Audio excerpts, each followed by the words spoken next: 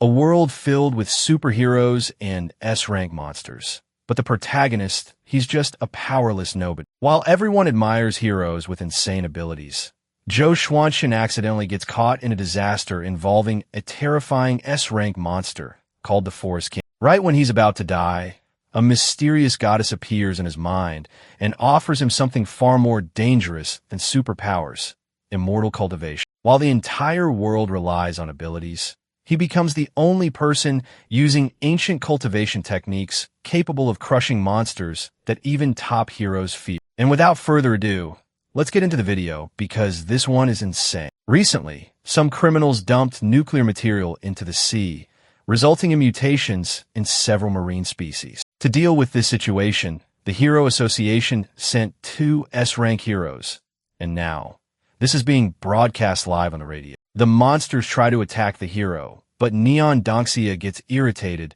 thinking those guys are shameless, wondering how much nuclear material they had to release to create so many mutations. The hero easily manages to defeat the first 2 monsters. However, several more appear, and he gets annoyed, saying that this fight never ends. However, he does not panic, since he has a plan to finish all of them at once. He uses his ability, Sea Telekinesis Tornado, creating a whirlpool of water and hitting all the monsters at the same time. Meanwhile, inside a classroom, Zhou Xuanxin, an ordinary, non-awakened person, watches the live stream saying that Neon Donxia truly deserves to be an S-rank hero because he is incredible. Suddenly, he remembers that his school is near the sea, so maybe he can go take a look. This is a world of superpowers, and those capable of using them are called heroes. They are admired by thousands of people all over the world, and people without superpowers like Xuanxin have no choice but to remain only within the urban area under the jurisdiction of the world government. But Xuanxin had a different view of all of this. He looks toward the hallway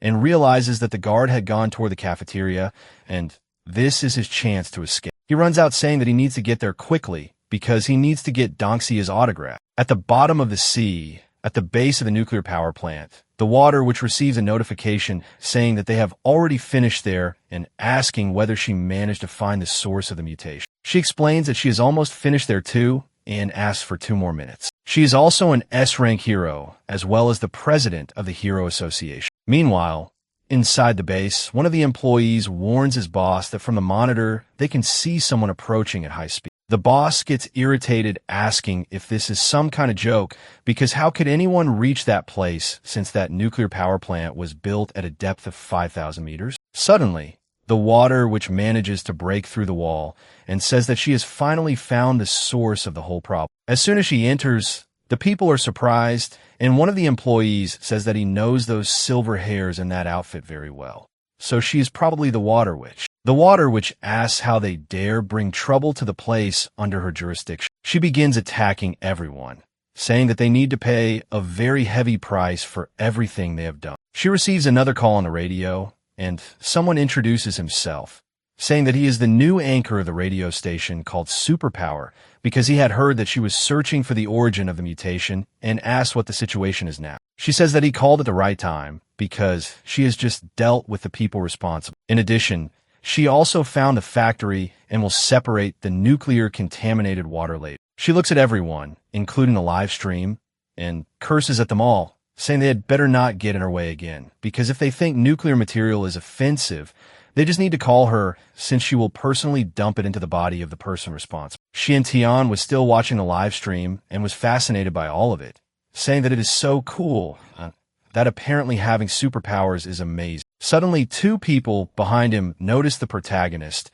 and a young man asks the girl beside him if the clothes he is wearing are not from that school for losers. The girl gets a little confused and asks how he can walk through the streets, because apparently he needs to learn a good lesson. Suddenly, a deity appears and asks what is happening in that world. She is the Lady of Heaven, Queen Mother of the West, known as Alma. She complains, saying that this is filthy and that all those people are filthy. They do not deserve the soul of the Queen Mother. So how will she be able to recover? But among all those corrupted people, she finally finds the protagonist and realizes that she has found someone who is not yet filthy. The man from before looks at the protagonist and starts provoking him, saying that he is nothing but trash and that this is not a place where he can stay.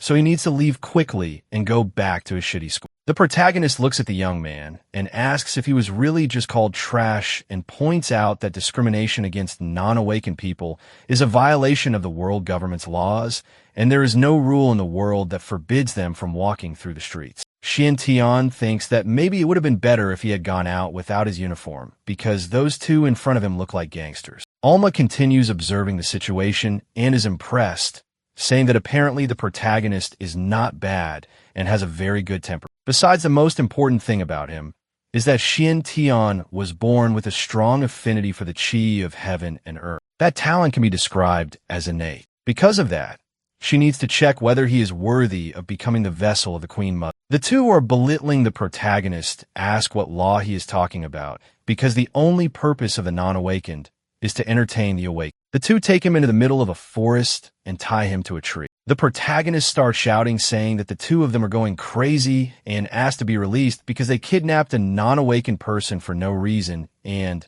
apparently, they are not afraid of the police catching. The woman starts laughing and tells him to be quiet because now they're going to play a little and will think about letting him go once they're satisfied. The man approaches, saying that he recently acquired a new ability and needs to use him as a test subject. The protagonist gets scared, wondering what that guy is trying to do to him. The young man punches the tree, shouting for it to obey. That punch made the tree's roots enter the underworld, and suddenly, a monster appears. The monster asks the humans what they want and how they dared interrupt that king's rest. The protagonist gets scared, asking what the young man did, but the young man only laughs, saying that it worked. He keeps laughing, saying that he will make that entire forest obey his commands. But the monster grabs the two of them with its own hands, and the girl is terrified, asking the boy what he brought to life. That is an S-rank monster known as the Forest King. The Forest King starts shouting, saying that he needs more power. The girl, still unable to move a single muscle, shouts for her companion to hurry up and do something, but the boy starts being squeezed and cries out for help. Suddenly, all his life, energy, and power are sucked away. The Forest King says that this is still far too little and that this power is not enough, so he needs more. He throws the girl upward so he can eat her, and the protagonist watches all of it and thinks that, in that situation, he needs to stay calm because it will not be long before a hero appears. The Forest King looks at the protagonist and says that he has terrible luck, because how could there be a non-awakened person there? Tian says that is exactly right and points out that his flesh tastes very bad, so there's no need for him to eat something that often. The Forest King grabs the protagonist and starts laughing, saying that the taste of the meat does not matter because food is still food, so he needs to die. Suddenly, a paper with the law of Manhwa appears and causes an explosion in the middle of the forest. The protagonist falls to the ground, and Dongfeng Qingming, the Taoist successor of the 66th generation, appears, asking if he is all right or if he was badly hurt. Meanwhile, in Mirage City, at the Hero Association headquarters, an alert is issued because there's been a violent energy wave near the Wudong mountain area. Presumably, it is the S-rank monster known as the Forest King. A red-haired woman gets startled, asking what the rankings of the available heroes are. Her secretary explains that most of the S-ranks are on missions, but Shining Star should already be on her way back. The redhead asks if that means they only have A-rank heroes in the city. She asks where the president and Dongxia are since they are on a mission in the nearby city. The secretary explains that Dongxia left for Fenglai City to deal with a hurricane disaster after exterminating the mutant species, and the president is finishing up the incident with a nuclear material and should return in 3 days. The redhead becomes worried upon hearing this news, because if that takes 3 days, then the entire headquarters will be destroyed. She shouts to summon all the A-rank heroes in the city immediately, set up a police barrier, and prioritize the citizens' safety. Meanwhile, at the site of the incident, Qingming was still trying to talk to the protagonist, asking if he was all right, but he was still a little dazed, wondering if he had been saved, until he realized there was a white silk right in front of him. He turns around and looks at her in awe, saying that her power is incredible, since she managed to use a super powerful flame. Qingming wonders why she's being so nosy again, and apparently she's going to get scolded once more. Qingming smiles and says that the protagonist is a little wrong in his deduction, because the truth is that she only used an enchantment. Xuanzian holds the paper in his hand and asks what an enchantment is, since he has never seen anything like it before. Suddenly, the Forest King appears again, shouting furiously. He prepares to attack, saying that they will pay the price for what they have done. Qingming steps in front of the protagonist and tells him to stay behind her, using another explosion. The Forest King keeps attacking,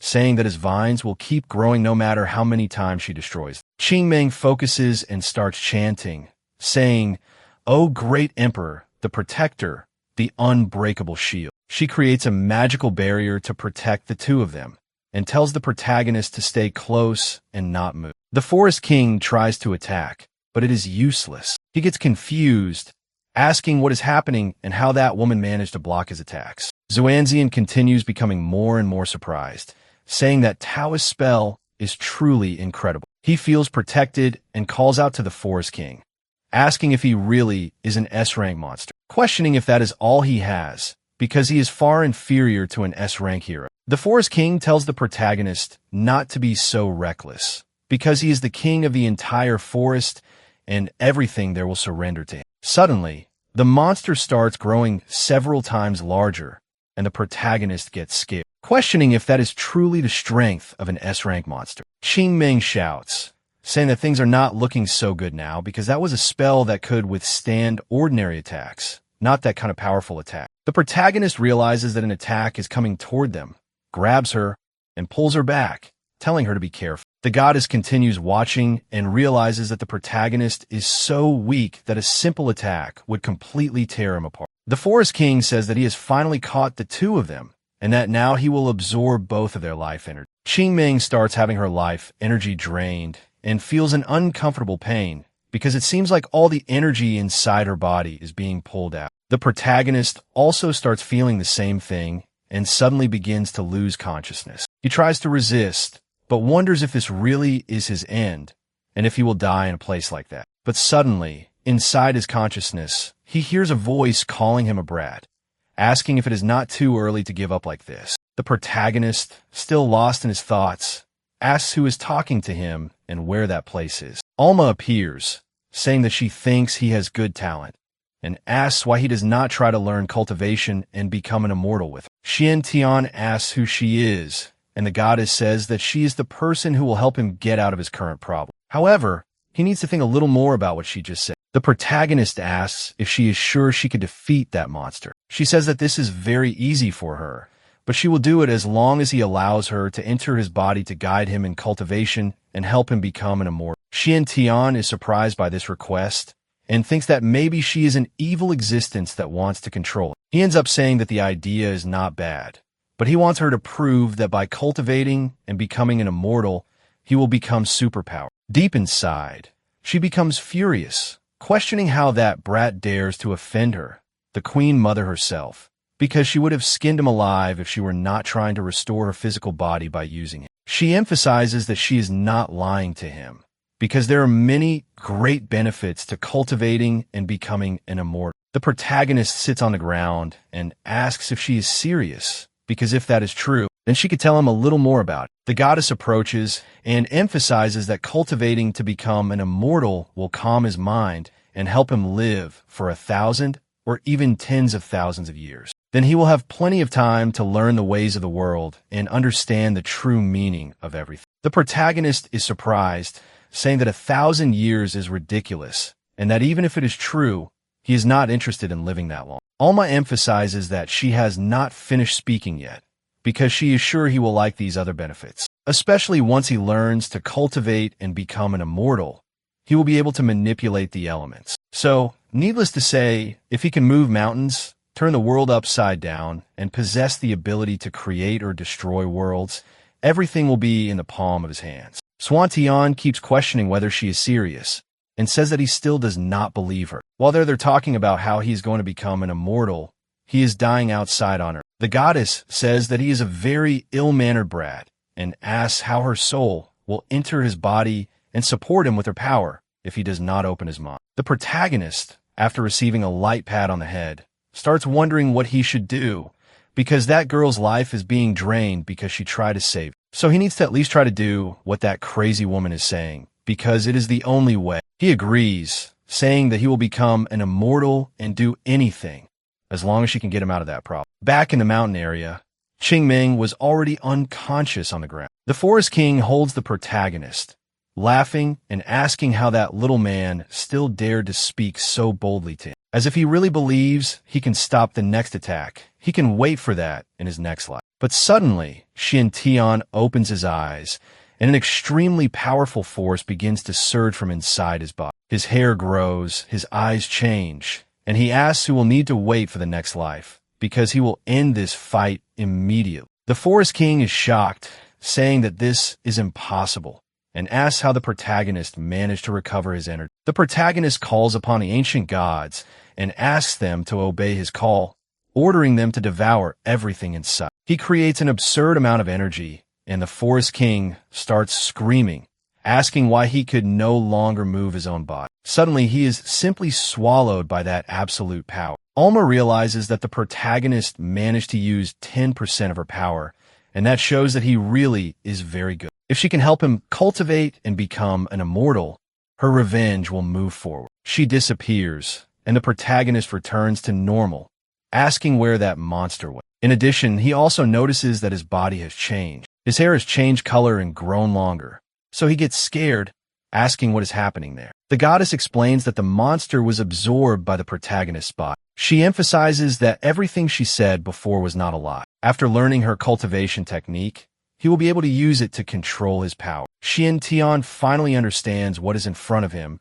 and emphasizes that this cultivation thing is apparently incredible, and he really wants to learn. Meanwhile, at Shanghai City School for the Non-Awakened, a plane had stopped, and everyone in front of it needed to move as quickly as possible because they could not waste time. If they took any longer, none of them would be able to leave. The woman was trying to restrain the students, saying that there was no reason for them to panic, since the association had already sent 2 ranked superheroes to protect them, and all of them could evacuate safely. A blonde boy starts looking around and asks Zhaoer if he has seen Xiantian. Zhaoer says that guy probably escaped to watch the A-ranked superheroes in battle, and that there is no need to worry about it. Meanwhile, near the school, Burning Fiery, the 12th A-ranked superhero, was holding back the advance of the monsters. But Quickblade was angry because he was stealing all his prey. He quickly advances with his sword, cutting down all the other monsters around. Fiery asks what the fun is in fighting those weak monsters because he wanted to fight the Forest King face to face. Quickblade tells him not to be so arrogant because S-rank monsters compared to those little creatures are completely different races, and if he decides to do that alone, he will only be embarking on a suicide mission. Suddenly, the monsters surrounding the 2 of them notice something and immediately run back. Quickblade asks what that was and why all the monsters are retreating. Fiery wonders if it is possible that the Forest King was defeated. The protagonist who is approaching notices the horde of small monsters coming toward him and asks what is wrong with him. He tries to use his powers again, but realizes that it is not working. Alma warns him that the mere fact that he managed to execute that power before means that he is indeed very talented, but if he wants to use it again, he will need to cultivate more. Completely terrified, he asks if this is some kind of joke because if that is the case, then his only option is to run. The goddess continues explaining that cultivation requires time and cannot be rushed, so he needs to run as fast as possible. Xuanqin says that she made it sound easy and orders her to hurry up and help him think of a solution. Otherwise, he will be torn into pieces. Suddenly, the sky begins to change, and powerful lightning takes the place of the clouds. Shining Star, an S-rank hero, was trying to catch up. Chun Xingxuan, the president's daughter, was still in the middle of the forest looking for her bracelet because originally she had gone there to see if her superpowers had returned. She hears a noise, looks back, and gets scared, asking where so many monsters came from. She tries to run away and realizes that she is being very unlucky that day, but keeps running, saying that she cannot die no matter what. Suddenly, she runs into the protagonist and shouts for him to get out of the way, but there was no time. She falls on top of him, and he starts smiling, asking if he has already reached paradise. Xingxuan gets up and apologizes, saying that she did not see that they were coming. The protagonist says that they had better focus on the current situation because they are surrounded. Besides, if she is in the middle of the forest, then that means she must also be one of those awakened people, and he asks her to use her powers immediately. Xingxuan says that she is indeed awakened, but she is without her bracelet, so she is unable to use her powers. The protagonist gets confused, wondering what kind of power requires the use of external objects to be activated. He asks her if she is not lying, and if she can really eliminate those monsters if she has that bracelet. Xingxuan gets angry and shouts that she is not lying because if she really has her bracelet, then she can eliminate all that trash in only 3 seconds. Xiantian places Changmeng on the ground and says that the forest is enormous and looking for a tiny bracelet inside. It is like looking for a needle in a haystack. He thinks for a moment and asks the Queen Mother if she is going to come out to help him because she cannot disappear at such a critical moment. He tells Xingxuan to forget the bracelet for now because they are already surrounded. He asks her to carry Changmeng on her back because he will stay behind and distract those beasts. Suddenly, the protagonist notices that there is a bracelet tangled around the horn of one of the monsters and asks her if that is the bracelet she was looking for. Xingxuan says yes and emphasizes that this is why she cannot find it. Xiantian says that it is all right and charges forward saying that he will trust her because he hopes she can indeed eliminate all those monsters in only 3 seconds. He thinks that if this does not work then against all those monsters, he definitely will not even last 3 seconds. He charges forward with his bare hands to attack one of the monsters, manages to grab the bracelet, and throws it to her at the last second. He shouts that this is the end for him, but she puts on the bracelet and tells him not to worry because he will not die since now she is able to show a bit of her power. She lifts all the monsters and snaps her fingers, making all of them explode simultaneously. Xiantian is impressed, saying that it is incredible because it looks like fireworks. However, his joy does not last long, and he complains because new monsters have appeared again. Xingxuan says that there's no problem because now she can turn all of them into dust. New explosions happen, and within a few seconds, all the monsters have been completely eliminated. The protagonist praises her again, saying that the firepower is truly incredible.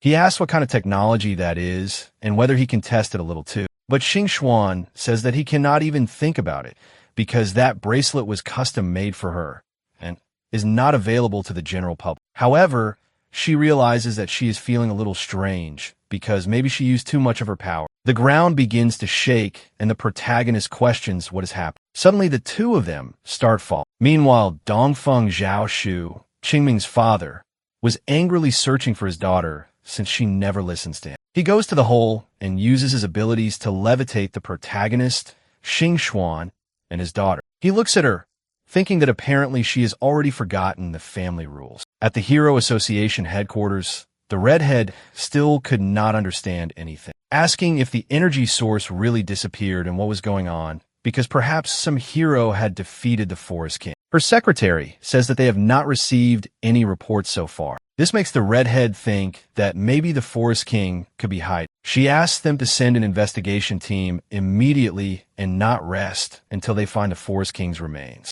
An investigation team is quickly sent into the forest, and they wonder whether a hero really managed to eliminate the Forest King. While searching, they find Xingxuan and Xianxian. They are taken to the hospital, and the protagonist's sister runs out, thinking that her brother needs to be more careful because he cannot get hurt and wondering why he was in the middle of the forest. Suddenly, 2 men stop in front of her, asking if she is there to see her brother. One of them says that he is very lonely there and asks her to stay with them for a while. She thinks that apparently those idiots are looking for death because she is in a great hurt. She tries to solve everything without violence, asking if they are really capable of bullying someone as adorable as her. The man says that the truth is that they are not bullying her, only asking her to spend a little time there with them, and he thinks that she is very beautiful. The protagonist's sister loses her patience and punches the man in the face, saying that this is extremely annoying and tells him to get out of her way already. She keeps running and goes to her brother's room. The doctor asks if she is family and tells her not to worry because he only got hurt a little. But as soon as she looks at her brother, she is surprised, saying that he had short hair and it was a little darker. So how did he become like that? This makes her wonder if he is really okay. The doctor is surprised and says that according to the reports, there is nothing unusual about his health. But now he needs to leave and asks her to stay there and take care of him for a while. While sitting beside her brother, she thinks that this is a little strange and wonders how he could suddenly appear in the forest and come out injured. Because if anything happens to him, she will never be able to forgive herself. She cries, thinking that she needs money. But on the outside, she keeps a smile on her face, telling her brother that she needs to go work a part-time job. Otherwise, she will not be able to pay the hospital bills and that she will come back to see him at night. As soon as the protagonist is alone, the goddess appears, saying that it is time for him to wake up and begin his training. Xuanzian slowly opens his eyes and asks where he is and where those two girls are. The goddess says that they are fine and tells him not to worry. He gets up even more frightened and asks why he's inside a hospital and how long he slept. The goddess says that maybe it was about half a day. He thinks that he needs to get out of there immediately in case the doctor tries to keep him there, because that will cost a fortune. Sometime later, back in his room, he thinks that the hospital probably sent a bill to his sister, which makes him wonder what he should say when she comes back that night. In that world, the non-awakened are incapacitated by the government,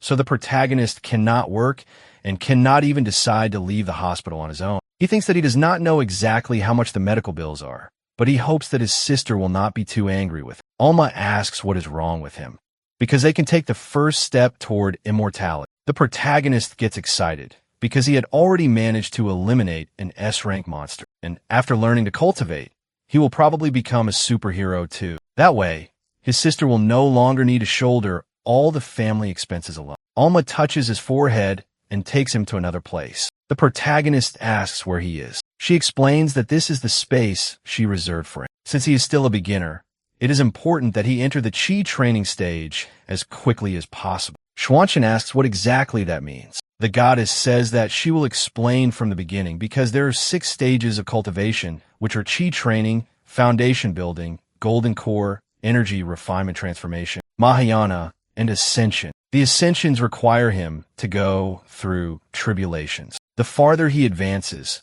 the more difficult cultivation becomes. And after all of that, lastly, he reaches the final stage, which is being considered an immortal. If he wants to enter the Chi cultivation period, he must try to absorb the essence of heaven and earth to transform his body and fill it with spiritual energy. But with all that explanation, the protagonist was almost going crazy. The goddess notices this and emphasizes that he does not need to understand everything now. First, he needs to enter a meditation posture. He sits down and asks if it is correct. She says yes. Now, he needs to close his eyes and feel his surroundings. He will find an energy that is everywhere. It is Chi energy, and he needs to absorb it into his body. The protagonist begins cultivating quickly, and the goddess is impressed to see that he is indeed a genius with a unique affinity for Chi. With immense care, he will become an immortal in less than 100 years and will be a perfect vessel for her to use. Some time ago, the goddess had been ambushed by a man. This was the army.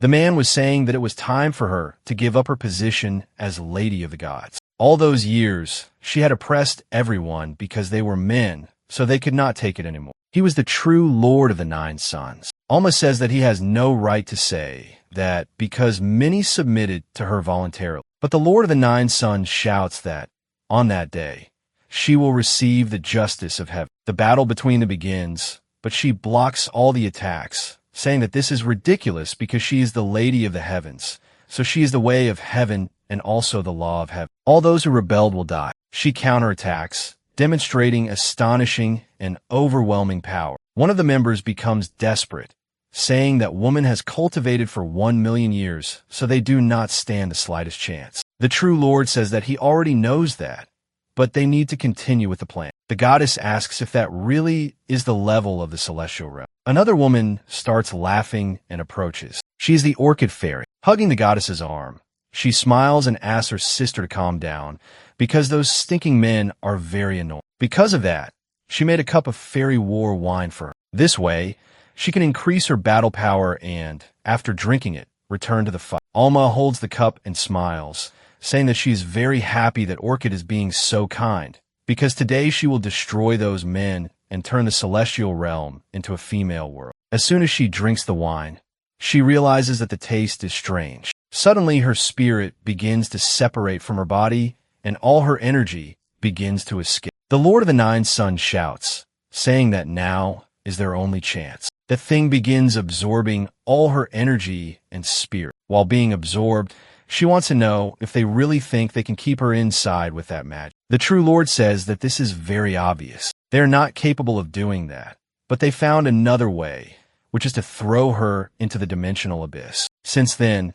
her soul has been wandering through dimensional space. After all the difficulties she went through to reach that dimension, she will not lose the chance to recreate her physical body. Back at the Hero Association headquarters, the redhead still could not understand anything, thinking that all of this was very strange, because the Forest King did not disappear for no reason in the middle of all that chaos. Because of that, it is inevitable that they omitted some information. The secretary, who is carefully observing the details, notices something. She calls Tina and says that maybe she has found the person who defeated the Forest King. Someone took a photo of Shining at the scene, and he must have eliminated that monster. Tina is happy, saying that she had already said the guy was really good. The secretary asks if Tina has ever seen Shining's face, because she is curious to see what he really looks like. Tina explains that the personal information of S-rank heroes is top secret, and not even she has access to such things. However, she heard that he's a handsome guy. The prize money he earns is always donated to schools for the non-awakened. So besides being handsome, he is also very kind. Tina tells her secretary that she is sure the two of them would make a very good match, and asks if she would like to be introduced to him. The secretary gets embarrassed and asks Tina not to tease her. Suddenly, she notices that Xing Xuan is on a list of victims provided by her rescue team. Tina becomes worried, asking what she was doing there. Her secretary says that the record shows she was discharged from the hospital and went home. Tina is relieved because if this had reached the president's ears, she would be furious to know that this happened. A short time later, the protagonist's sister returns home and asks if he has already left the hospital, but she cannot find him and keeps looking. As soon as she opens the bedroom door, she realizes that he is cultivated. She is surprised and happy, saying that apparently he is managing to awaken his powers. Xuanzian smiles and says that it is more or less like that. However, he thinks that telling her the truth about cultivation would be too shocking, so he prefers to leave things as they are. His sister approaches, saying that apparently the reason his hair became like that is because he awakened his powers. Xuanzian laughs and agrees, telling her that his hair ended up getting very long, and asks his sister if she would like to cut. Excited, she says yes and runs off to get the tools. A short time later, while cutting his hair, she emphasizes that now that he also has superpowers, they no longer need to stay in the current school, so he can go to the awakened school tomorrow. He asks his sister to calm down a little because she is rushing too much. With shining eyes, she says that this is very obvious because the sooner he goes, the better. Since the security there is very good and the two of them will be a little close. That way she can be there if anything happens to him, since she does not want to go through what she went through today again. The protagonist ends up agreeing, saying that he will listen to her and change schools. Suddenly someone appears, asking where Sixizi, the famous goddess, is because that dimension is truly enormous. So how could he find her? He is an immortal celestial named Tai Bai Xingju. He remembers everything that happened and thinks that damn traitor deserves to die. Because how could someone as beautiful and elegant as Sixizi not be worthy of being the Lady of the Heavens? I will call only Sixizi from now on, and when he manages to bring her back, he will do the same to that traitor and send him to the Nile 100,000 times. Suddenly, he looks at the compass, and it starts working. He becomes emotional and happy, because apparently Sixizi is in that city, since he has been traveling for so many days that he can barely count them. On Wudong Mountain, inside the Taoist temple, Cheng Meng starts waking up, and with a weak voice, asks why she is back home. Her father says that she has finally woken up. Worried, Cheng Meng asks her father what happened to the boy who was with her. Zhao Shu asks how she still has the audacity to ask that, because they have stayed away from the world for so many years, and because of her, they were almost discovered. Cheng Meng apologizes to her father, saying that she was wrong. Her father slams the teacup on the table, saying that it is very good that she has understood her mistake because she must not make contact with strangers in the future. He says that the boy was saved by the rescue team and that she does not need to worry about that. Besides, he has also already retrieved the ancient painting she lent out. This time, she will have to draw 100 talismans in seclusion as punishment. Cheng Meng understands the situation and accepts her punishment. The protagonist was brushing his teeth and thinks that the world has never been fair. Some people born into hero families have two abilities. While there are people like him, born without parents and without superpowers, he used to be obsessed with chasing after heroes, while wondering if he could also awaken superpowers and maybe get closer to them. But now, he no longer dreams like that. With the help of the immortal cultivation method, the chance he had longed for has finally come to him. As soon as he arrives at the new school, he is impressed because everyone there has superpowers. With a smile on his face, he thinks that he needs to say goodbye to his old classmates. But they do not need to worry, because he will still visit them sometimes. He walks a little and sees a room in front of him, thinking that maybe this is the place where freshmen take their tests. The protagonist gets in line, and the examiner explains that all freshmen need to take the test first to see their superpowers using that equipment. The protagonist becomes worried, because if that is equipment for testing powers, then he does not know if it will be able to detect his cultivation. Meanwhile, in a flying car, Xing Xian's mother was telling her daughter that she had trusted Dr. Saimu to study the matter of restoring her powers, so she does not need to cause trouble in the meantime. Xing Xian tells her mother not to worry, and says that what happened yesterday was only an accident, that she is almost there and will talk to her later. As soon as she arrives, several people gather beside the car. She steps out and greets everyone, telling them to have a great day. All the men are enchanted by her, because besides being beautiful, her academic performance is incredible, and that is what is expected from an honor student. Wang Zirwei, the son of the richest man, tells everyone to get out of his way, so they do not block his view. He looks at her, saying that she is indeed the woman he desires, and that when he inherits his father's property, he will definitely add her to his harem. A short time later, the protagonist leaves the testing room, saying that it is finally over, and now he only needs to wait for the results. But he is surprised to see the girl he met in the forest, so he goes over to say hello. Zirwei notices this, and says that apparently that boy is stalking Xing Xian. He asks one of his henchmen to stop the protagonist immediately. The boy uses a water ability and traps the protagonist inside a bubble. He is surprised, asking what is happening there. He asks Zirwei who he is and why he is using his powers. Zirwei orders his henchmen to put the protagonist down and emphasizes that the protagonist actually has the guts to go after his future wife. Xian Tian gets a little lost and asks who this so-called future wife is supposed to be. The other little lackey shouts at the protagonist, saying that it is the girl he was chasing earlier because everyone in that school knows that their leader likes her. Xian Tian asks what that has to do with anything, questioning if they really think he cares about that one-sided love. He thinks that he has finally managed to find out that girl's name. The same boy from before asks the protagonist how he dares talk to the leader like that, because he is the son of the richest person in that place. And Xing Xian is the daughter of the president of the Hero Association. They are basically a perfect match. Zirwei starts laughing and says that his follower said something very interesting. Then he gives him some money, making the poor idiot happy. The young man continues acting arrogantly, telling the protagonist to apologize to the leader and promise never to go near her again. But Xian Tian asks what will happen if he does not do that. All of them begin releasing their powers, saying that they will make him suffer a lot. The people notice it, saying that there is an idiot challenging the richest boy in that school, and that apparently he is a transfer freshman.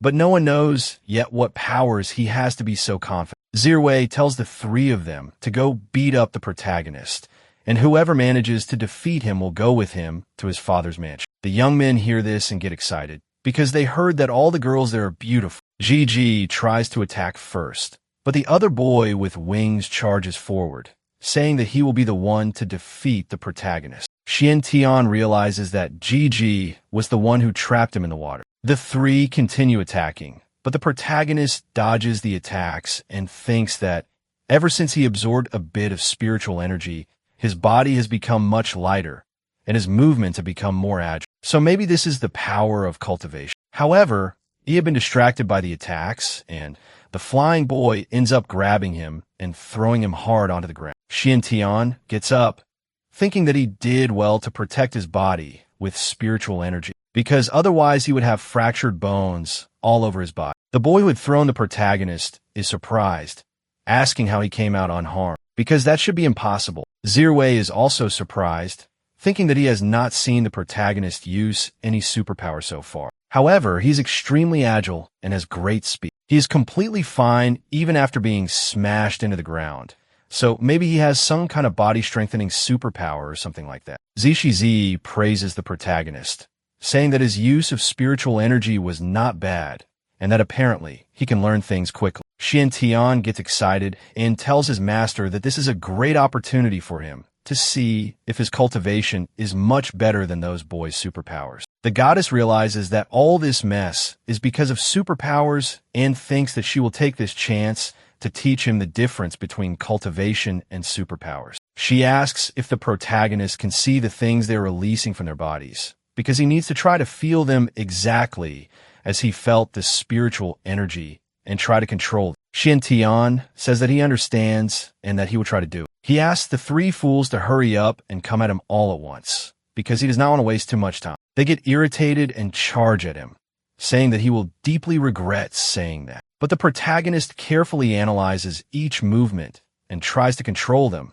creating a huge sphere of water and trapping the three of them inside. Z gets confused, saying that those superpowers were his. So how is it possible that the protagonist is using them? Tian gets excited, but asks his master what just happened. She explains that this is the difference between cultivation and superpowers. Superpowers work by using the energy of the body to affect the environment, just like a magnet attracting metal. On the other hand, cultivation works by using one's consciousness to control the things around them, making them become part of the cultivation. Tian is impressed, saying that this is incredible, because if that is true, then it means he could be invincible. Suxizi says that it is not quite like that, because materializing his consciousness requires a lot of spiritual energy, and right now, the protagonist's spiritual reserve is not very large, so the things he can control are still very limited. He smiles, saying that he will keep training as much as he can, but at least this is already enough to defeat those three idiots. He looks at Zirwei and asks if he wants to keep fighting. The students ask who the protagonist is, because that was incredible. A newcomer defeating all three of them at once is something unheard of. Another boy says that he has heard of something like this before, and that the protagonist is probably the secret son of some S-rank superhero. Zirwei becomes furious and admits that the protagonist is quite strong, but still advises him to apologize immediately and give up trying to get close to Xingxuan.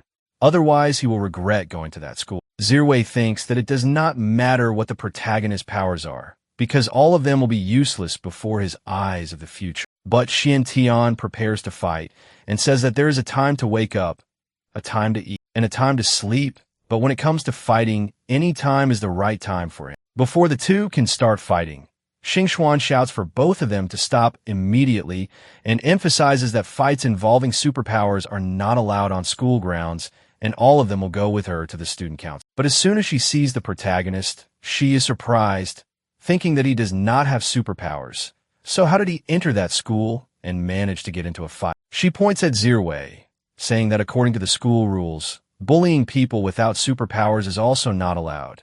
So he only needs to wait because his parents will be called soon. Zirwei gets scared and asks her to wait a moment, saying that it is impossible for that boy not to have superpowers. The protagonist runs over to her and laughs, saying that he is right, because he managed to awaken superpowers. Besides, he has just arrived at that school and is still not familiar with the rules. So he would like to politely ask her to ignore this just this once. Xingxuan is surprised, asking if he really just arrived, because if that is true, then it is fine for her to let it go for now. But they need to make sure this does not happen again. However, she thinks that the protagonist knows she had lost her superpowers, so she needs to find a way to keep him quiet. She orders Zirwei and his group of followers to go to the student council immediately. She smiles and holds the protagonist's hand, saying that he needs to follow her. The two begin running through the school, and Xingxuan gets a little confused, asking where she is taking it. Xingxuan explains that the protagonist has just arrived,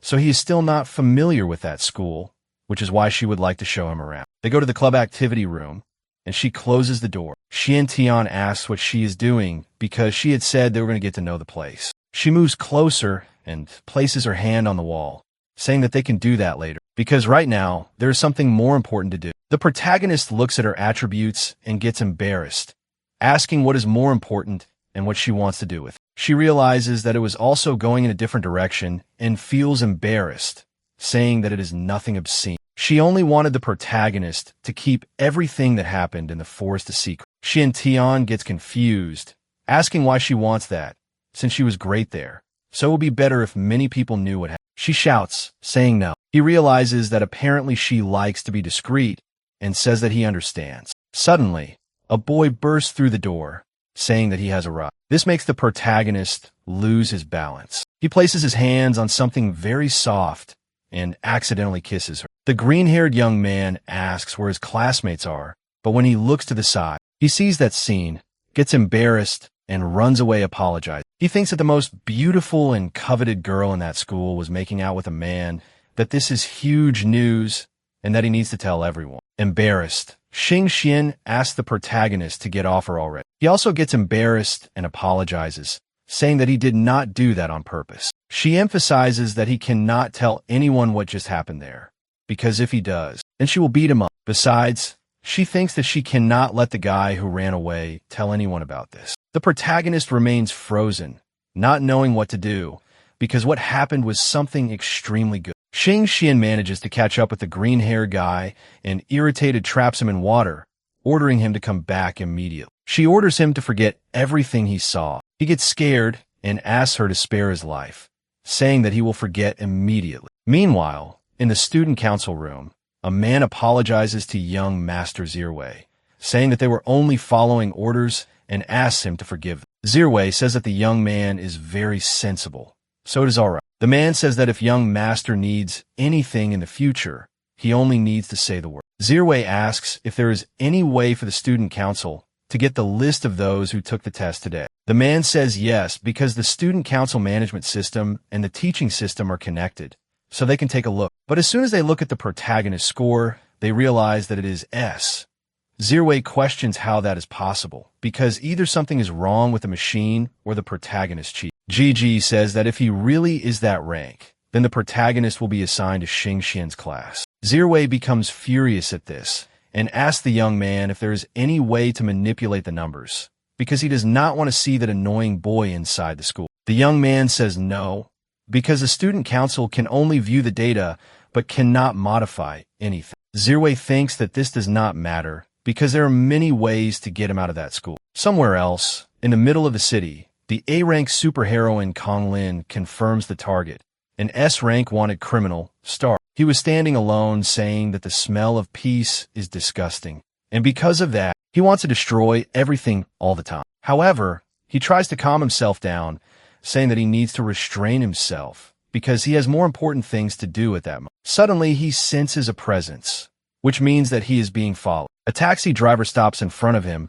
and asks if he needs a taxi. Stark touches the taxi and eliminates the driver, saying that he is not worthy of even saying a single word in his presence, so he needs to learn his place. People begin to notice and ask what that guy is doing. Conlin runs over to them and asks them to make way, but as soon as she arrives, Stark had already disappeared, and only the driver was dead inside the car. She becomes irritated, saying that he disappeared again, but Stark was watching her with fury in his eyes, because a mere A-rank superheroine dared to try to capture her. Meanwhile, inside his room, Xin Tian had just received the results of the admission test and was placed in Class A. He says that his sister Yin Shu will be happy to see this when she comes back. However, he decides to use that time alone to practice because he needs to enter the Qi training stage. He concentrates, but finds something a little strange and questions why he cannot feel any spiritual energy. Suxizi explains to him that the spiritual energy there is very weak. When he practiced yesterday,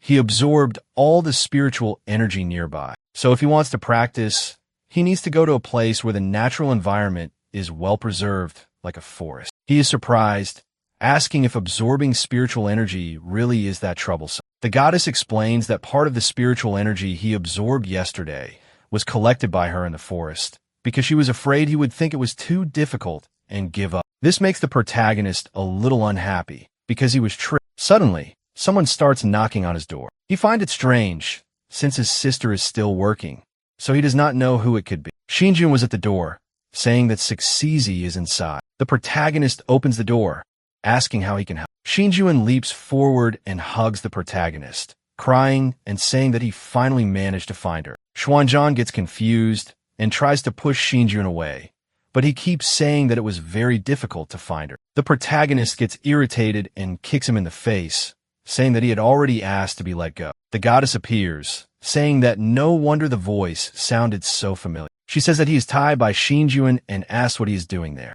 The protagonist asks his master if he is someone she knows. With a slightly surprised smile, she says yes. Shinjuan, still crying, says that he finally managed to find her. Suxizi asks him to stop crying because, now that he is there, he can answer whether he knows where her body is and if there is a way for her to return. Shinjuan explains that he bribed the deity, Beauty, and had her secretly help him open the portal. Then he was in such a hurry to go to that planet to help her that he forgot to think about how to go back. Suxizi gets irritated, saying that he is an idiot because there is no point in the two of them meeting if they have no way to return. Shinjuan tells her not to worry because her spirit has merged with that boy's, so her body can only be reconstructed through him. Because of that, he will help and provide all the pills he needs to cultivate to immortality. Suxizi becomes a little happier because with those pills, the protagonist can really speed up his cultivation a lot. Xiantian, still lost in the situation, asks why the two of them are looking at each other without saying anything. Shinjuan tells the protagonist that his house seems quite big. The protagonist asks what he means by that. Shinjuan says that from today on, they will be a family, but Xiantian throws him outside and says that he cannot stay in his house. Shinjuan knocks on the door and asks the protagonist to wait a moment, because he can provide all kinds of pills he needs to cultivate immortality. Suxizi questions why the protagonist will not let him stay there, since Shinjuan can make all kinds of immortality pills and will be of great benefit to his cultivation. The protagonist says that this is not a social welfare home.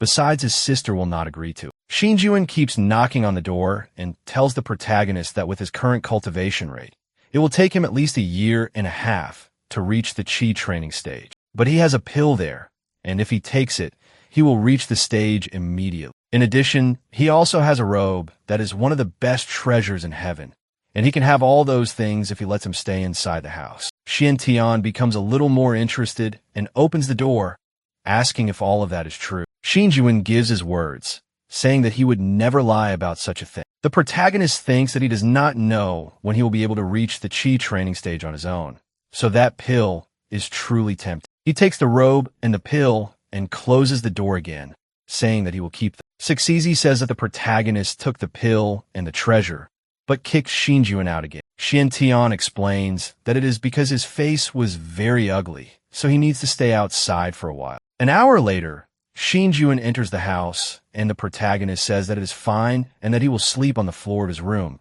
but he must stay in his room or in the living room. Besides, he is absolutely not allowed to go near Yunshu or her room. Shinjuan says that it is fine and asks him to calm down, because everything was already very clear. The protagonist looks at the pill and asks if it is really any good. Shinjuan takes advantage of this and says that he has not bathed in days, so he will use the bathroom first. Xiantian prepares to take the pill. However, the goddess asks him to wait a minute. She explains that this immortality pill will not work there. He needs to go to the forest. Only with the support of its spiritual energy will he be able to maximize his potential. Xiantian explains that at that time, there will be no bus available to go to the forest, and paying for a taxi there is very expensive. Suxizi holds his face and says that this will be easy to solve because she will teach him a footwork technique. It allows him to fly through the air, and he only needs to follow the method to reach the rooftop. As soon as they go to the rooftop, the protagonist asks if she is sure that he will be able to fly. The goddess says that as long as he follows the formula she just taught him, there will be no problem. He concentrates, tries to fly, and actually succeeds. Suxizi says that they need to be quick because his sister will come back at 10 o'clock, so they cannot waste time. A short time later, they arrive in the middle of the forest, and she says that this place has a lot of spiritual energy, so he can consume the pill there. She emphasizes that this pill was refined with divine power and is not as complex as ordinary pills. He can absorb it without worrying about affecting his foundation. The trick to refining the pill is to use spiritual energy to catalyze the energy inside. He has to catalyze the spiritual energy to activate the pill and convert as much of its energy as possible. The more he absorbs within a certain period of time, the better it will be. Xuanzian concentrates as much as possible. However, he begins to feel an intense heat because the pill's energy is spreading through his body and every refined bit is increasing his body strength. Suddenly, he enters a subspace again and asks what the sphere in front of him is. Suxizi explains that inside that sphere is the monster he had previously absorbed, and now he can try to refine it with spiritual energy. The Forest King was furious, asking what place that was and ordering someone to get him out of there immediately. Suddenly, he begins to be surrounded by a strange energy and questions what has happened. The protagonist manages to absorb him perfectly, and a column of energy begins to rise from his body. The goddess congratulates him because he has finally entered the Chi training stage. Meanwhile, at the site of the battle with the Forest King, Stark observes the area and says that there is definitely something wrong with the Hero Association's information. Judging by the level of the fight, there should be remains of the Forest King. Only the power of the special system could make the Forest King disappear without leaving any traces. And without the Forest King's remains, the organization's plan has been delayed again. Suddenly, he sees the column of energy coming out of the protagonist and is surprised, saying that there is a human nearby. He goes over there and realizes that he was right. He charges in with everything, saying that he failed to complete his mission, so he will have some fun attacking that guy for a bit. But the protagonist senses someone's presence and slaps Stark across the face, throwing him far away with great force. He is surprised, asking what that was, who that guy is, and why he was attacked out of nowhere. However, he is quite happy since the power of his strike was much stronger than before. Stark asks who that guy is because he seems weaker than a C-rank hero, and yet he was able to injure him. Irritated by this, he attacks again, saying that he will finish that boy immediately. But the protagonist manages to dodge the attack again, asking who Stark is and why he is attacking. Stark tries to attack again, saying that inferior creatures do not deserve to know his name. But the protagonist dodges again. Stark accelerates quickly, thinking that he underestimated that boy, but now he will have to show his true speed. Stark then starts being overwhelmed in the fight, and questions how that guy suddenly became so strong. Stark appears behind the protagonist and lands a very powerful kick, throwing him against a rock, asking if that is all he has. Shwani Jahan calls his master, saying that he was winning easily before, and questions why it is so difficult to defend himself now. Suksisi explains that when the protagonist reached the Chi training stage, he activated a bit of the resonance of the power of heaven and earth, and that is why he became so strong. However, that resonance is already ended now. Xuanchen understands and asks his master if she could teach him a bit of combat magic. Otherwise, he will not be able to defeat that guy. The goddess says that it may be too complicated for him to learn in a single minute, but she has an idea, saying that she once developed a magical art that might be suitable for him now. Xuanchen asks what kind of magic it is. His master approaches him and kisses him on the head. She explains that this technique is called cloud-piercing finger. It allows him to instantly gather the energy around him and release it to produce a powerful destructive force. She transmitted the entire method of using it into the protagonist's mind and asks if he managed to understand. Embarrassed, he says yes. Stark starts flying and says that the protagonist has disappointed him greatly, so he will end this fight now. But Xuanchen uses the destructive finger, saying that the one who will be killed there is Stark. The two attacks collide, but the protagonist easily gains the advantage and hits Stark, completely destroying it. The power was so strong that it left planet Earth, causing massive devastation in the clouds and atmosphere. He is impressed seeing that this magic is extremely powerful. His master is happy and hugs him, saying that he did a great job, but the protagonist asks her to let go because he cannot breathe. Suddenly, his phone rings, and he sees that it is already 11 o'clock at night. He gets worried, saying that it is already late and he needs to go back immediately. Meanwhile, inside the house, Yinshu is playing cards with Xingjuan and celebrates, saying that she won again. Xingjuan says that mortals have advantages in playing games they invented. However, now he has already understood everything and wants to play again. Yinshu starts shuffling, saying that even so, she will win again. The protagonist says that he will join this round, but feels relieved, thinking that apparently the two of them got along well. Yinshu goes over to the protagonist and says that his friend is very stupid because she has already beaten him many times. Xuanchen apologizes to his sister, saying that he forgot to discuss it with her first, and says that this guy will stay with him for a while, asking if there is any problem. Yinshu smiles and says that it is fine because if he is her brother's friend, then there is no problem. She thinks that this is the first time her brother has invited a friend into that house, so she needs to support him. Xingjuan thanks Xuanchen for letting him stay there. The protagonist sees that he is wearing his father's clothes and thinks that his mother and father's room has been locked for so long that this feeling is a little strange. Somewhere in the Western Sea, two people were talking about how recovering Stark had failed. The boss says that this location is the headquarters of the Hero Association,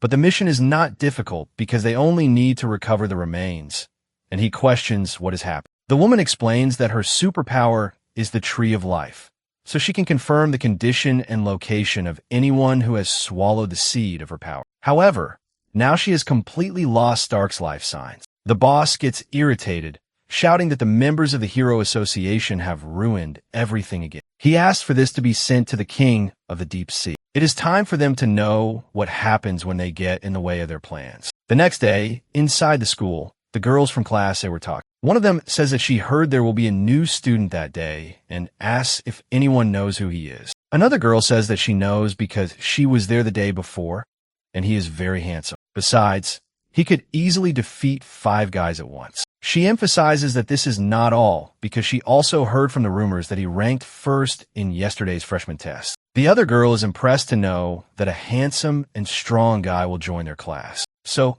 she needs to try to win him over. The pink-haired girl tells her friend to forget it and says that the protagonist is already with Xing Zhuang because she saw the two of them holding hands yesterday, and they seemed very close. Another girl hears the conversation and thinks that apparently Xing Zhuang has feelings for this boy, and he is a powerful person. So how could she let such a good opportunity pass? She needs to take from Xing Zhuang everything she wants to have. A short time later, the protagonist enters the classroom, and the teacher announces that today they will have a newly arrived student who transferred into Class A.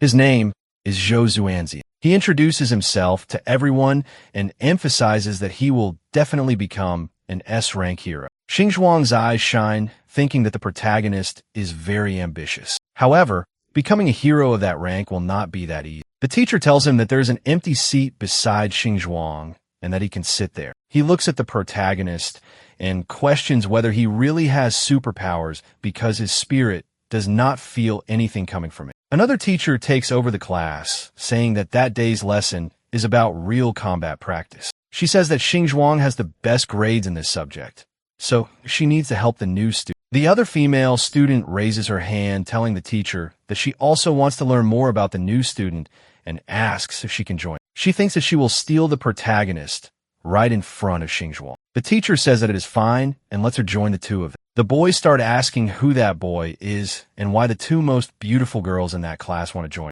Zirwei gets irritated when he sees that guy at the center of attention again, so he needs to teach him a lesson. The teacher asks everyone to prepare to go to the battlefield. A short time later, they go to the combat field, and the teacher asks everyone to take their positions. Zuanzian gets worried because spiritual energy is scarce in that place. Besides, he does not know if he can use the cloud-piercing finger there. The girl from before clings to the protagonist and greets him, but he is surprised and asks who she is. The girl introduces herself, saying that she is Xia Zhiqi and that it is a pleasure to meet him. She emphasizes that he was very cool the day before because she was watching everything. Zuanzian smiles and says that he is flattered to receive so many compliments. But Xing Zhuang interrupts their conversation and tells the protagonist not to believe that hussy, since she did not even go to school the day before. Zhiqi asks why Xing Zhuang is slandering her and emphasizes that Zuanzian needs to believe her words. But Xing Zhuang grabs the protagonist's other arm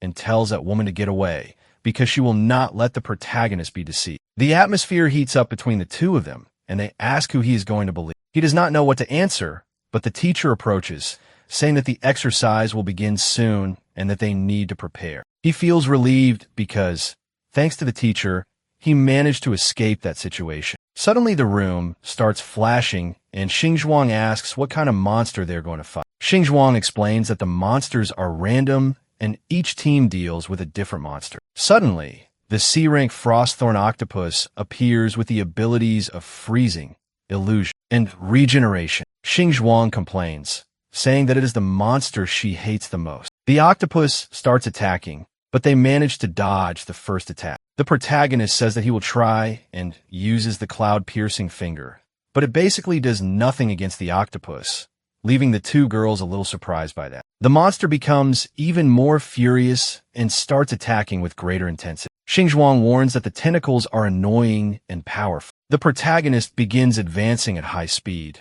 saying that if the cloud-piercing finger cannot be used, then he will have to choose close combat. He manages to cut off one of the monster's tentacles, but Xingzhuang says that the protagonist is being very foolish and asks if he does not know that it is forbidden to cut or try to injure the frostthorn octopus because that is common sense in monster science. Suddenly, a large amount of fog is released, and the protagonist asks if more tentacles are approaching. Xingzhuang manages to save him and explains that as soon as the tentacles are amputated, it will activate its fog ability, making it even harder to attack it again. But several other monsters also appear. Ziqi passes by him and says that it was a great attack. However, he cannot repeat it again. She emphasizes that time is limited, so they can leave that to her. She activates Assassin Shadow Mode and starts attacking at great speed, saying that by attacking the octopus's weak points, those injuries will soon disappear. Xiantian is impressed, seeing that she is very good. Ziqi finally manages to find the real one and attacks its eye, but she is tricked and lured into another illusion. Suddenly, she is trapped by the tentacles, but Xingzhuang manages to use her explosions to free her. A warning is issued, saying that only 30 seconds remain until the end of the exercise, so they need to hurry. The protagonist gets confused and says that she had said they could not attack the tentacles, but now she is exploding all of it. Xingzhuang explains that the monster's fog ability has already been activated, so the situation could not get any worse than it already is, because it is already about to explode. She emphasizes that its weakness is the eye. If they destroy the core in the eye, that monster will die, but they do not have time to search for the real one, so there is no other alternative but to explode all of them. However, the explosions were not effective either. Suddenly more tentacles head toward them, and the three of them end up being caught. Ziqi shouts that it is impossible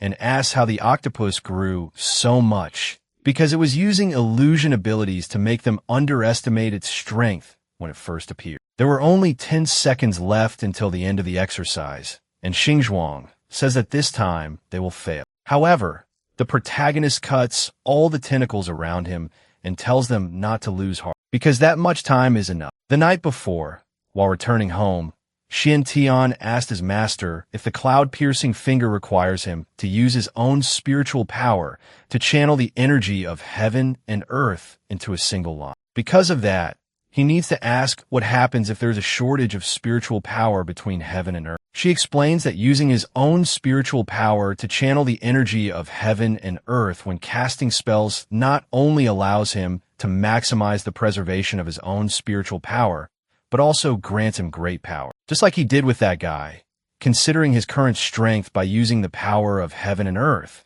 he is able to obtain power equivalent to that of an S-rank superhero. However, when executing that move, the surrounding energy will be consumed, which makes it difficult to recover in the short term. When there's a shortage of the spiritual power of heaven and earth, or when that power is non-existent, it is necessary to rely entirely on his own spiritual power to perform magic. However, this method significantly consumes his own spiritual power, leading to a reduction in his power. Because of that, he should only use it when it is truly necessary. Using the cloud-piercing finger through his own spiritual power should be equivalent to the full power of an A-rank hero. Back in the present, the protagonist concentrates and says that playtime is over now, and he will show everyone what he is truly capable of. He uses the cloud-piercing finger, easily destroying the tentacles and the octopus's core. He thinks that temporarily he may have become a C-rank hero now,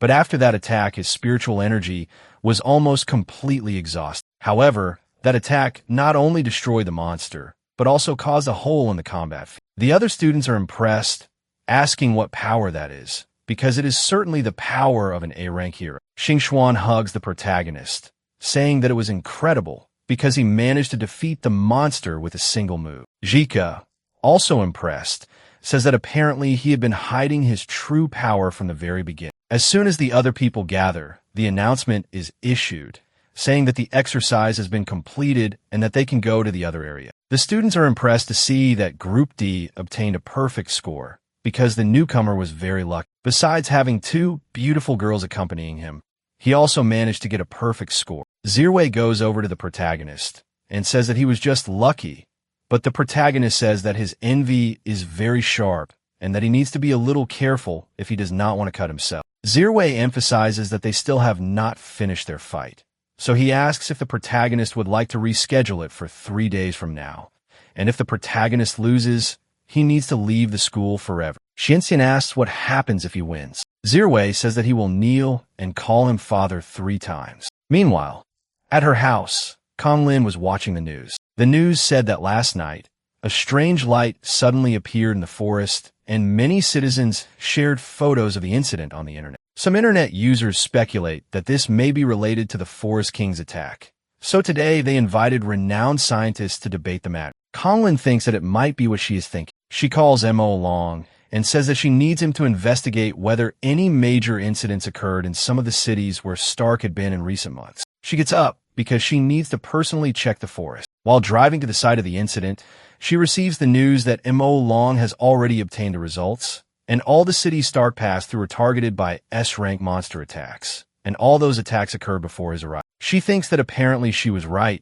and that guy is part of Cthulhu, an organization dedicated to the fusion of humans and monsters. They are probably after the Forest King's remains, and there must be some clue. The protagonist returns home and complains to his master, saying that there are many limitations associated with using the cloud-piercing finger, and asks if there is not a slightly better spell to use. She emphasizes that there is no quick solution for cultivating immortality. When he reaches the foundation building stage and accumulates more spiritual energy in his body, this problem will no longer exist. Xiantian goes to Xingjun, who helped him break through last time, because he would like to get a little more. Xingjun explains that that pill should only be consumed when a user cannot progress or when they are at a lower level. On the other hand, he can offer some fire pills, which have the potential to quickly increase his magical power, as well as some Xianming pills, which have the ability to heal wounds quickly. The protagonist accepts, saying that this is better than nothing. Besides, it is getting late, and he had better hurry and go to the forest to absorb more spiritual energy. Meanwhile, on the way, Konglin finds Stark and says that he is under arrest. Stark thinks that this really is not his lucky day, because when he finally managed to recover his physical body, that woman appeared. He charges forward quickly, saying that she has made him very upset, so she needs to die. She tries to block the attack, but realizes that his strength is immensely great. He throws her far away while thinking that when he meets the protagonist again, he will tear him to pieces, since that toy is not fit to play with. Konglin manages to get up and tries to counterattack. She uses her robot to hold Stark down. He becomes desperate because he cannot hide since he has just recovered his body and has not fully recovered his strength yet. Fortunately, it is raining, so he can use that kind of power. He attacks with a breath of deadly energy and manages to stop her attack, counterattacking at the same time. Konglin thinks that the intelligence indicated that this man is an S-rank wanted criminal, but he only has A-rank strength. Stark manages to defeat her and starts complaining because of her, he basically had to spend all his life energy. Because of that, he needs to turn her into his food. However, he notices that someone is approaching, and maybe it could be people from the Hero Association, so it is better to retreat immediately. A short time later, the protagonist arrives, wondering why it looks like there was a fight in that place. Looking a little farther ahead, he notices that there is a woman lying on the ground, and when he checks her identification, he realizes that she is from the Hero Association. He tries to wake her up, asking if she is okay, but she does not respond. He tells his master that she is badly injured, that her pulse is weak, and that it is too late to take her to the hospital, asking what they should do. Sixizi says that he received the Xianming pills, so he could try using them. He tries to give one to her, but in the state she is in, she will not be able to swallow it on her own. He remembers a similar scene from a movie he had seen on TV, and tries to do the same, passing the medicine to her from inside his mouth into hers. It works, and her injuries begin to heal. The protagonist realizes that the pill works very quickly, and that it will not take long for her to fully recover. Her robot approaches and shows what really happened. Xianting is surprised to see that guy again, because he was sure he had killed him before. Apparently, He was the one who hurt that girl. The robot dog keeps barking at the protagonist, and this makes him realize that maybe the dog wants him to follow. Meanwhile, in the middle of the forest, Qingming was collecting some mushrooms, saying that her father was out of town again, so she needs to make dinner by herself. Stark manages to approach and realizes that he has found a girl without superpowers and she will be his source of energy. Meanwhile, the protagonist was running as fast as he could, following the dog, and sees a huge explosion, saying that apparently another fight is happening right there. As soon as he gets closer, he sees Qingming fighting against Stark and asks what she is doing there alone. He places Conklin on the ground and asks the robot dog to stay there and take care of her because he will handle that situation. Qingming was already being pressured in the fight, wondering who that guy is because he is very fast, so she cannot hit him. Besides, she cannot allow him to get any closer, otherwise she will be eliminated right there. Stark keeps dodging the explosions while growing increasingly irritated, wondering if that woman was not powerless. So why are the papers she throws so powerful? Besides, he thinks that he will be in serious trouble if those noises attract people from the Hero Association, so he needs to eliminate her as quickly as possible. Stark throws a tree at her, but she does not back down, thinking that she needs to deal with him alone. She explodes the tree, but that was only a distraction. He approaches quickly, saying that now this is the end of everything, but before he can touch her, she simply disappears and appears in the protagonist's arms. Xuanqin prepares to use the cloud-piercing finger again, asking if Stark is ready to die for the second time. He attacks, completely destroying Stark's body again. Qingming is impressed and asks if the protagonist was always that strong. He takes her down to the ground, asking if she is okay. She says yes. However, she does not know what he is doing there or how he used such a terrifying power. He emphasizes that this is a long story and asks if she still has more of those magic papers. He points to Stark's remains, saying that apparently he has the ability to regenerate, but the power he just used consumed all the spiritual energy in that place, so he needs her to use those explosives again. Qingming agrees, saying that she has enough explosives to make him disappear completely. She attacks again, causing huge explosions. Xuanqin says that now it should probably be fine. She thanks him, saying that he saved her life. Xuanqin says that he is only doing his part because she saved his life before, so now they are even. He asks if she lives in that forest. Qingming explains that her family has lived there for generations in the Taoist temple, so she can take him to her home. As the two of them walk, she says that she still does not know the protagonist's name and introduces herself, saying that her name is Dongfang Qingming. Xuanqin also introduces himself, apologizing for not saying it earlier. Qingming says that it is fine and asks what he is doing there and why that strange guy was also attacking her. The protagonist takes a deep breath, saying that once again, it is a long story to tell, but suddenly he remembers that he was almost forgetting the other girl. He runs back, saying that he just remembered something important and asks her to wait there because he will be right back. Meanwhile, at the deep sea base, the television news was reporting that recently, passenger ships near Mirage have often been attacked by mutant monsters. Among them, there are many monsters classified above her rank, and the Hero Association has sent a team led by Dongxia to handle the situation. The girl from before is happy with this news, saying that this is very good because now they only need to wait until they arrive. The other man asks her if that means the material she sent there really works. She says yes, but tells him that he cannot kill the S-rank heroes because the boss plans to keep them alive to extract their powers. The man smiles and tells her not to worry because he promises to leave them alive. She leaves the room, saying that she needs to go now because in a few days she will check the results. Xian Tian reaches Kong Lin, and she was already standing, saying that she was waiting for him. The protagonist asks if she is okay. Embarrassed, she says yes, emphasizing that he not only healed her wounds, but also completed the objective of her task, and she remembers the kiss he had given her. Xian Tian gets a little embarrassed, asking if she really managed to remember everything. She explains that her robot dog had recorded everything that happened and praises the protagonist, saying that he is very strong. She asks if he is some new hero from the Hero Association and also asks about that other girl. Xian Tian starts laughing, saying that he is not a hero because he is still only 16 years old and is studying at Mirage City's superhero school. This leaves her impressed and astonished, asking if he is really just a student, since he just eliminated an S-rank wanted criminal, and on top of that he is only 16 years old. This makes her ask why he does not join the Hero Association. The protagonist, still embarrassed, asks if she can keep this a secret because he wants to learn more at the hero school, and because of that, he sincerely asks her not to tell anyone about that girl. He thinks that his temporary strength is only C rank, so he cannot join the association right away. Conlin ends up agreeing, saying that extremely powerful people like him always have their own peculiarities. She introduces herself, saying her name and that she is A rank. She gives him something, telling him to keep it, and if he needs anything, he can feel free to call her, because she will be available to help him. She says goodbye to the protagonist, asking him to go back to his girlfriend. He gets embarrassed again and tries to explain, saying that she is not his girlfriend. A short time later, on Wudong Mountain at the Taoist Temple, the protagonist enters saying that the place is incredible and asks why he cannot see any of those buildings from the outside.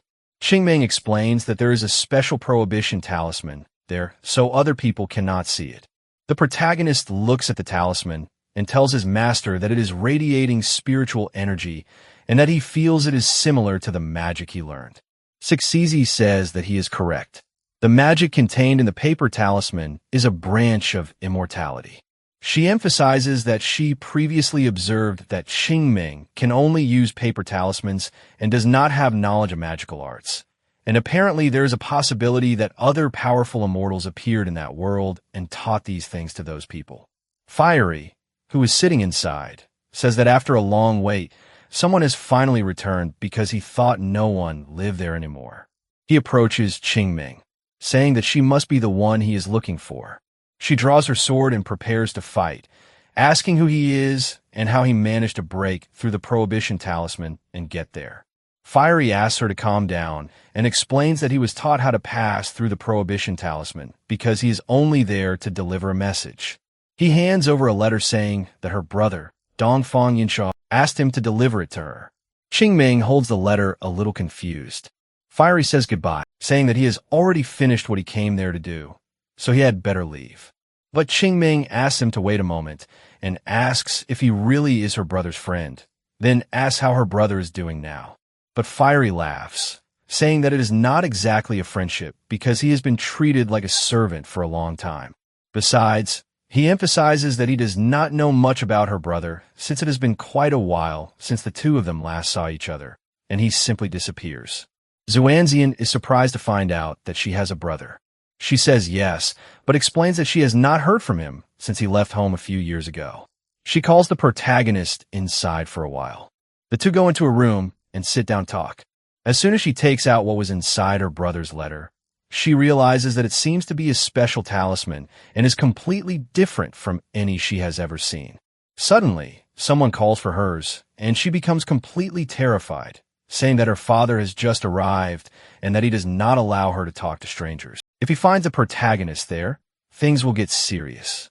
He thinks about what could happen with an angry father seeing a boy alone with his daughter. Qingming tells him that he can leave through the other side. He says that it is fine, but he needs at least 1 second. He writes on a piece of paper and gives it to her, saying that this is his contact number and that if she has any problems in the future, she only needs to contact him and he will solve them. The protagonist runs away and she feels happy, thinking that apparently she has made a new friend.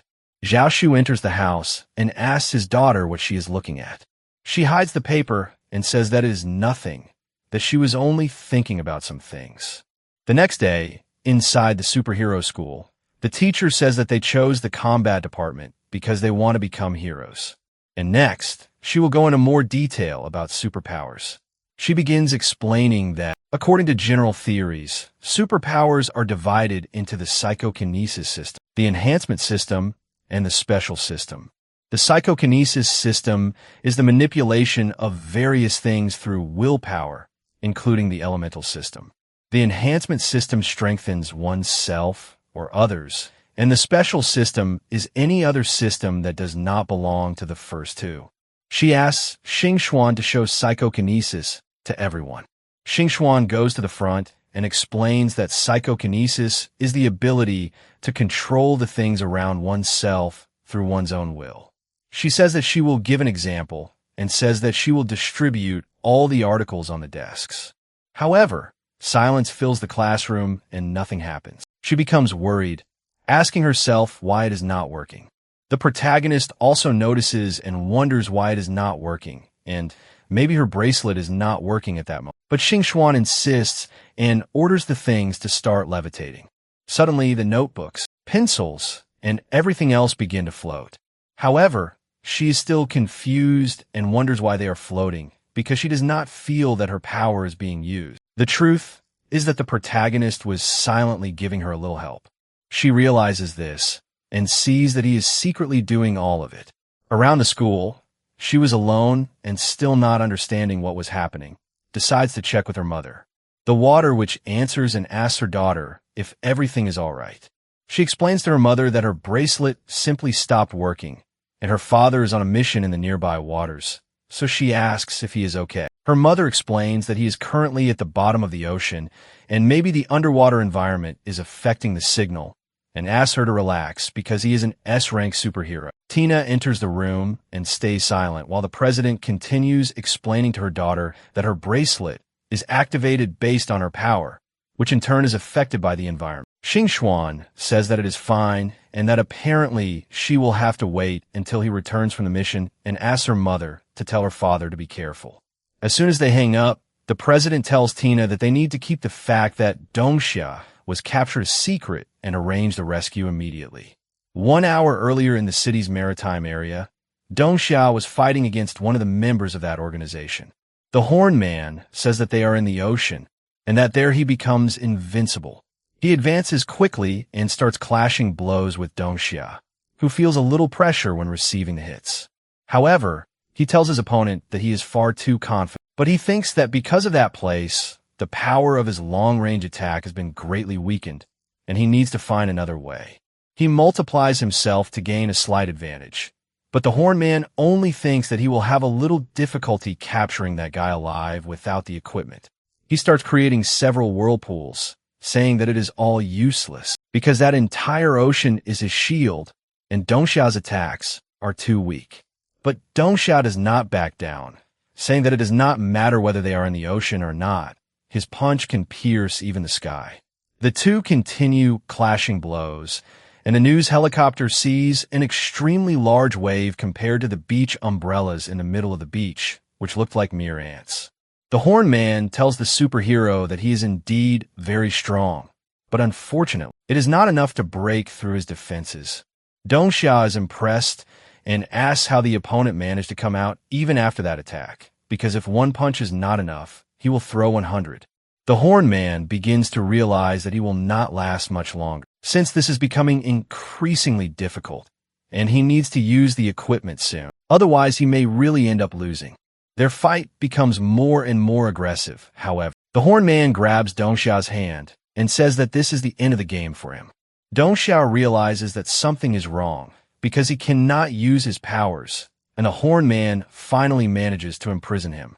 Meanwhile, at school, the protagonist was walking and looks at his phone, wondering why Qing Ming still has not added him as a friend, and maybe he should have let her send him her contact information so he could take the initiative.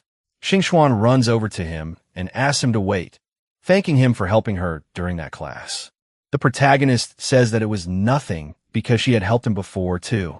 Xingxuan, surprised and also a little confused, says that she thought he had no superpowers before. So how did he manage to do it? And asks if he could share that experience with her. Xiantian tries to explain it in a simpler way, saying that he simply woke up that way and that there is not much to share. He thinks that his master had said this matter is only between the two of them, so he cannot say much. He says goodbye, saying that there is a nearby supermarket offering big discounts on eggs, so he cannot miss that opportunity and leaves. But Xingxuan does not easily swallow the explanation and says that, apparently, the protagonist is very suspicious because she has the feeling that he is hiding something.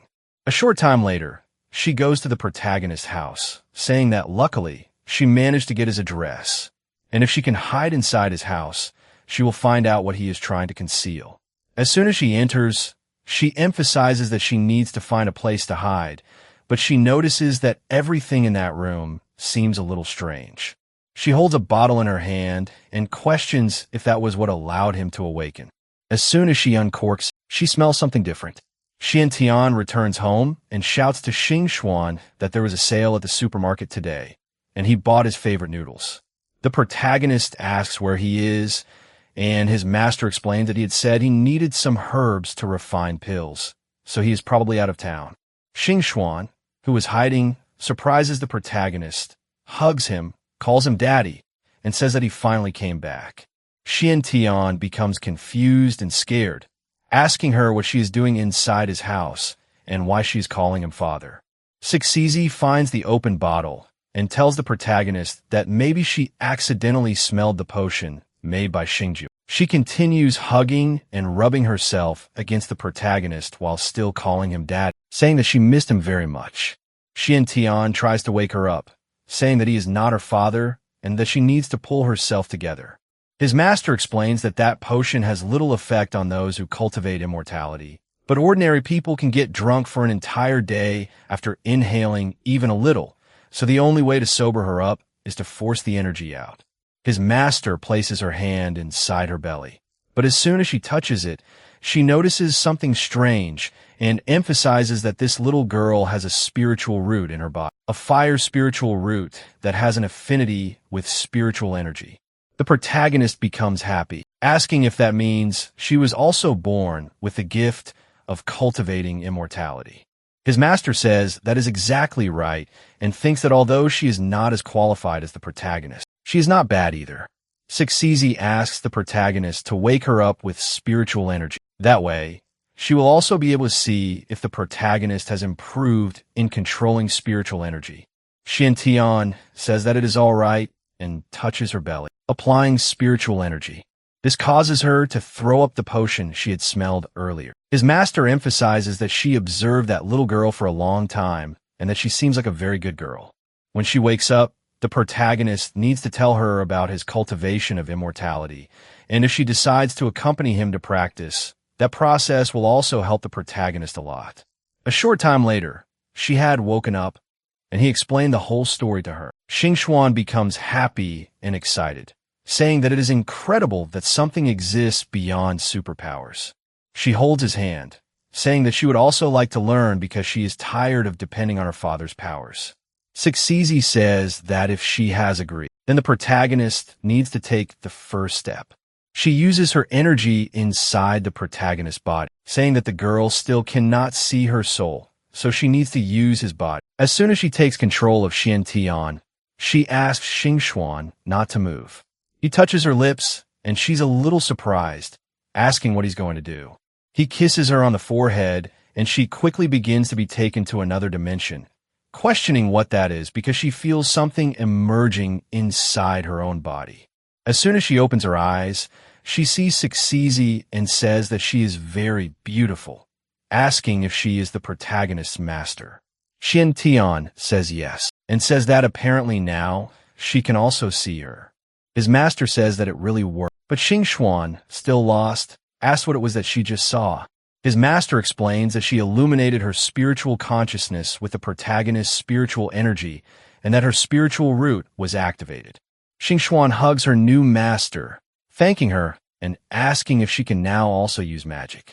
Sixizi asks her to be a little patient and take that flying star sword manual to study for a while. Xuan thanks her deeply for everything happening there. The protagonist says that it is already getting very late and asks her to stay for dinner, because he will cook, and she agrees. Sometime later, Yunxiu had also arrived and met her brother's new friend. Xuan tastes a little and is impressed, saying that he is a great cook and starts eating a lot. Yunxiu even gets a little worried, asking her to slow down a bit. Xuan explains that it has been quite a while since she had dinner with so many people, so her appetite increased a lot. Tian asks her if her parents do not have dinner with her.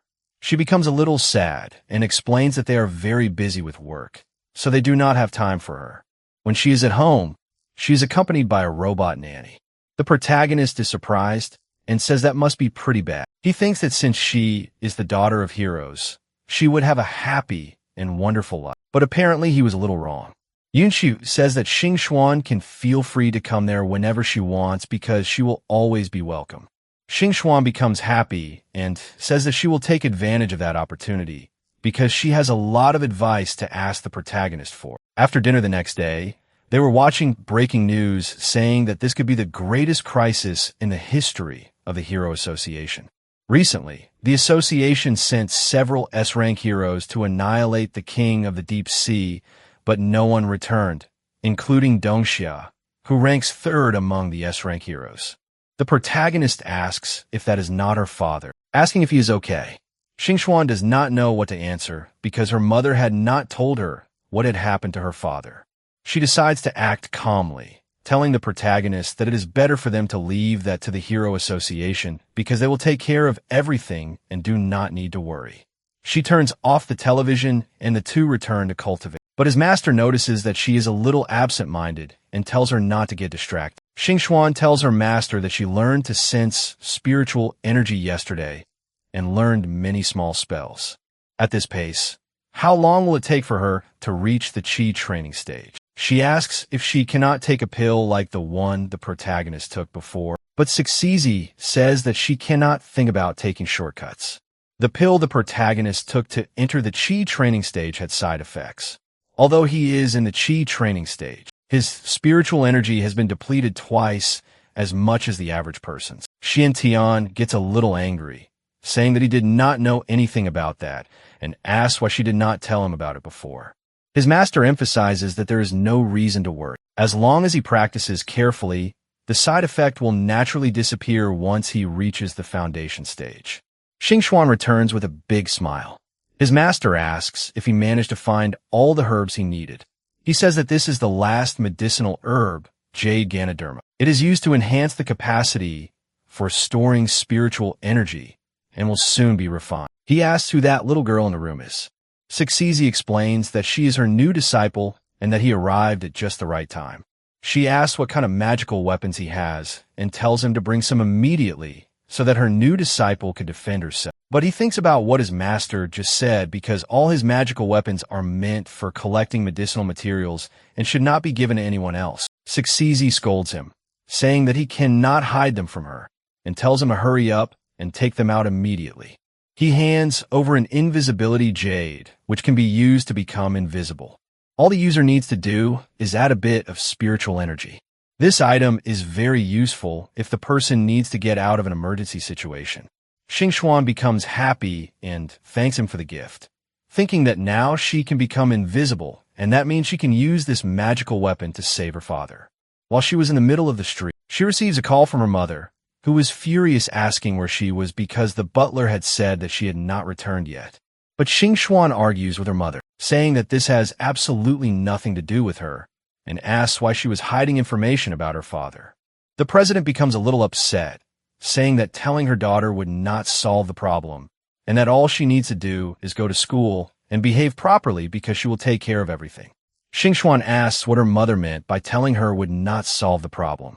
She reminds her mother that she is the daughter of heroes, and that if something happened to her dad, she does not know what she would do. She hangs up, telling her mother to forget all of this, since it is a waste of time. The president keeps trying to talk to her daughter, but she no longer answers. Xing Xuan looks at a panel with her father's photo, saying Mighty King. She thinks that other people may look down on her, but now, even her own mother is looking down on her.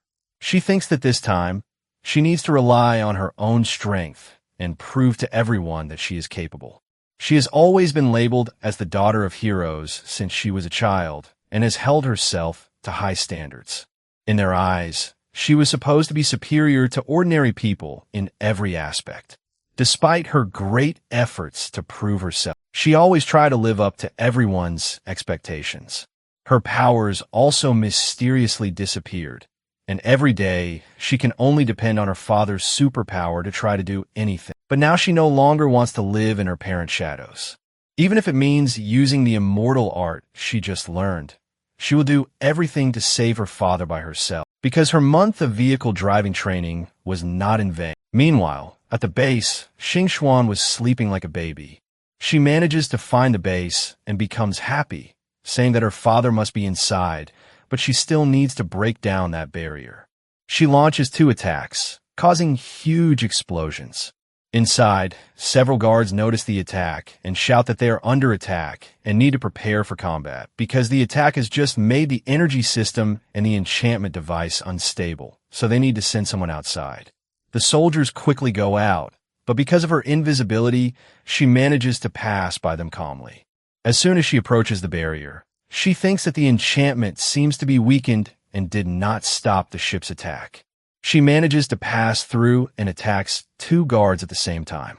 However, she still does not know where her father is being held, since that place is bigger than she expected, but she manages to take an item from the guards, and her father must be imprisoned somewhere on that floor. After searching for a while, she finally manages to find her father. She creates several swords and starts attacking, saying that she will save her father no matter what. Suddenly, the Horned Man appears, saying that apparently the person who interrupted his beautiful dreams was her.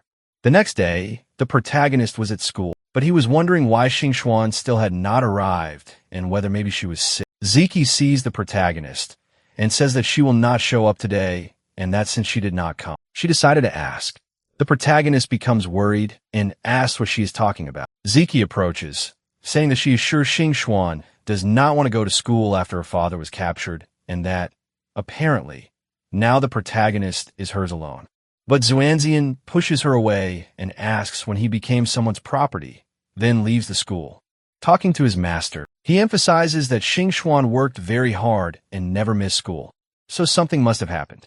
His master explains that she was distracted during training yesterday. The protagonist realizes that maybe she went to try to save her father, but she no longer even has powers, so she could not be stupid enough to do that. His master says that she has a feeling that the magical weapon given to her last night is very far away from there, and she really knows how to make people nervous. The protagonist becomes worried and runs out, asking what she could possibly do with so few techniques, so she needs to be safe. Cece tries to intervene, asking him to wait a moment, explaining that the protagonist needs to go back home and take the robe that was given to him. Besides, he needs to borrow Xingzong's hunter bell and Hunyuan bracelet, because if he goes to fight with nothing, it will be a dead end. While the two were flying over the sea, the protagonist asks his master if she can really know the exact location. His master says yes, and emphasizes that they are already getting close. However, he needs to be careful in battle and must not die no matter what. Xuanzian asks his master not to worry and to leave everything to him. He dives into the water and thinks that these things related to immortals are truly incredible because by using that robe, he can breathe normally underwater and his movements are not restricted. However, he would like to test something first. He waves something that looks like a handkerchief and creates a huge whirlpool, attacking the base. The guards become worried, questioning what is happening outside and whether it could be the heroes.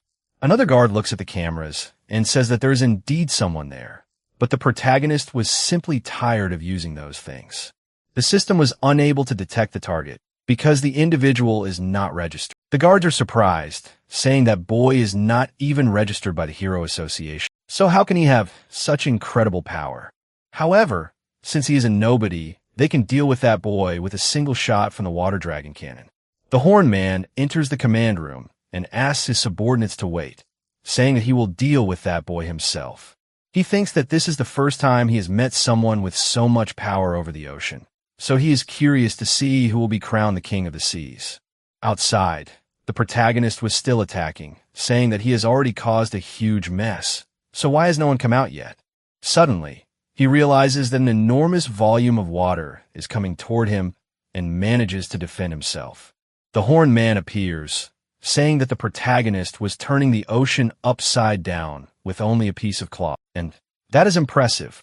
He creates several water sharks and orders them to attack the protagonist. Xuanchen thinks that if he wants to take control, he will need to consume much more spiritual energy. However, if he strikes 2 more times, he will be exhausted. Even so, he creates a shield around himself, and all the sharks made of water turn back to attack their creator. The Horned Man is impressed, asking how that is possible and what kind of superpower that is, because he can even surpass his moves. Because of that, the Horned Man thinks that his opponent's power must not be psychokinesis and is probably an area of the special system. He activates Dragon Claw Wave to counterattack, but the protagonist manages to advance, telling him to immediately release Xingxuan and all the heroes he imprisoned inside. The Horned Man grabs the piece of cloth, thinking that the protagonist must use that thing to control the waves. With a smile on his face, he tells the protagonist that he has to admit it is very brave of him to come there alone.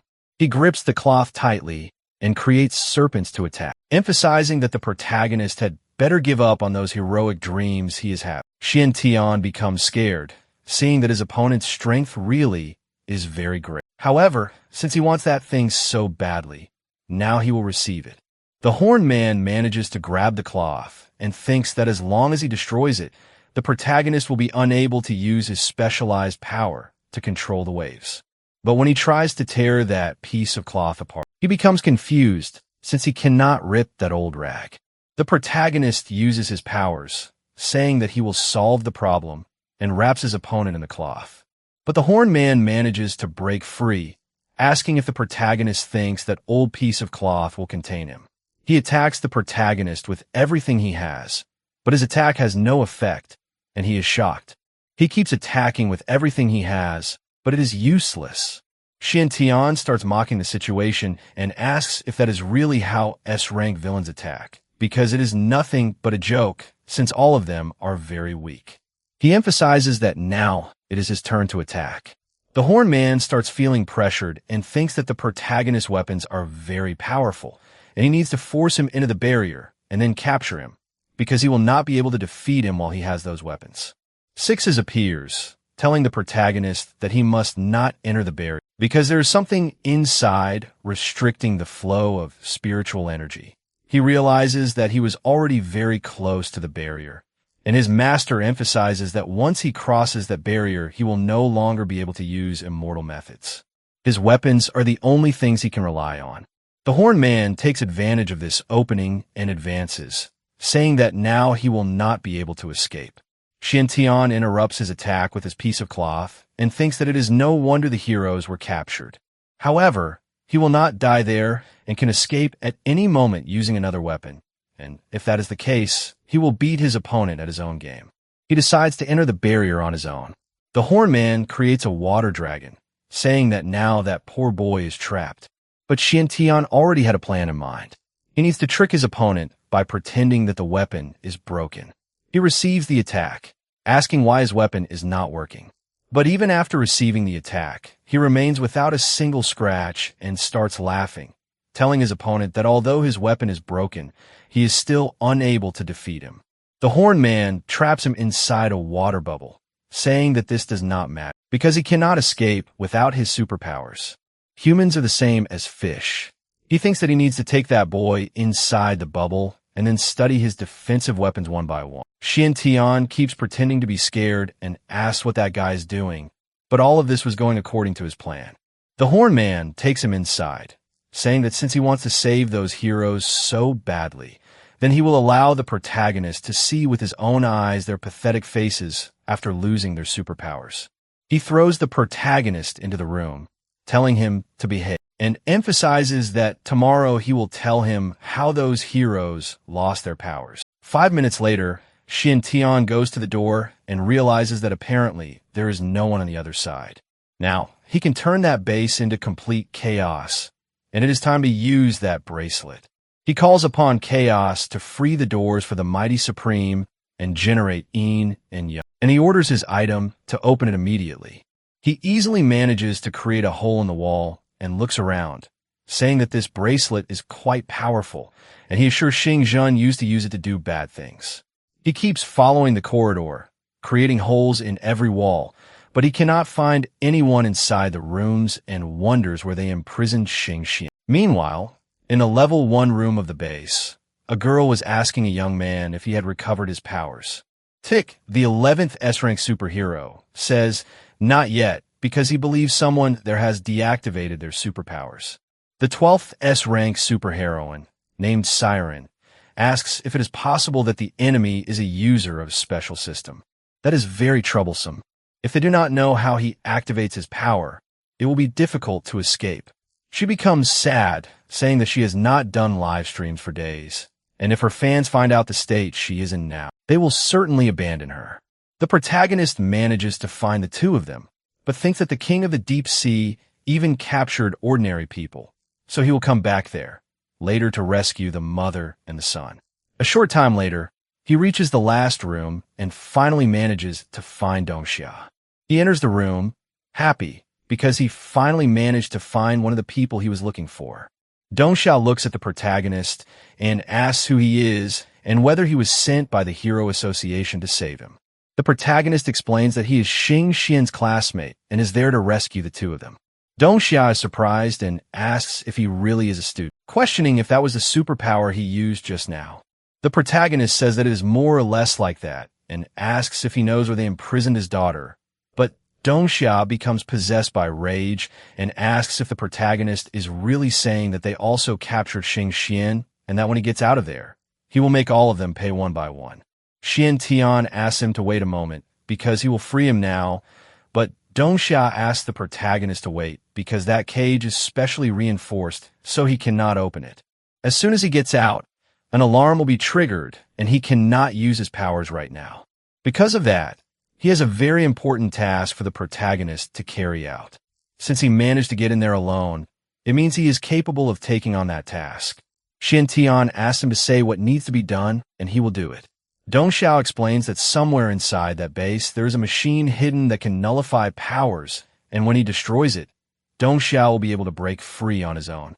The protagonist says that when he found that base, he also discovered that there is some kind of enchantment outside it, and asks where he can find it. Dongxia says that he read about it in an underground laboratory he had destroyed. This machine needs to be connected to electricity, and there must be a heavy army protecting. It is difficult to fight them directly, so he suggests destroying the energy system. Xian Tian says that he understands and that he will carry out the mission immediately. Meanwhile, the guards were drinking, telling everyone to relax because the head captain is protecting her. Besides, the boss is in his own room, so they can have their own fun and no one will find out. They open the door saying that she is one of the top celebrity streamers, much better than the girl the boss captured yesterday. They ask Siren to play with them right now, but she gets irritated asking how they dare do that. One of the guards keeps laughing, saying that now that they have lost their superpowers, she is just a weak woman and the other one is an ordinary child, so there's nothing they can do. All she needs to do is obey the orders they are giving. Tick steps in front saying that he will not allow it, but one of the guards kicks him, sending him flying away, telling him to get out of the way immediately. He gets ready and tells his colleagues that they can enjoy themselves as much as they want that night because they will have a beautiful S-rank superhero. She tries to attack, saying that they are nothing but a bunch of disgusting men, but the guards grab her foot and say that she can keep trying because the more she struggles, the more exciting things become. Suddenly, the protagonist opens the portal and punches the soldier in the face, knocking out one of his teeth, telling them to take their filthy hands off that boy's mother immediately. But Siren gets angry and shouts at the protagonist, asking who he is calling a mother and questioning whether she looks that old. Tick asks her to calm down because that boy just saved the two of them. The protagonist says that they cannot waste time, so he needs to quickly finish off those three idiots. With one attack, he manages to defeat all three at the same time. Siren is impressed, asking if that is the boy's superpower. However, he should not be able to use his power inside that place. So who is he really? He goes over to one of the guards and takes one of their communicators, saying that now no one will disturb them for a while. Besides, they can also take that communicator and create a communication channel. If anything happens, they just need to call him immediately. Siren thanks him and asks if he was sent by the Hero Association. But the protagonist says that he is just a passing student. However, he has other things to do now and will come back to save them later. He opens the gate again and passes through the wall, leaving her surprised because he managed to leave that place extremely easily. Meanwhile, in the security room, the guard was sleeping while the protagonist was doing all of that. Another guard enters and punches his companion in the head, calling him an idiot and asking to let him sleep there because they need to send those heroes to Cthulhu and none of them can be missing. But as soon as he looks at one of the panels, he gets scared and asks how that boy managed to escape. The guard runs out saying that he is going there now and that his companion needs to sound the alarm and warn the boss. The two guards standing in the corridor say that it is very boring to stay there, so they need to go out and have some fun. The protagonist thinks that after a long time, he has finally arrived, but suddenly the alarm begins to sound and the two guards run toward him. He thinks that he does not have much time to waste and needs to race against time, defeats the two of them easily, and advances to the energy equipment room. As soon as he enters, he realizes that this seems to be the right place, and now all he needs to do is destroy it. But one of the guards tries to attack him from inside. However, his robe protects him from any attack. Meanwhile, inside the study room, the Horned Man was holding the protagonist's handkerchief, saying that it is very strange because the texture of the cloth is normal and it is also not a product made from superpowers, so why is it so resistant? However, he decides to leave that aside since the people from Cthulhu will go there to check and they will conduct a lot of research in that field, so he believes he should be able to get some answer. He starts dancing, saying that it is impossible to control the ocean with only a piece of cloth. Suddenly, the alarm starts ringing for him too. He asks what is happening, and one of the guards bursts through the door, shouting for the boss, but becomes a little surprised when he sees what he was doing. The Horned Man composes himself and asks what the problem is. The guard shouts in fear, saying that the guy they captured earlier escaped. The deputy chief is impressed, asking how he managed to do that since he cannot use his superpowers inside that place. He orders all the soldiers to stay exactly where they are because he will deal with this problem personally. The deputy chief runs out thinking that the protagonist was heading to the energy equipment room, so maybe he knows the secret. And if he lets all the heroes escape, those people from Cthulhu will tear him apart, so he needs to stop him immediately. Meanwhile, the guard who is trying to attack the protagonist questions how he can use his superpowers because they have tested that machine so many times that it is impossible for there to be a bug. Schwanchen laughs and attacks the soldier, saying that it is because he is the bug himself. He begins destroying all the energy equipment and laughs, saying that the task is complete. The girl from before, outside, was approaching, saying that something strange was happening because the machine's barrier disappeared and something is wrong. Chelsea, a member of Cthulhu, asks Monet if the heroes the boss asked them to collect did not escape. McCarter, another member of Cthulhu, says that this will actually be a little fun since she loves this game of cat and mouse. Monet becomes worried, saying that something happened, and asks Chelsea to go with her so they can check the machine. Meanwhile, McCarter needs to go check on the heroes. They reach level 3 of the base, and Chelsea realizes that the energy system is broken. Monet asks him to recharge the device immediately because she hopes those heroes have not realized that they recovered their powers. Chelsea starts laughing and uses his electricity power, saying that his turn has finally come. However, a huge explosion happens, throwing the two of them back. Dongxia appears, saying that this was already expected, and apparently the two of them are guilty. Monet asks Chelsea to leave that to her, and he needs to hurry and go get the other heroes. Meanwhile, on level 2 of the base, the protagonist was entering and sees McCarter attacking Siren and Tick. He cannot believe the two of them were being attacked again, and asks who they are fighting now.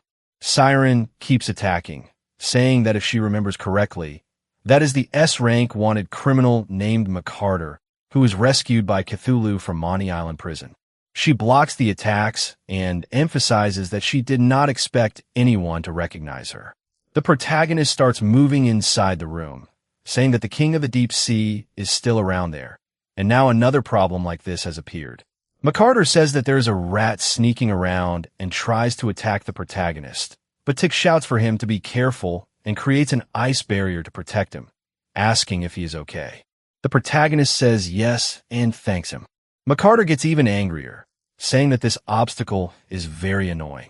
The protagonist steps in front of the two of them, and Siren asks him to be careful because that woman is very fast. Schwanchen thinks that they need to find a way to restrict that woman's movements. He notices an opportunity and attacks by sending the ring toward her. However, she defends herself, saying that this kind of attack will hardly hit, but the ring swerves, grows larger, and starts chasing her. The ring's speed is extremely greater than hers, and it manages to place itself around her body, imprisoning her. He tells the others to attack now. Tick uses Ice Pillar and Siren attacks with Obliteration Arrow. The two attacks come at her with full force, and she cannot move. Outside, Chelsea realizes that the sound of the fight was coming from behind that wall. But suddenly, his companion is thrown hard into him, and the protagonist celebrates, saying that they managed to hit both of them with only one attack. He takes his ring back. Siren and Tick look at each other, wondering what kind of superpower the protagonist has, because they cannot feel any superpower coming from him, but he has a surprisingly impressive style. Suddenly, another huge explosion happens, drawing the attention of the three of them. The Horn Man appears, saying that he has finally found where that rat was hiding. Xuanchen says that guy probably heard the noise from the fight and came to them. Siren and Tick step forward, and she says that guy is very strong, and the protagonist has no superpowers and is not a member of the association. So he only needs to stay behind them and away from the battle. But Xuanchen thanks her for the consideration. However, on a real battlefield, the opponent will not let anyone leave just because they do not have superpowers. Besides, that man is focused on him, so that fight is his. The two are impressed again, seeing that the protagonist is not only very strong, but also very confident. Tick says that he would at least like to help in that fight, but the deputy chief simply throws him away, telling him to get out of the way already. The protagonist takes advantage of that distraction and says that now it is his moment to attack, using the cloud-piercing finger. The attack was so powerful that it caused a huge explosion. He returns asking if he really managed to win the fight already, but the Horn Man shouts, saying that he was able to make him reveal his true form, which means he underestimated the protagonist. The three are impressed, saying that there is no way that guy managed to withstand that attack. But the truth is that he had transformed into a huge dragon. Siren says that they must keep attacking nonstop. However, the attacks were not working.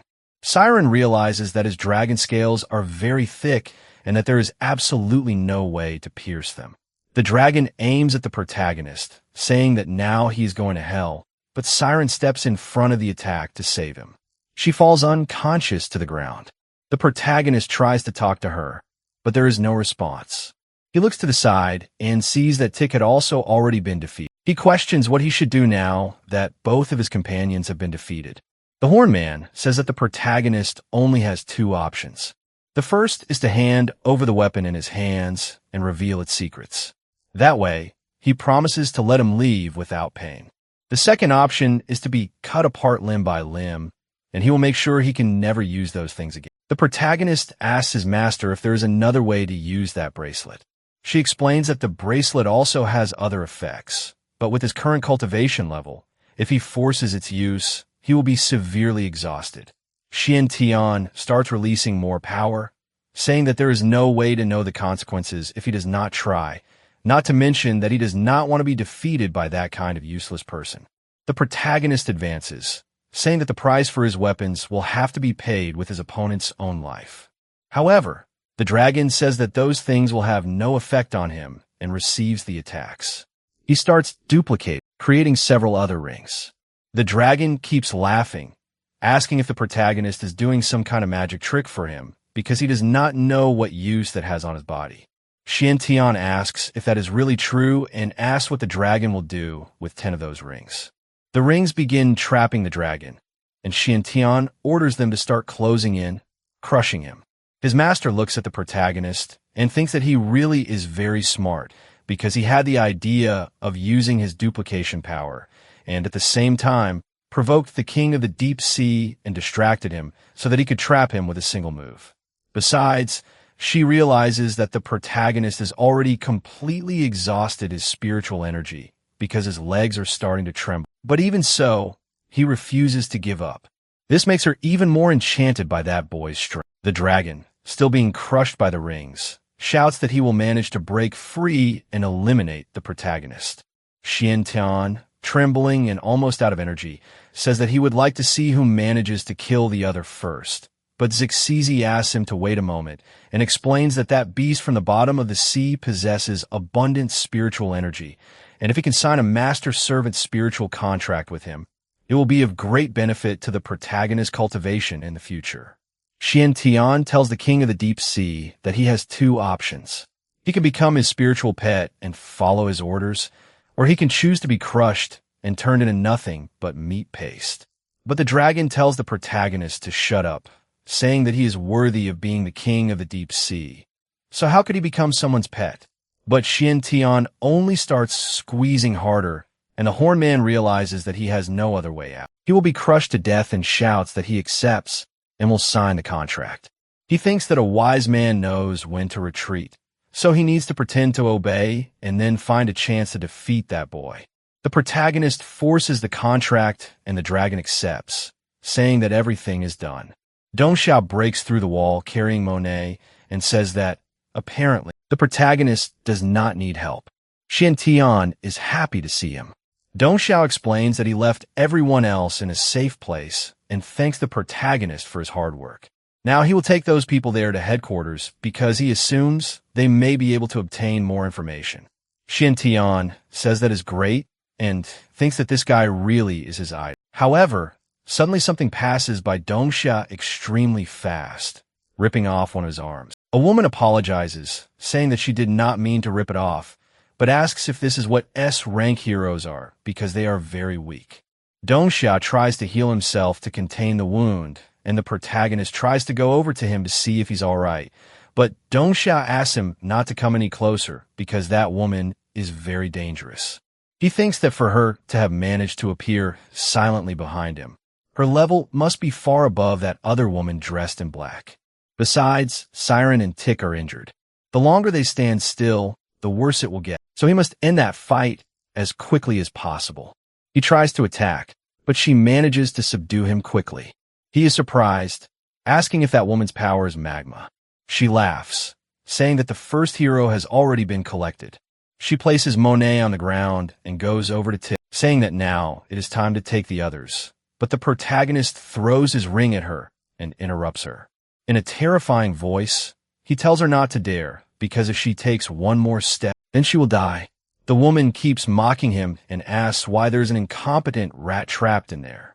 The protagonist starts moving, telling Xiaohai to protect the two of them because he will try to save Dong Xiao. The dragon follows his master's orders, picks up the other two superheroes to protect them, and tries to attack that woman, but she counterattacks and emphasizes that Xiaohai is nothing but a useless pawn. The dragon shouts that he is being burned. Xian Tian brings him back to save his dragon. The woman moves quickly toward the protagonist and asks what his name is. Xian Tian is impressed by her speed. She starts smiling, saying that looking into the protagonist's eyes reminds her of a couple whose surname was Zhou, whom she killed 10 years ago. She emphasizes that the man looked a lot like the protagonist, and he did not want to hand over what she wanted, even when she was about to end his life. Because of that, she had to eliminate all of them, as if they were nothing but trash being thrown away. Hearing this, the protagonist is shocked, because 10 years ago means that his parents did not die because of a car accident, but because of the people from Cthulhu. He gets furious and says that she had better start talking otherwise, but the woman moves quickly behind him and asks what will happen if she says no. She notices an attack coming toward her and manages to dodge, moving away from the protagonist. Dong Xiao managed to break through the magma cage. He asks Tick and Xian Tian to run away with Siren and leave the rest to him. The protagonist refuses, but Tick ties him up and says that it is all right, asking his chief to be careful and return safely. The protagonist, still unable to accept that situation, orders him to untie him and asks if Tick has forgotten that they are from the same association. So how can they leave a member alone and run away from a fight? Tick, with tears in his eyes, shouts that he has not forgotten, but he also knows very well what a hero's responsibility should be. They're all running out of energy, and staying there will only get in his way. They need to run, otherwise everyone will be killed because they are too weak at the moment. Xian Tian still cannot accept all of this. The woman uses her magma ability, saying that no one will escape, but Dong Xiao steps forward and creates clones, telling all of them to leave immediately because a true hero will not be defeated by just that. He uses his ability to contain the advance of the magma and looks at the protagonist, telling him to tell his daughter to remember to eat on time and not get discouraged if she cannot use her abilities in the future, because as long as she has a brave heart, she can still be a heroine. Xian Tian, furious, shouts that he will definitely tell her all of that and take care of her. A short time later, Dong Xiao had been captured and the woman was lamenting, saying that she let a few rats escape and that the boss would bother her again.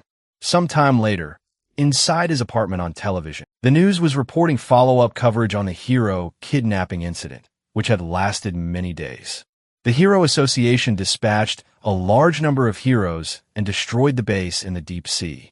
Except for Dong Xia, all the others were successfully rescued. Yunqi was on the bed with her brother, peeling an apple. She places it beside him, telling him to remember to eat it later. She leaves the room a little upset because her brother has not said anything since he came back and continues in that state, but she has no idea what he is thinking. Xian Tian was blaming himself for everything that happened because he is too weak, and if he had been even a little stronger, he could have prevented all of that from happening. His master appears, asking if he's going to stay discouraged like that forever. The protagonist hits the bed angrily, saying that ever since he began learning to become an immortal, he discovered that it was something more powerful than having superpowers, so he thought there was nothing in the world he could not achieve and never thought about his own limitations. If he keeps being reckless like before, he will not be able to protect anyone, just like what happened now. In a confident tone, he begs his master to teach him how to become even stronger as quickly as possible. He goes to Xingxuan's room and tells her everything her father had said. She asks if her father really told him to say all those words, because he really is an adorable idiot. The protagonist asks her not to worry, because there are many great heroes in the association, and they will definitely find a way to rescue her father. With a smile on her face, Xingxuan says that it is all right that the protagonist does not need to stay there to comfort her, and asks him to leave because she is going to rest. But as soon as he leaves, the smile on her face falls into complete despair. She remembers when she was just a small child and her father would come through the door apologizing because he had come back late again. A dozen children had been trapped in a fire, and his duty was to save them. However, he promised that the following year he would definitely be there blowing out the candles with her. However, with tears in her eyes, she slapped her father's hand, saying that he kept saying the same thing every year. She begins questioning what it means to be an S-rank hero and what that duty he always talks about is, because he is only hurting himself every day. Dongxia always kept a smile on his face, as if he were proud of everything he did. He explains to his daughter that his duty is to protect everyone.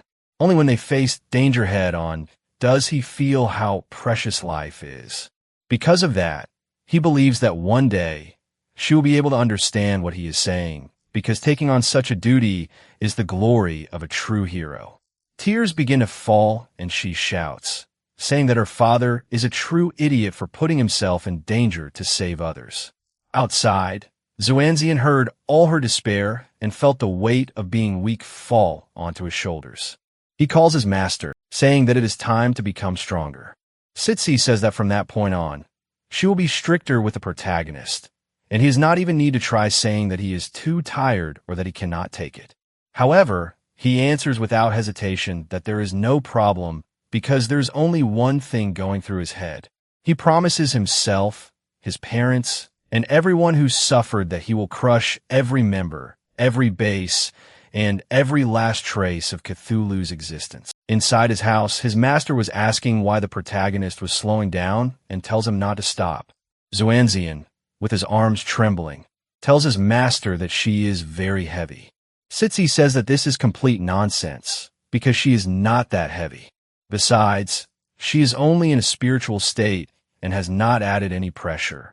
She remembers all of the protagonist's training and thinks that, in these past few days, that boy started training under extremely high pressure. He truly has perseverance, something many people cannot maintain. She snaps her fingers, asking him to stand up, because she will teach him something new. She emphasizes that she is a teacher, so she will teach a unique secret method called the Tao Tai Immortal Technique. He asks what kind of technique that is. His master begins explaining that this is a technique far beyond his current domain. However, since he absorbed the Forest King's power, he is ready to extract and refine the spiritual energy around him, and this is the best moment for him to practice this new method. There are two uses for that method. One of them is relying on the master-servant spiritual contract. The power of the contracted beast will be transformed into spiritual energy and transferred into the master's body so he can use it. However, there is a limit to making master-servant contracts. Based on his current cultivation, his limit is only one, and if he signs another contract, he may explode and end up dying. The protagonist is impressed to discover that such side effects exist. His master continues explaining that the other way is direct absorption. The stronger the target whose power he absorbs, the more spiritual energy he gains, which means he faces a greater risk. In the worst-case scenario, he will be devoured by the spiritual energy and lose consciousness. To solve this problem, they need to practice. She plays several psychic balls in that space, and he only needs to stand still and try to use his inner spiritual energy to attract them, as if he were a magnet. If he manages to absorb the 100 spiritual energy balls, he will obtain the essence of the Tao Ti immortal technique. Excited by the situation, he shouts that there is no problem and begins absorbing them. A few days later on the school battlefield, Zirue was still acting arrogant, calling the protagonist a bastard and saying that he had not seen him for days, so he thought he was too scared and had run away. Xuanzian apologizes. However, he explains that it is very easy to forget to take out the trash. However, he does not have time to waste on nonsense and asks to start already. Zirue says that it is fine and asks the protagonist not to cry afterward. He thinks that to defeat him, he spent days dedicating himself and researching, making the most of his power. His superpower is to use money as the price to equally summon a powerful ghost giant. He managed to summon that monster using 100 million, and that is more than enough to defeat that piece of trash. His subordinates are impressed, saying that this is the first time they have seen the boss summon that thing, and they wonder how much it cost. The other one says that Beast is immune to physical attacks and should have the strength of an A-rank monster. The monster tries to attack the protagonist, but he dodges and blocks the other attack. Zirue keeps provoking him, telling the protagonist not to just keep dodging, and asks where all that arrogance from before went. The protagonist keeps dodging and thinks that the monster is too large, so he cannot absorb it directly with the immortal method. In that case, he needs to counterattack first. The protagonist easily manages to cut that monster into pieces, leaving Zirue shocked by what he is seeing. His master is happy, because her disciple quickly managed to discover the enemy's weakness, seeing that it is in the joints. That is not bad at all. After finishing chopping up his dinner, he devours everything, and Zirue cannot understand what is happening. The protagonist smiles and thanks him for the hospitality. The other students start saying that the protagonist is the transfer student who got an S-rank score on the freshman test, and that was impressive because he won easily, which shows that his superpower is very strong. A short time earlier, while he was practicing, Xuanzian refused to give up no matter what, saying that no matter the cost, he would manage to absorb all those balls. As soon as he pulled in the last one, he shouted to his master, saying that he had finally done it. She says that he did a good job and that now he can rest. But Xuanzian refuses and asks her to add another 100 psychic balls because he will double his training. This leaves her surprised. Back in the present, she thinks that he not only learned the Taudi immortal technique in a short time, but also precisely strengthened the power flowing from his Dante into his limbs. Its effects are also much more stable than when he cultivated for the first time.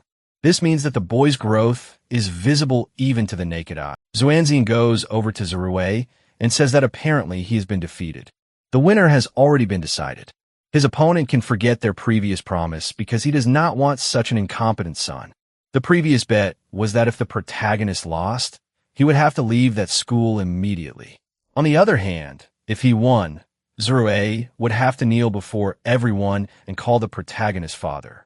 Zirue was extremely irritated by that, But he notices that some people behind him were saying that apparently he is screwed, and now he will no longer have the courage to show off at school again, because the son of the richest man has now become poor, and not even his father will acknowledge such shame.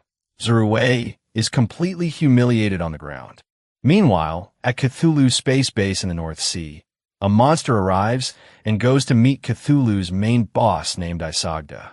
He tells his subordinate that he is 2 minutes late. That is the Gravity King, an S-rank monster. The Gravity King emphasizes that he is very busy and that if it were not for Miss Monet, he would not even have gone there. Isagda tells the Gravity King that he should know that he never waits for anyone, but the Gravity King simply ignores all of that. Monet goes over to the Gravity King and asks him to look at the plan first because she is sure he will be interested. As soon as he starts looking at the plan, he realizes that he needs to create chaos and make Summer Island disappear, and that is very interesting. That mission is dangerous, so the price will be 3 times the current payment. He thinks that if such a thing happens, it will be a great event that shakes the world, so the eyes of the whole world will be on it. That way, he will earn the title of the most evil villain in history, the Gravity King. He emphasizes that if the plan goes well, he hopes Miss Monet can have a drink with him later. She says that if everything goes well, she can consider doing that. He gets excited, saying that he will prepare, and they only need to wait for the good news. Monet asks her boss if, after they finish that mission, she can gouge out that guy's eyes. Isagda says she can feel free to do whatever she wants. Meanwhile, inside the laboratory, Donxia was being used as a lab rat. A chief goes over there and asks how the experiment is going. The woman from before explains that they are trying to extract his superpowers, but he keeps resisting with psychic power. At the current speed, it will take more than a month to do it. Isagda asks her to remember that no mistakes will be allowed in the wall program. She tells the boss that she met a teenager who looked a lot like Dr. Joe while she was capturing Donxia, so she suspects that there may be some kind of connection between them. Isagda grabs her by the neck, and she gets excited, saying that this feeling is very good. He asks if she is saying there was a leak in the operation. He shouts at her, saying that he can keep her head where it is now, but she needs to go find out exactly what happened and clean everything up. Otherwise, he will rip off what she calls a head. Meanwhile, on Summer Island, Jiqi was sitting there, looking at the protagonist and Xingxuan. She thinks that Xingxuan has changed a lot after recovering. She became more stable and focused, and completed the D-rank monster cleanup mission in only 2 days. Xingxuan gets up and tells Xian Tian that she is going to surf for a bit. Xingxuan thinks that, on the other hand, the protagonist completed that same mission in only 1 day, and something must be going on between the two of them. His master appears, saying that the top of that mountain is full of spiritual energy, so they can train there. Cynthia asks if her sister saw that Summer Island actually has a Chinese-style pavilion right there. Simia asks if that is serious. She is a younger twin sister and the daughter of the world prime minister. Cynthia says that her clairvoyant eyes can see through thousands of kilometers, so they need to go. She is the older twin sister and the daughter of the world prime minister.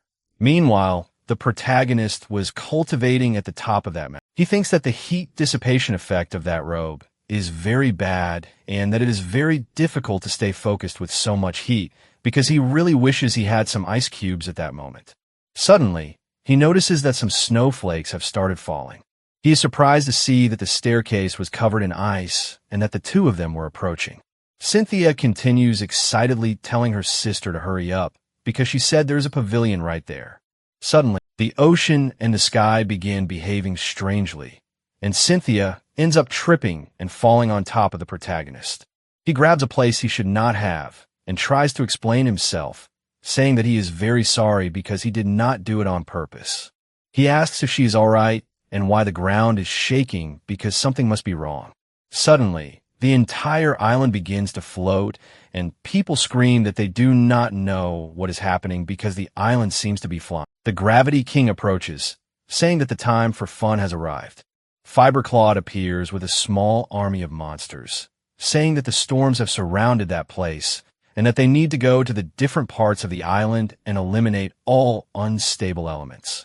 She is the second commander of the Gravity King. Meanwhile, the protagonist was still confused, questioning why the island was floating.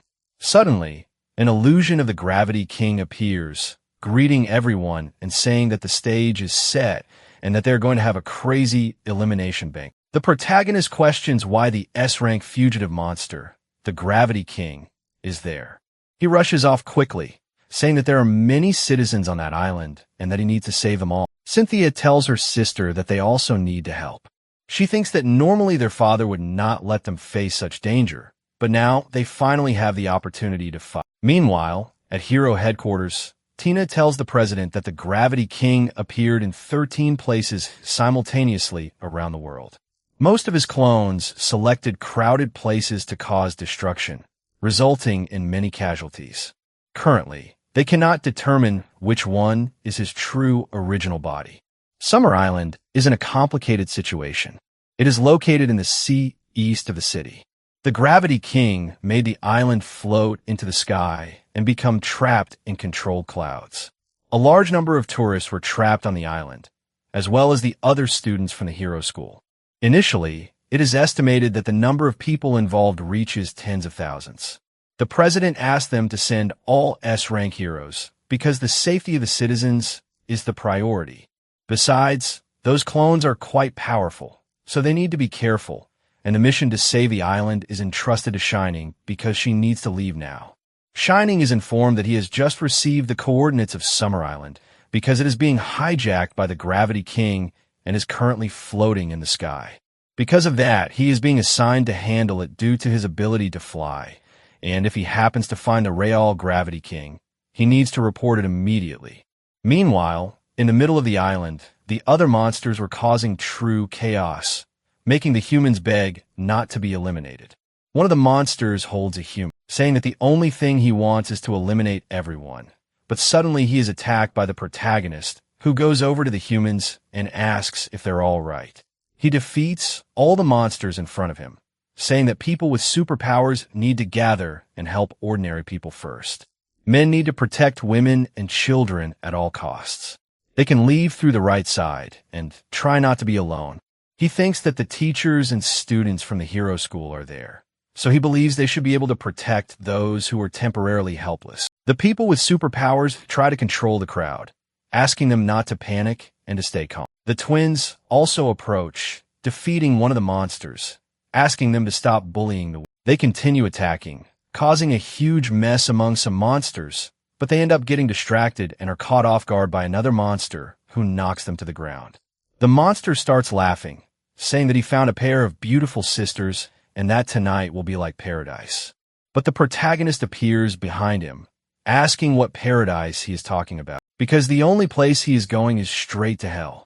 He uses the immortal technique to absorb that demon immediately. As the monster is absorbed, Schwanchen rushes over to one of the twins, and after confirming that she has only lost consciousness, finally lets out a sigh of relief. But suddenly, the Gravity King descends in front of him, completely enraged after realizing that one of his subordinates has been eliminated. The monster glares at Schwanchen and asks if that brat was the one who killed his man. At the same time, outside the barrier, the world government forces continue trying to break through the blockade surrounding Summer Island. Several warships open fire on the thunderclouds, causing massive explosions, but the attacks fail to penetrate them. Soon, a report arrives stating that even Warship 11, equipped with insulating armor, failed in its attempt to break in and is awaiting further instructions. Faced with this, Captain Shaoli informs Prime Minister Chun Xian that the thundercloud barrier indiscriminately attacks any object that approaches it, so forcing their way inside at that moment would only increase their losses. Therefore, the safest strategy is to wait for the electromagnetic cannon to arrive and then try to open a passage in a single strike. She also reports that the Heroes Association has sent reinforcements. Chun Xian immediately orders all warships to cooperate with the association's heroes and assist with the rescue operation, making it clear that the safety of the citizens must come before anything else. Despite maintaining a firm demeanor in front of his subordinates, inwardly he can think only of Cynthia and Sinmia, praying that his two daughters are safe. Meanwhile, on the island, several civilians continue running through the chaos, and some end up surrounded by monsters with nowhere left to escape. Suddenly, something flashes through the area and eliminates the threat before the monsters can attack. The survivors are stunned, and when they look up, they recognize Shining Star immediately cheering because they believe they are finally saved. The S-rank hero asks everyone to remain calm and explains that he has already sent a map containing the evacuation routes to each of their terminals. He tells the citizens to head immediately to the air raid shelters marked on the map and assures them that he will coordinate the students from the Superpower Academy and the guards still on the island to protect them along the way. Elsewhere, on the island, Xian realizes that the Gravity King is focused on him and takes advantage of it to tell everyone nearby to flee immediately, saying that he will stay behind and hold him off alone. When the people recognize the S-rank monster standing before them, they panic, shouting that it is the Gravity King and that if he is there, they are all doomed. Xian then tries to attack, but the king begins using his powers and asks how a piece of trash like him dares to resist in his presence. He says that he is imposing 5 times normal gravity over the entire area, making the protagonist feel a crushing pressure. Even under those conditions, the Hanyuan bracelet keeps advancing toward the enemy as though his ability does not even exist.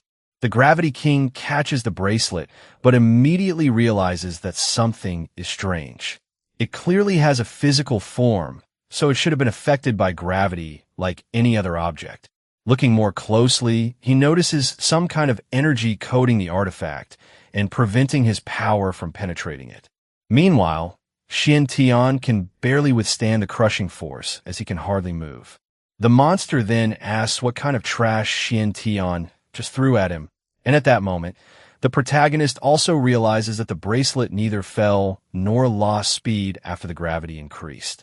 This reminds him of the difference between immortal treasures and ordinary objects.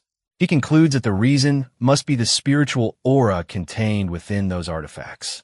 Zishizi had already explained that the density of aura is far greater than that of the energy used by superpowers, and Xian begins putting the pieces together.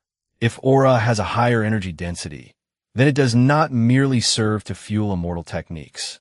Depending on how it is used, it can also confront and neutralize superpowers and even directly interfere with abilities that act on physical matter, exactly like that monster's gravity. Finally, understanding the principle, Xian begins releasing his own aura around his body, using spiritual energy as a layer to resist his opponent's ability. Little by little, he feels the pressure on him lessen. His body is still extremely heavy, but he is no longer completely suppressed like before, which makes the protagonist even more confident. The Gravity King, on the other hand, remains furious and demands that Xian immediately tell him what he just launched at him. Even while nearly pinned to the ground, the protagonist does not miss the chance to provoke him and asks if that is really how he asks someone for something. The Gravity King grows even more enraged and tells him to stop acting self-righteous, saying that if he wants to lecture someone, he should first manage to stand up. He then mocks him further, saying that Xian is lying there like a dog. He keeps sneering, saying that those so-called heroes are nothing more than a bunch of arrogant trash. Convinced that Xian will soon give in, he increases his ability to 10 times normal gravity and thinks that at that level, even the organs of a high-level B-rank hero would burst within just 3 seconds. But the protagonist begins resisting the pressure and replies that he does not know whether heroes are arrogant or not, but the one being an unbearable nuisance is the Gravity King himself. Little by little, Xian forces his body upward and tells the monster to stop barking like a dog, because it is already hurting his ears. The Gravity King is surprised to see that he can actually resist at that level, but quickly asks what difference that makes and increases the pressure again, this time to 15 times normal gravity. An even greater force crashes down on the protagonist, yet Xian continues enduring it. The monster begins wondering what is going on and whether that boy's strength could actually be above her rank. Meanwhile, Xian rises again and asks whether that is already his limit. Irritated, the Gravity King increases it once more, reaching 20 times normal gravity, but even then, the protagonist manages to hold on. He continues forcing himself upright and taunts the monster, saying that the famous Gravity King, an S-rank monster, is apparently nothing more than an incompetent brute, raging like a beast with nothing else to show. The Gravity King cannot understand how this is possible, because Xian is slipping further and further out of his control. Even so, he believes that although Xian managed to endure it this time, he will not be able to do so again. Enraged, he launches an attack saying that he will tear him to pieces and crush him. ZZZ immediately warns her disciple to be careful, and Xian narrowly avoids the first strike. Seeing the destruction caused by the attack, he realizes that the technique is far more dangerous than simply increasing the pressure around him. If he is hit directly, his aura barrier will be shattered instantly, and even his body could be completely twisted apart by the force of gravity. The Gravity King keeps attacking with his ability and tells the protagonist to go to hell, but Xian replies that he should not jump to conclusions so quickly and counters with a cloud-piercing finger, neutralizing the beast's attack. This shocks the monster, who thinks that Brat still had such a powerful technique up his sleeve. However, after seeing the Gravity King dodge it, Xian realizes that continuing like this will not work, so he needs to find another strategy. The protagonist begins moving rapidly toward the forest, making the Gravity King think that he deliberately chose that route to use the trees to conceal his movements. Even so, the monster believes all that resistance is pointless and begins using his powers to attack the forest while taunting Xian, asking what the point of standing up was if he is now hiding like a rat. He even says that the protagonist does not come close to those heroes he had called trash. Xian clearly understands his opponent's intention. The Gravity King is trying to anger him into responding and revealing his position, so he decides not to fall for the provocation and continues moving in silence. As she watches everything unfold, she realizes that Xian is covering his entire body with aura to resist the gravity, something extremely demanding for a cultivator. On top of that, maintaining such speed for too long should affect the stability of the barrier, and if he makes even the slightest mistake, the Gravity King will discover his location. But suddenly, she realizes that her disciple has done something different. Xian has refined the aura concentrated around his legs, increasing its density to boost his speed even further. And that is not all. Even while moving at high speed, he continues carefully controlling the energy around his body. The aura barrier surrounding him is becoming thinner and more concentrated, which means its density has reached a much purer level, and Xian's control over his aura is becoming far more precise. CZZ is impressed by the protagonist's ability to concentrate and comprehend, as he is learning to adapt the use of aura in the middle of the battle itself. With that, she confirms that Xian truly is a combat genius, and his master even boasts that she had an excellent eye when choosing a vessel with so much potential. The Gravity King continues attacking the forest and begins to find it strange that even without reducing the pressure over the area, Xian is moving faster and faster. Irritated, he admits that his strength has been greatly reduced because he divided his power among several clones. But even so, it makes no sense that it is taking him this long to deal with a mere brat. After launching several attacks without managing to find him, the monster briefly stops his offensive, and Xian immediately realizes that this is the opportunity he has been waiting for. The protagonist leaps up and appears behind the monster, asks why his opponent suddenly stopped like that, and then appears in front of him, landing a direct hit. Without giving him any room to react, Xian continues attacking with a barrage of blows, pressuring the Gravity King while mocking him that his ability is not even enough to make him take the fight completely seriously. After another series of attacks, the protagonist lands a powerful blow and slams the monster into the ground. However, the Gravity King gets back up in a rage and tells the boy not to get so full of himself, saying that now he will show him his true power. An enormous amount of energy begins gathering around him, and soon a violent pressure spreads throughout the entire area, sending the protagonist flying. Even so, Xian manages to grab onto a branch and regain his balance. After getting back up, Xian realizes that the defensive system of his cloak has finally reached its limit and grows frustrated that he still has not found a weakness in his opponent, admitting that this guy really is a monster. Hearing that, the Gravity King appears behind him and starts laughing, saying that Xian is right because he truly is a monster. Without the slightest remorse, he says that he loves killing people and has already slaughtered countless humans, so the protagonist should hurry up and die as well. Xian replies that if that is the case, then he will eliminate him that very day because destroying evil monsters is also part of a hero's job. But the Gravity King questions that idea, asking whether monsters are born destined to be evil and whether they should be killed by humans simply because they were born as part of that race. The protagonist answers that eliminating him has absolutely nothing to do with his race. The problem is the things he chose to do. Even so, the Gravity King calls humans hypocrites and claims that they were the ones who turned him into that killing machine. He then remembers his past, when he was born in a small village devastated by war on the border between human and monster territory. From an early age, he lived in a completely unequal society. Even when he tried to help humans, the people around him reacted with fear, contempt, and disgust simply because he was a monster. On one occasion, while protecting humans, he met a hero named Olga, who found it curious to see such a weak monster, one who could barely clench his own fist trying to protect people. Even so, Olga approached him and suggested that the two of them work together. He told him that he should not keep trying to solve everything alone and that if he became a hero like him, people would stop looking at him that way. The young Gravity King believed those words. At the time, he thought that if he could become a true hero, perhaps he could change the prejudice humans held against monsters. But sometime later, he ended up discovering what Olga truly thought of him. While talking with other people, the hero made it clear that he had never considered that monster a friend. The only reason he had suggested forming a partnership was because he wanted to use him as a shield.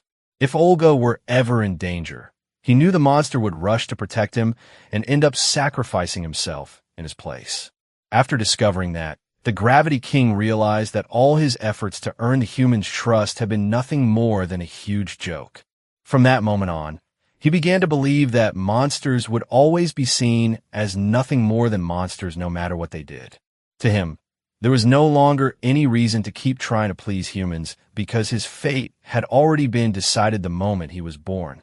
And if humans had always felt entitled to define him and treat him however they wanted, he began to think that he could do exactly the same to them. Over time, he started attacking people without mercy. As humans begged to be spared, the Gravity King realized that the looks of contempt and disgust had disappeared and been replaced by complete fear and submission. To him, that feeling was wonderful, and that was how he began to find pleasure in making humans panic before him. Returning to the fight, Xuanchen suddenly appears in front of the monster and asks whether he has finally finished telling that story before landing a direct punch to his face.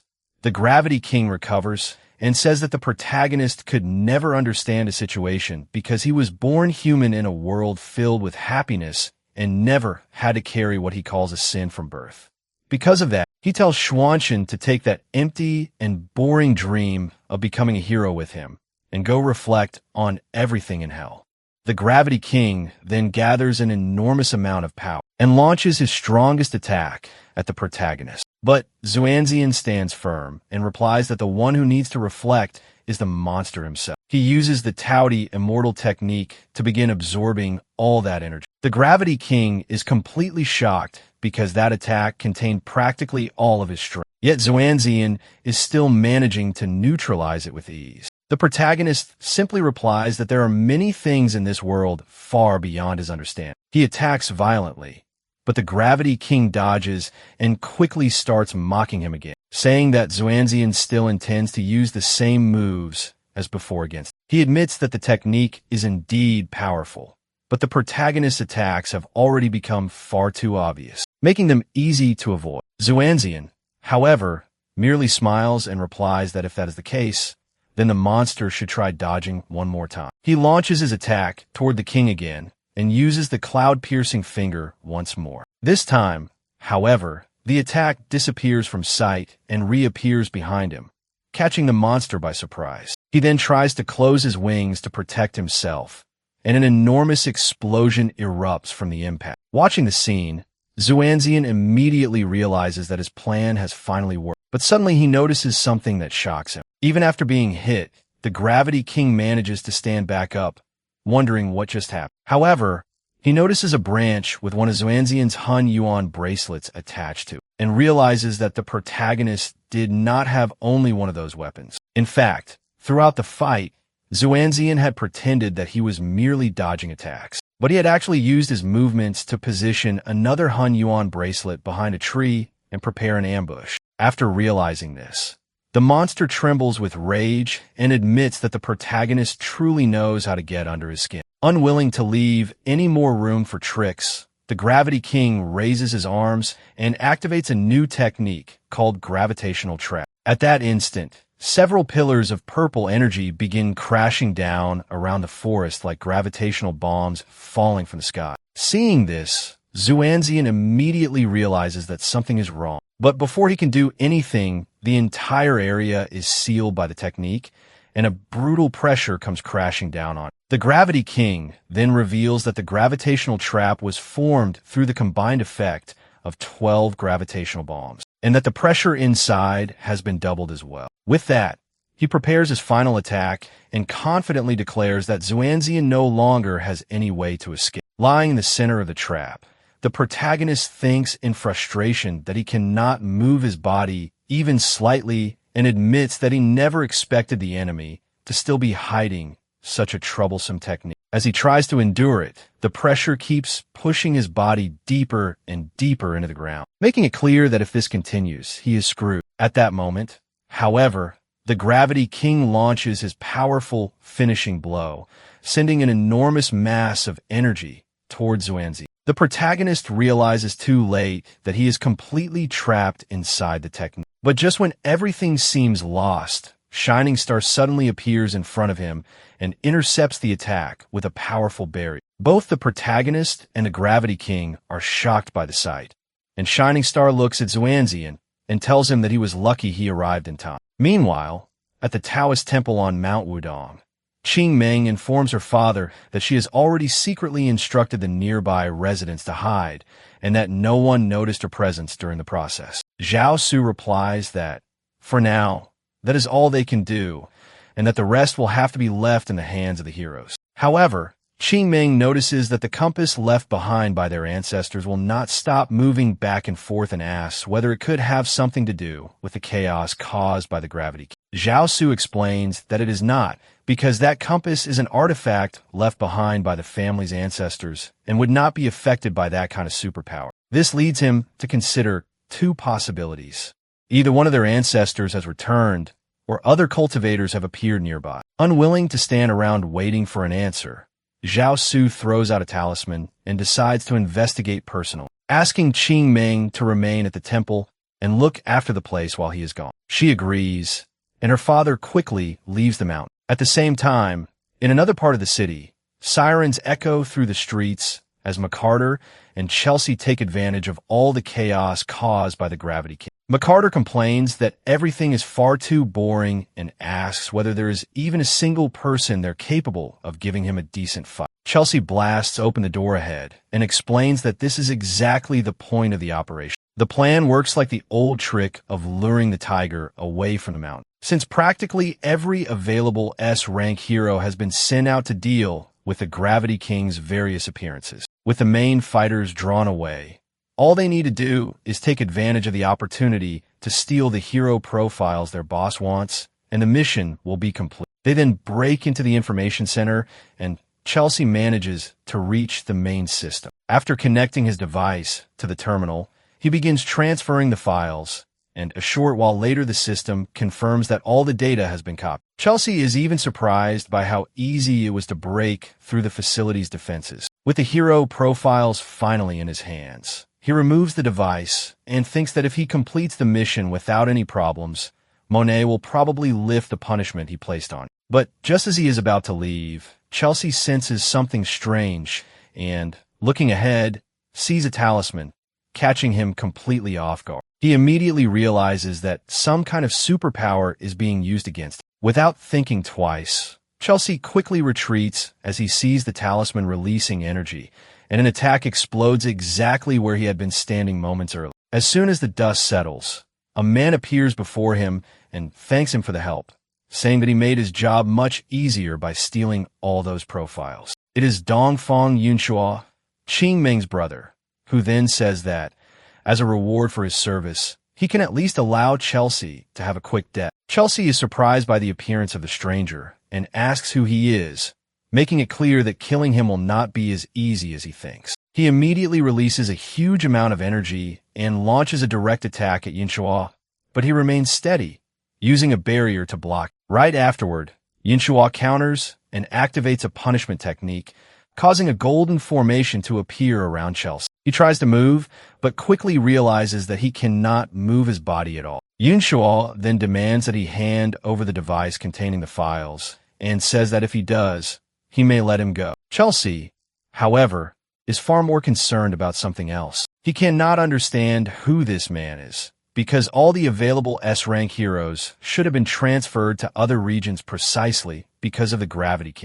Even so, this stranger's strength is terrifying, and he cannot even break free from the technique restraining him. Unable to react, Chelsea begins suffering under the power of the formation and screams in pain as the energy around his body intensifies. In the middle of this, the device containing the hero profiles falls to the ground. Yunxua then calmly picks it up and finally gets his hands on the information he wants. With a smile on his face, he thinks that those files were only one part of his objective, because that is still not everything he wants. Meanwhile, Shining Star, still maintaining the barrier that just blocked the attack, asks whether Swan Tian is alright. Only then does the protagonist get a better look at him and realize that he is standing before Shining Star, the S-rank hero ranked 7th in the Heroes Association. But before he can answer, Swan Tian notices the Gravity King preparing another attack and shouts for the hero to be careful. A massive amount of energy explodes toward them as the monster mocks them, saying that all that hero nonsense is nothing but garbage and tells Shining Star to go to hell. The hero manages to react and, summoning lightning, says that this time he will be the one taking his opponent's life. The monster then launches several attacks in his direction, but Shining Star charges forward, dodging at high speed and managing to close the distance. He begins running around the Gravity King, leaving the monster surprised. Shining Star activates the 5-pointed star electric slash, forming a huge star of energy around the Gravity King and sending electricity coursing through the beast's entire body. Without giving him time to recover, Shining Star accelerates again and uses the lightning slash at high speed. However, the Gravity King manages to react. The instant the hero tries to continue advancing, the monster lands a punch that catches him by surprise. The Gravity King then mocks him, asking whether he really thought he could keep running like that inside a field with 12 times normal gravity. Seeing the hero being thrown away, Swan Tian immediately shouts for Shining Star, but the Gravity King notices the distraction and charges at him, asking how he still has the energy to worry about someone else when he should be worrying about his own life. The monster launches an attack directly at Swan Tian, but even after being knocked down, Shining Star moves quickly and steps in front of him to protect him. The blow strikes the hero with tremendous force and hits his helmet, shattering the protection that concealed his face. Swan Tian looks at him and begins to recognize who is hidden beneath that identity, becoming completely shocked when he realizes that it is Yin Shu. Injured by the attack, she looks at the protagonist and, with difficulty, calls Swan Tian her brother and tells him to run away immediately. But while they are distracted, the monster takes advantage of the opportunity and prepares to attack again. Completely consumed by rage at seeing her hurt, Swan Tian shouts Yun Shu's name and turns his attention toward the Gravity King, demanding to know how that bastard dared to hurt his sister. At that moment, an overwhelming amount of spiritual energy begins erupting from inside his body. The power released by Swan Tian suddenly surges and rushes directly toward the Gravity King, who is swallowed by that energy. Immediately afterward, a massive golden attack shoots toward the monster and causes an enormous explosion. Watching everything unfold, Zishi is shocked when she realizes what just happened. In that very moment of fury, Swantion managed to break through his limit and finally entered the Foundation establishment stage. Meanwhile, Zhao Shu continues flying toward the battle. Following the compass, he notices that the artifact's movements are becoming increasingly intense and concludes that the person responsible must be on the island directly ahead. Suddenly, he sees an overwhelming power erupting and is stunned by its strength. At that same moment, even Yunshu senses the presence and is puzzled by the aura that has just appeared,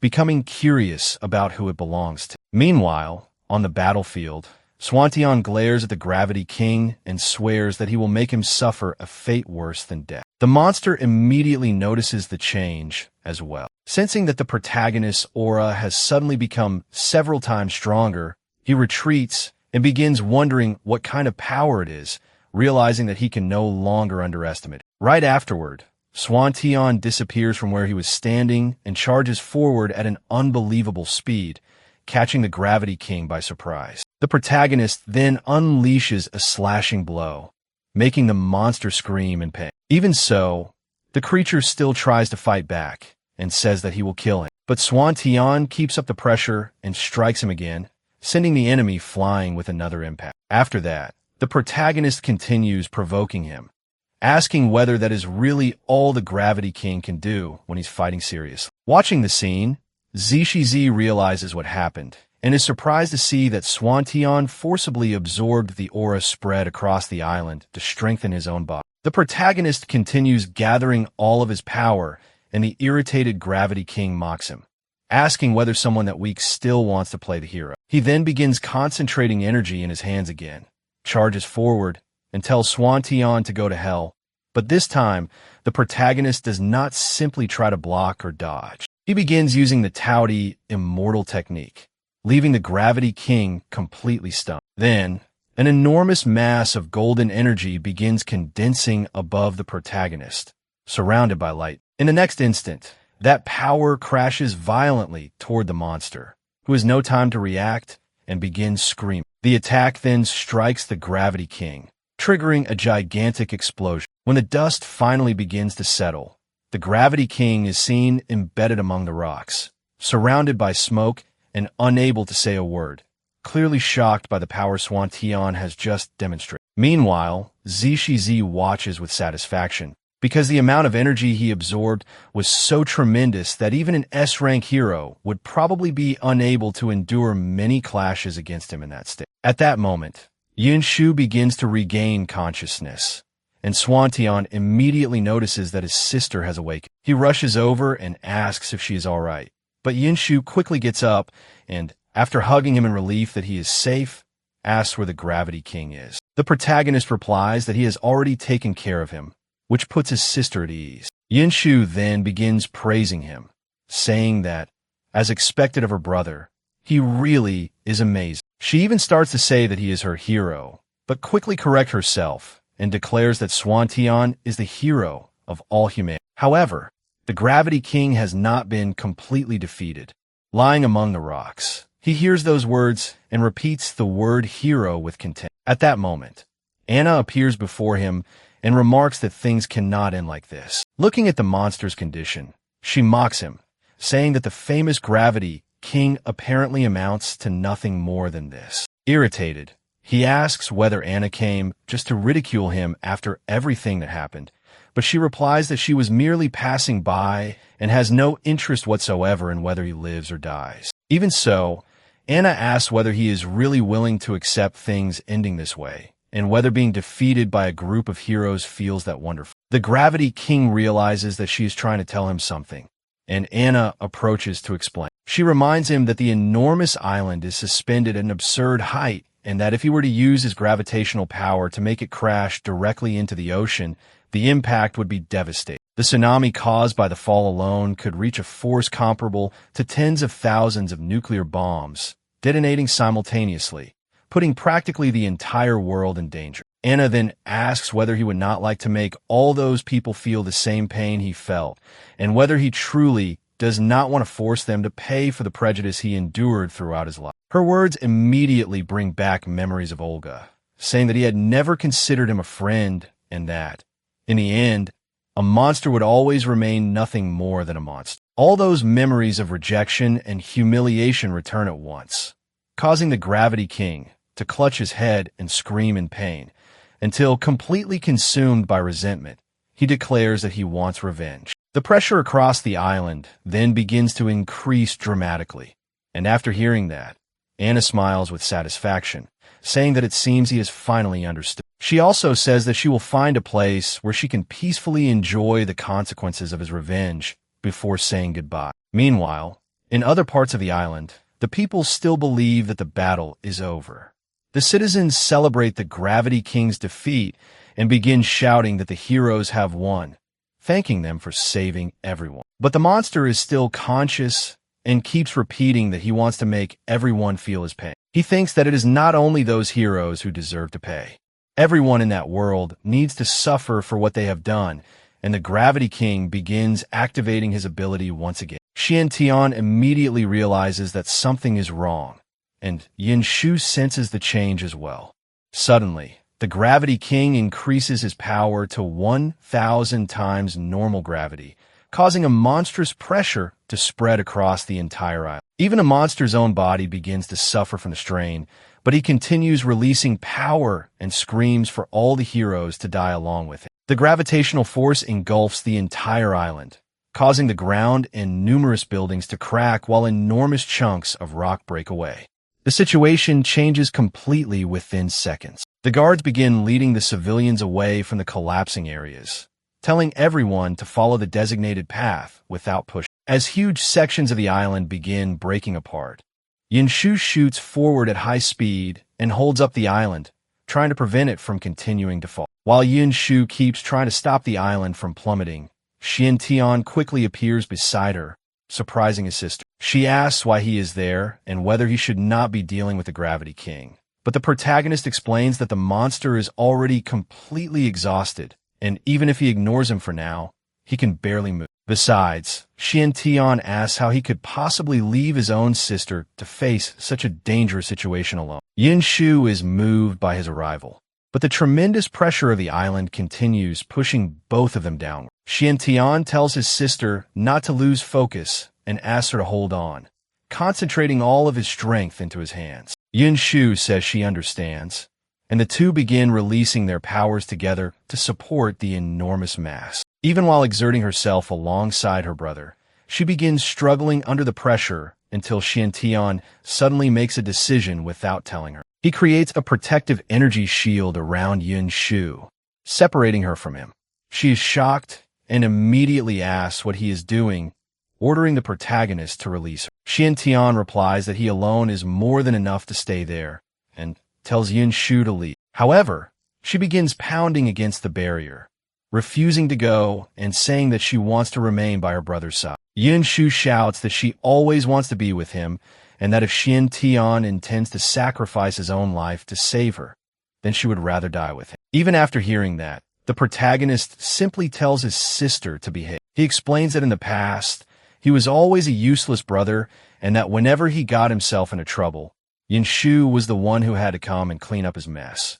So she has already suffered enough because of it. But at least this time, Xiantian wants to be the one who protects her. Without giving his sister any more room to argue, the protagonist launches the shield surrounding her away from the island. Yinshu screams for her brother as she is carried away, but Xiantian simply watches her leave before turning all of his attention back to the enormous mass above him. Alone, he gathers his strength and continues trying to stop the island from crashing down. At that moment, the Gravity King questions why that boy is still resisting. He remembers that the island's fall is already practically inevitable, since it is descending at more than 100 kilometers per hour and its speed is still increasing. Furthermore, Xiantian should have understood this the moment he decided to send Shining Star away. Even if he puts all of his strength into stopping the fall, it will not be enough. The monster then asks why Xiantian still insists on remaining there alone. With the strength he currently possesses, surviving the island's impact with the ocean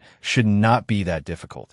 So he could simply abandon everyone and save his own life. He insists that there is no reason to stay there and waste his life for the sake of others. Even as the weight of the island presses down on him more and more, Xiantian replies that there is a very simple reason. He is a hero, and because of that, he will never back down. The protagonist continues exerting himself and explains that standing in front of those who are weaker and protecting them is exactly what a hero is supposed to do, asking whether something that's simple is really so difficult to understand. Hearing that word again, the Gravity King becomes furious. He starts pounding the ground and cursing heroes, saying that all of them are nothing more than rotten, despicable creatures. In that entire world, only an idiot like Xiantian would still be capable of believing that true heroes actually exist. The monster even tells the boy to stop being stupid and not throw his life away for the sake of other people. But suddenly, a hand appears beside Xiantian's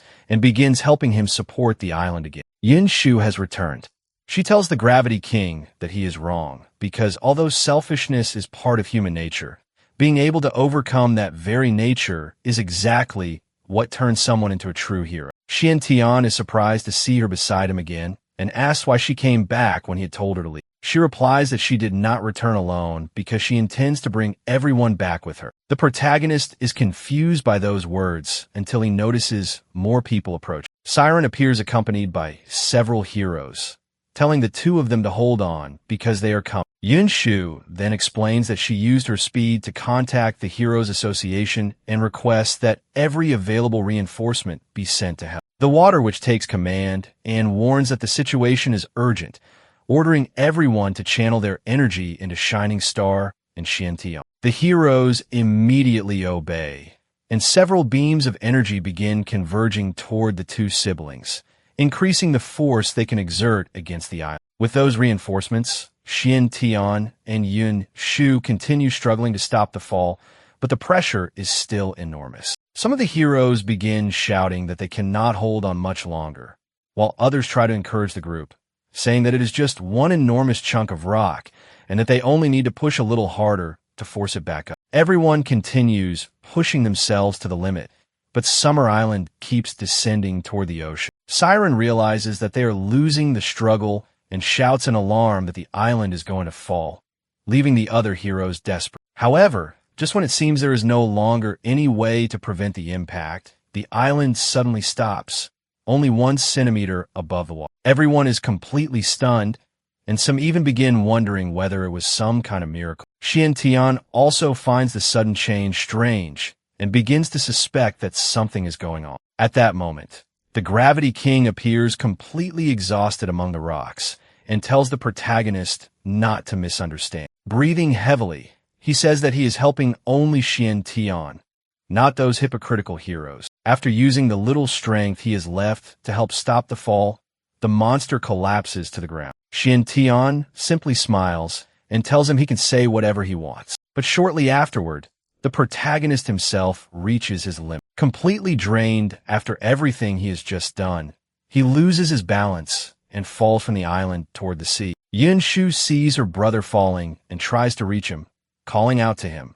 But Xiantian keeps plunging toward the ocean, causing his sister to scream desperately. 500 years earlier, an entire region was being consumed by flames. People ran desperately while crying for help and shouting that a monster was approaching. Amid the inferno, a massive winged creature covered in fire appears over the area, spreading even more destruction as its roars echo throughout the region. Sometime later, Xiantian suddenly opens his eyes. Still confused, he looks around and realizes that he is lying in a completely different room, surrounded by furniture and architecture in an Eastern style. Unable to understand where he has ended up, the protagonist even wonders whether there was a place like that on Summer Island. At that moment, Yin Shu rushes into the room and is extremely relieved to see that her brother has finally awakened, saying that he nearly worried her to death. Xiantian is still lost and asks what happened for her to be reacting that way. Yun Shu then reveals that an entire month has passed since he was rescued from the sea. The protagonist is completely shocked,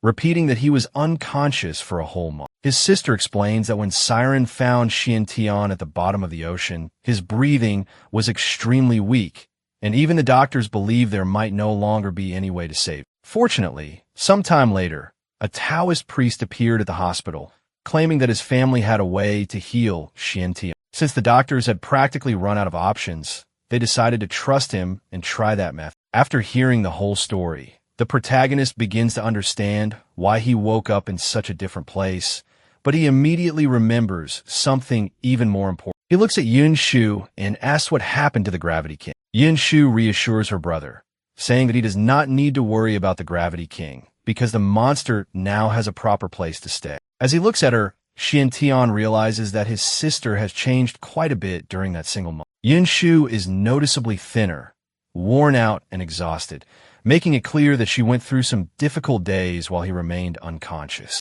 Feeling guilty, the protagonist apologizes for making his sister worry so much and thanks her for everything, saying that it was because of her that he was able to wake up. Yunshu replies that it was not that difficult and explains that, in fact, someone else deserves most of the credit for his recovery. Xiantian becomes curious and asks who she is talking about. At that moment, Chengming enters the room and greets him, saying that it has been quite a while since they last met. The protagonist immediately recognizes her and is completely surprised to see her there. He then looks again at the Eastern style of the place, puts the pieces together, and asks whether that means he is at her house. Chengming calmly confirms it, while Yunshu is also surprised to discover that her brother already knew the girl. But once Xiantian realizes exactly where he is, he immediately remembers Chengming's father. He thanks her for helping save his life, but quickly says that he thinks it would be better for him to leave as soon as possible. Inwardly,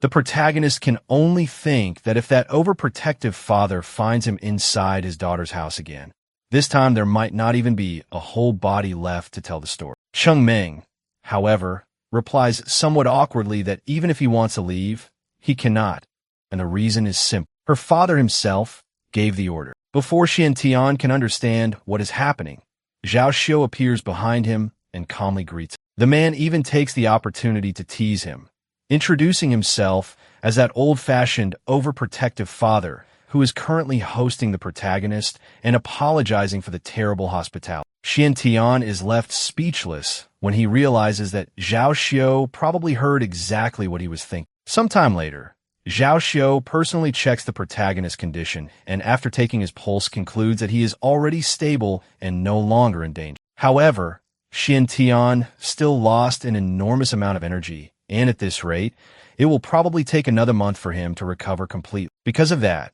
Zhao Xiu orders him to get proper rest and also scolds Yun Su and Chengming, telling the two of them to stop fooling around near the patient and go get some rest themselves. Yun Su then says that she's going to wash up and wishes her brother good night, while Chengming also says goodbye, telling Xiantian that she will see him the next day. After everyone finally leaves, the protagonist awkwardly returns their farewells and waits until he is alone. As soon as the door closes, he locks himself in the room and immediately calls for CCZ, telling his master to come out already. CCZ calmly appears, and instead of asking how her disciple is doing, simply questions why he is still awake so late. Xiantian becomes indignant and asks whether she is serious, reminding her that her disciple nearly lost his life while trying to save the world. He says that after narrowly escaping death, that definitely should not be the first thing his master has to say. CCZ, however, does not seem worried in the slightest and replies that he was never truly in danger.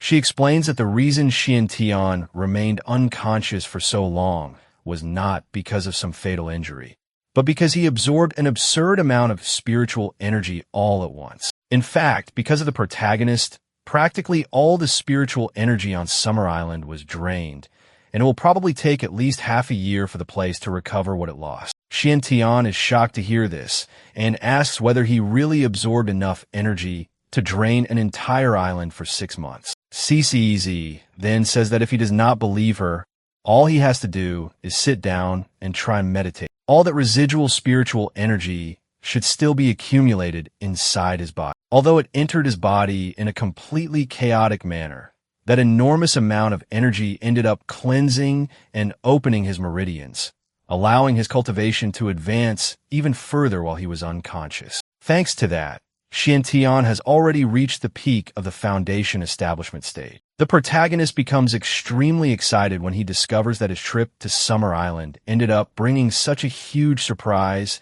and immediately asks how much longer it will take him to break through to the next level. CCZ replies that in his current state, advancing will not be difficult. As long as he continues absorbing new spiritual energy and properly combines it with the enormous reserve he brought back from Summer Island, he should be able to reach the Golden Core stage in approximately 10 days. CCZ further explains that once he finally surpasses Foundation Establishment and enters the Golden Core stage, even if he is only at the beginning of that realm, his true journey on the path of immortality can officially be considered to have begun. That breakthrough will also allow Xiantian to begin using a weapon that truly belongs to a cultivator, his own spiritual blade. The protagonist becomes curious and asks exactly what this spiritual blade is. CCZ explains that every qualified cultivator, upon reaching the Golden Core stage, begins to possess a personal weapon that will be continuously nurtured,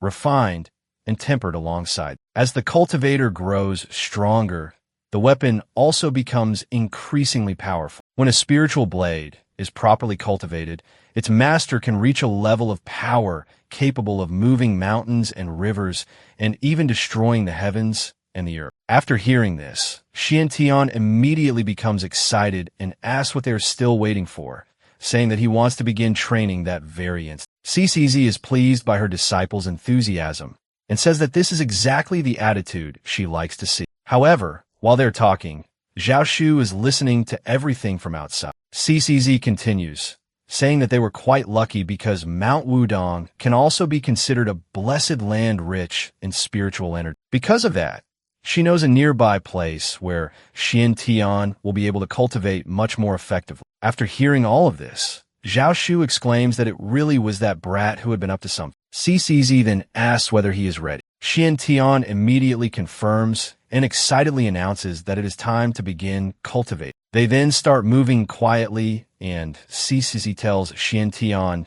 to head toward the back of the mountain, explaining that the spiritual energy in that area is abundant and should be more than enough for his training. The two then quietly make their way there. On the way, Xiantian begins commenting that he has been to that part behind the mountain before and seems to remember something about the place. He asks whether they are heading in the right direction, but a moment later when he looks ahead, his eyes widen as he notices something unexpected in front of him. Xiantian passes by one of the windows, and when he glances inside, realizes that Yun Shu is taking a bath. He immediately ducks down so he will not be seen and becomes completely flustered, thinking that before he even realized it, his sister had already grown quite a lot. The protagonist even starts wondering what kind of man she will choose in the future, but quickly decides to stop thinking about it and get out of there as fast as possible. Because if Yun Shu finds out that he saw anything, she will probably kill him. Xiantian then continues sneaking through the temple,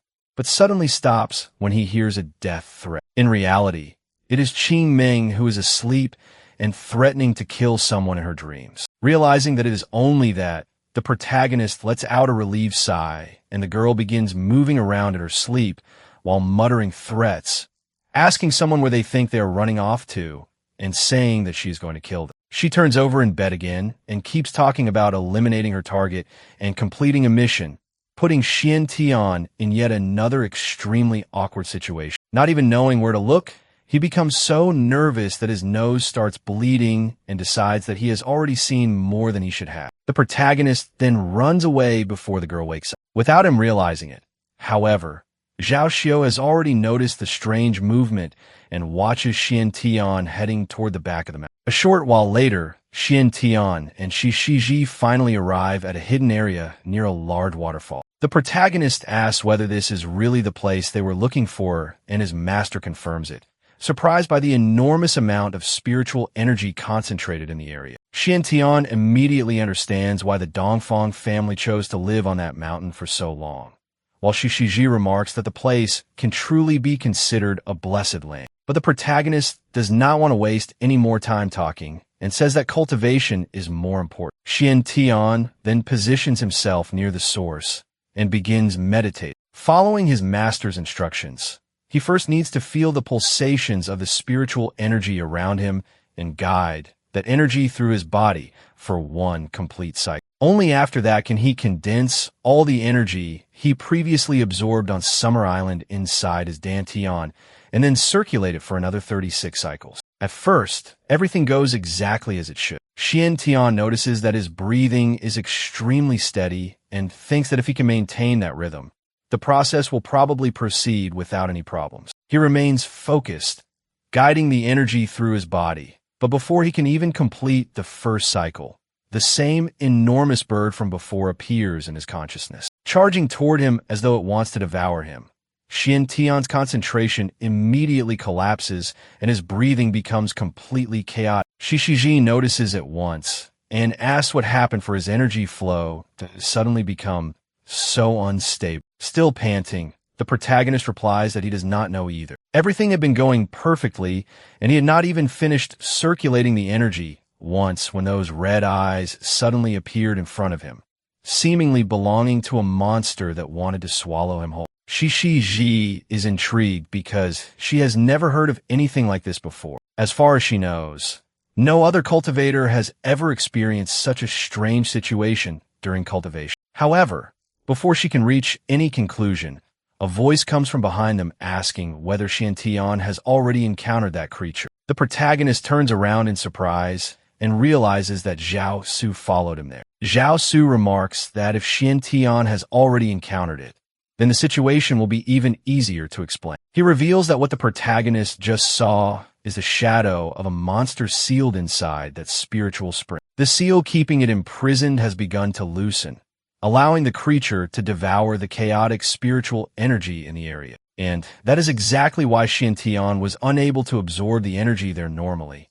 Hearing words like monster, spiritual spring, and seal, Xian Tian realizes that Zhao Su knows far more about that place than he had imagined. Even so, he immediately pretends not to understand, asking what the man is talking about. Not wanting to reveal that he came out in the middle of the night specifically to cultivate, the protagonist laughs awkwardly and makes up an excuse, saying that he simply could not sleep and decided to go for a walk. Zhao Su kneels down and tells Xian Tian to stop pretending, saying that he had already figured everything out after the Summer Island incident and is now certain that he is not mistaken. To the protagonist's surprise, he declares that Xian Tian is precisely the child mentioned in an ancient prophecy, the one destined to save the Dongfang family, and says that every member of the clan welcomes the so-called Son of God. Xian Tian is completely lost after hearing this revelation, wondering what this whole Son of God story is about, and how the situation ended up taking such a strange turn. Zhao Su then decides to explain everything from the beginning. Thousands of years ago, during an era marked by a great famine and the uncontrolled emergence of demons, humans rose up to fight them and, in the process, began awakening different kinds of power. Humanity's evolution eventually followed two distinct paths.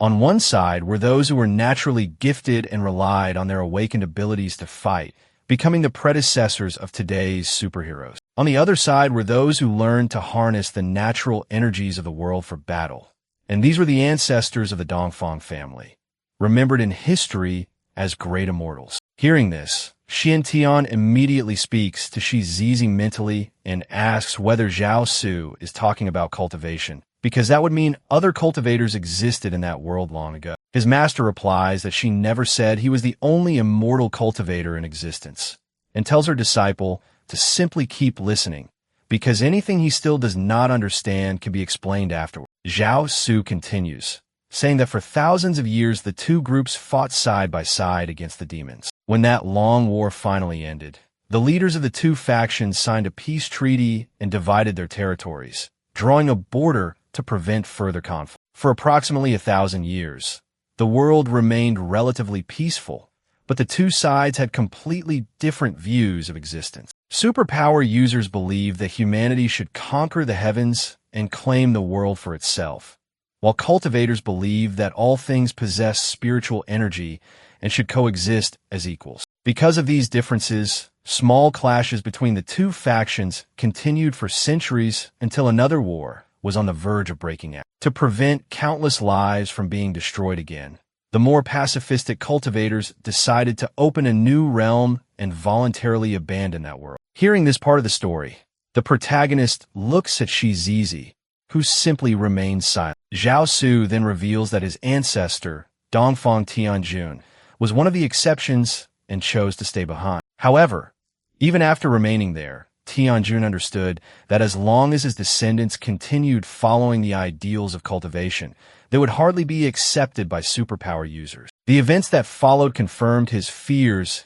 as their ancestors began suffering discrimination. Because of this, Dongfang Tianjun traveled across several regions before finally choosing that mountain as a place to live in isolation. He also established an ancestral rule that the Dongfang family should have no contact with the outside world, and thus the clan withdrew from society. Over time, the conflicts between superheroes and cultivators nearly came to an end, but that peace did not last forever either. About 100 years ago, an enormous creature called Yeju suddenly appeared. The same monstrous bird, Xiantian, had seen during his meditation began destroying the city without restraint, and in just 1 hour, turned roughly a quarter of it into a vast area devastated by flames. The Heroes Association reacted quickly and gathered the most powerful fighters of that era to confront Yeju. At first, everyone believed that by working together, they would be able to eliminate the monster, but they soon discovered something terrifying. No matter how many times it was defeated,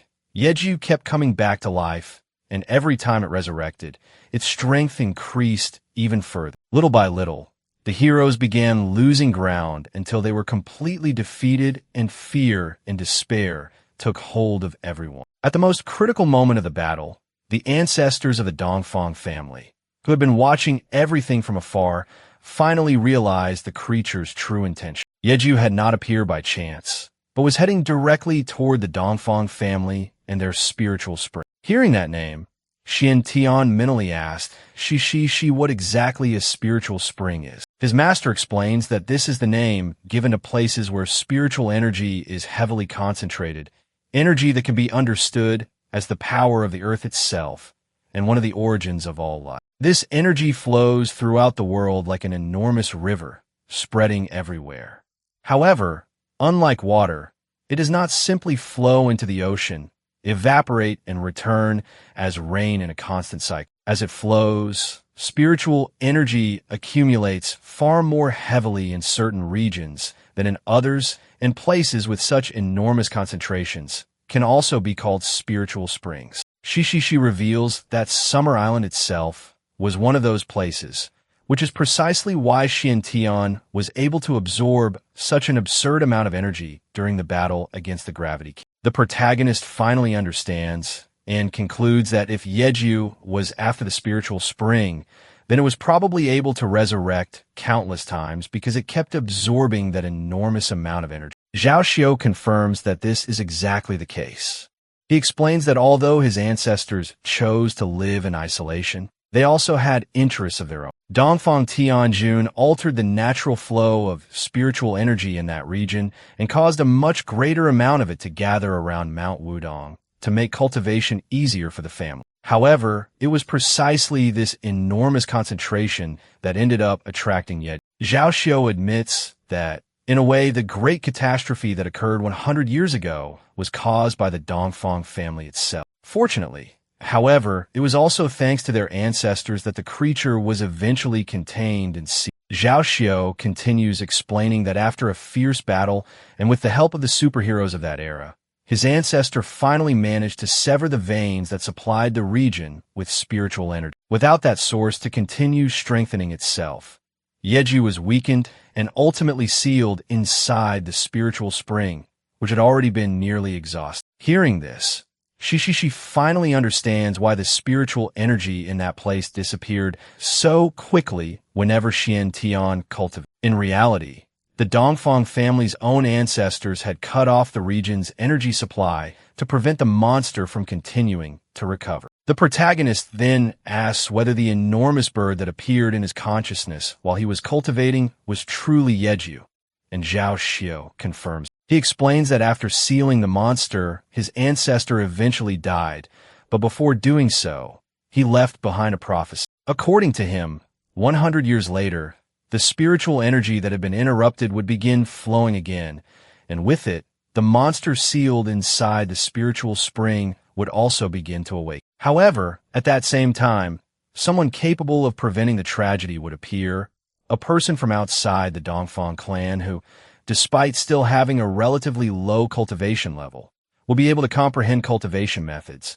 and possess a majestic aura comparable to that of a heavenly emperor. Zhao Xiao then reveals that during the Summer Island incident, he saw Xian Tian releasing that enormous amount of spiritual energy into the sky. Besides not belonging to the Dongfang family, his cultivation was still not particularly advanced, yet he was still able to control a gigantic amount of spiritual power. Because of this, Zhao Xiao believes there is no longer any doubt that the protagonist is the chosen one mentioned in the prophecy. Xian Tian becomes completely confused and points at himself, asking whether he is really talking about it. Zhao Xiao confirms it and adds that Xian Tian absorbed an absurd amount of spiritual energy without suffering permanent damage to his body, proving that he is capable of withstanding the majestic force contained within the spiritual spring and, consequently, also has a chance of facing Ye. Kneeling before him, Zhao Xiao begs him to agree to help, saying that only Xian Tian can carry out this task, and that it concerns not only the two of them or the Dongfang family, but also the safety of countless people. The protagonist stares at the scene without even knowing how to react, mentally wondering who he is, where he is, and whether he can still simply leave, even beginning to suspect that Zhao Xiao might be trying to scam him for some reason, whether for money or even his own buck. Not knowing what to do, Xian Tian asks him to stand up first and says they can discuss everything calmly, but Zhao Xiao refuses, declaring that until the boy agrees, this old man will not get up from the ground. Xian Tian explains that he is not simply refusing the proposal, but that the matter involves things far too important to make a decision impulsively. Furthermore, he now has ties to the Heroes Association and intends to explain the entire situation to Yun Shu the following day so that she and the association can analyze the problem before any decision is made. Hearing the name of the Heroes Association, Zhao Xiao immediately becomes alarmed. He remembers that the teachings left by their ancestors require the Dongfang family to have as little contact as possible with superheroes and remain isolated. So he begins hesitating at the idea of revealing the entire situation to them. Xian Tian notices this and says that if Zhao Xiao is still trapped by that old way of thinking, then perhaps he really cannot help him. The protagonist stands up and explains that after everything he has experienced so far, he has learned one important thing. One person cannot solve everything alone. He recalls his battles against the Deep Sea King and the Gravity King, acknowledging that to someone watching from the outside, it might seem as though he performed several miracles and accomplished impossible things all by himself. But the truth is very different. If it had not been for Dongxia's sacrifice and the help of so many other heroes, Xian Tian would probably have died a long time ago. Zhao Xiao then asks whether this means that not even he is certain he could defeat Ye Jie. Xian Tian replies that he is not, then immediately asks another question, wondering whether Zhao Xiao intends to allow Qing Meng to participate in the operation. The man rejects the idea immediately, saying that it would be impossible because with his daughter's current abilities, placing her in front of that monster would practically be sending her to her death. Determined, Zhao Xiao declares that it is enough for him to accompany Xian Tian, and that even if something happens to his own life, the Dongfang family bloodline can still continue through Qing Meng. Xian Tian merely grunts and asks whether he truly believes that would solve anything. He asks whether, if Qing Meng later discovered that her father hid everything from her because he believed she could not help, Zhao Xiao would truly be satisfied if his daughter spent the rest of her life carrying guilt and sorrow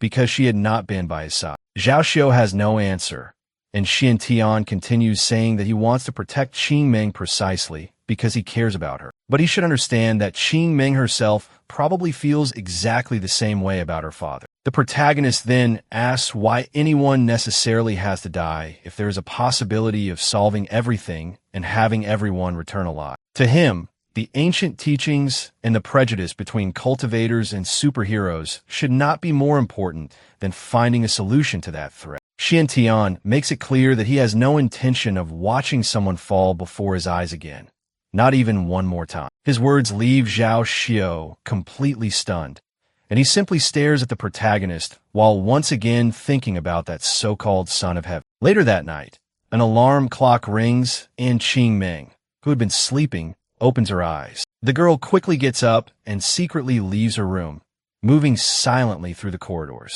Yun Xiao, who is still awake, notices Qing Ming leaving and becomes curious, wondering where she could possibly be going at that hour. Qing Ming continues running away from the residence and heads toward an isolated area of the mountain.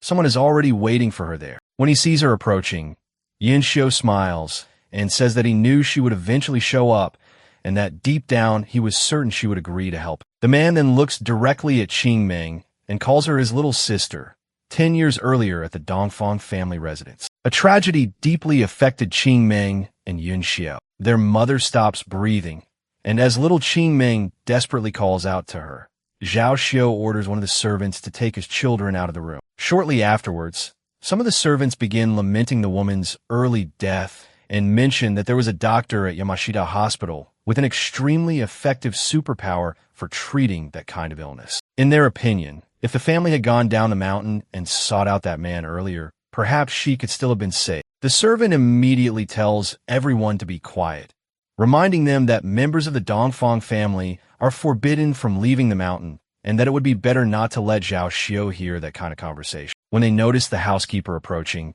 the servants become frightened and quickly make up an excuse that they were going to take care of the funeral preparations before fleeing the area. The housekeeper then approaches the two siblings and tries to comfort them, saying that death is part of the cycle of heaven and that their mother simply left before them. So one day, she will still be waiting for the two of them. Little Qing Ming asks if that is really true, and the woman confirms it, saying that once she cultivates enough, she will be able to meet her mother again. Qing Ming immediately believes her and becomes excited, deciding that she will start training with all her strength from that very moment. Yun Xiao, however, already understands that this is nothing more than an attempt to comfort his sister. After Qing Ming walks away, he tells the housekeeper that the story might fool her, but it does not work on him. Yun Xiao knows that with the level of cultivation his mother possessed, she could never have become immortal, so her soul had probably already dispersed completely. The housekeeper tries to interrupt him, but the boy raises his head and says that this is actually wonderful news. He insists that he is not sad and says that he is even relieved that his mother finally managed to escape that house, which to him was nothing more than a true hell. Back in the present, Qing Ming finds Yun Xiao and asks about the message he had sent to her. She wants to know whether it is true that her brother has really found a way to remove the seal from the spiritual spring. Watching from a distance, Yun Xiao wonders what they're talking about. Yun Xiao confirms it without showing any concern, saying that the only thing left in that house forgotten by the world is precisely the monster imprisoned there. Realizing his intentions, Qing Ming asks in alarm whether he truly intends to release that creature, reminding him that Zhao Zhu has spent all this time preparing to seal it again, even if he has to sacrifice his own life to do so. Just hearing his sister mention their father makes Yun Xiao lose his patience, and he orders her not to speak of that man, because to him, Zhao Xiao does not even deserve to be called a father. He then asks Qing Ming if she knows how many trees there are in the forest behind the estate. The girl does not understand the question, so Yun Xiao reveals that when he left that place 3 years ago, there were exactly 764 trees there. Qing Ming does not understand why her brother would know something so specific, and Yun Xiao explains that for 18 years, that forest was practically the only thing he had to keep him company, and it was not only him. The entire Dongfang family had to blindly obey the clan's ancient rules, living isolated in that place without being able to interact normally with the outside world. After spending 21 years living that way, Yun Xiao says there is one question he has never been able to get out of his mind. Why? He does not understand why he and the entire family must continue enduring that kind of life, much less why they should remain afraid of superheroes simply because of orders left behind by their ancestors. Qing Ming tries to defend their father, reminding him that Zhao Su at least allowed Yun Xiao to leave the mountain, see the outside world, and experience a different life. So she believes he has always treated her brother very well. But Yun Xiao becomes even more irritated and asks whether she really calls that being treated well.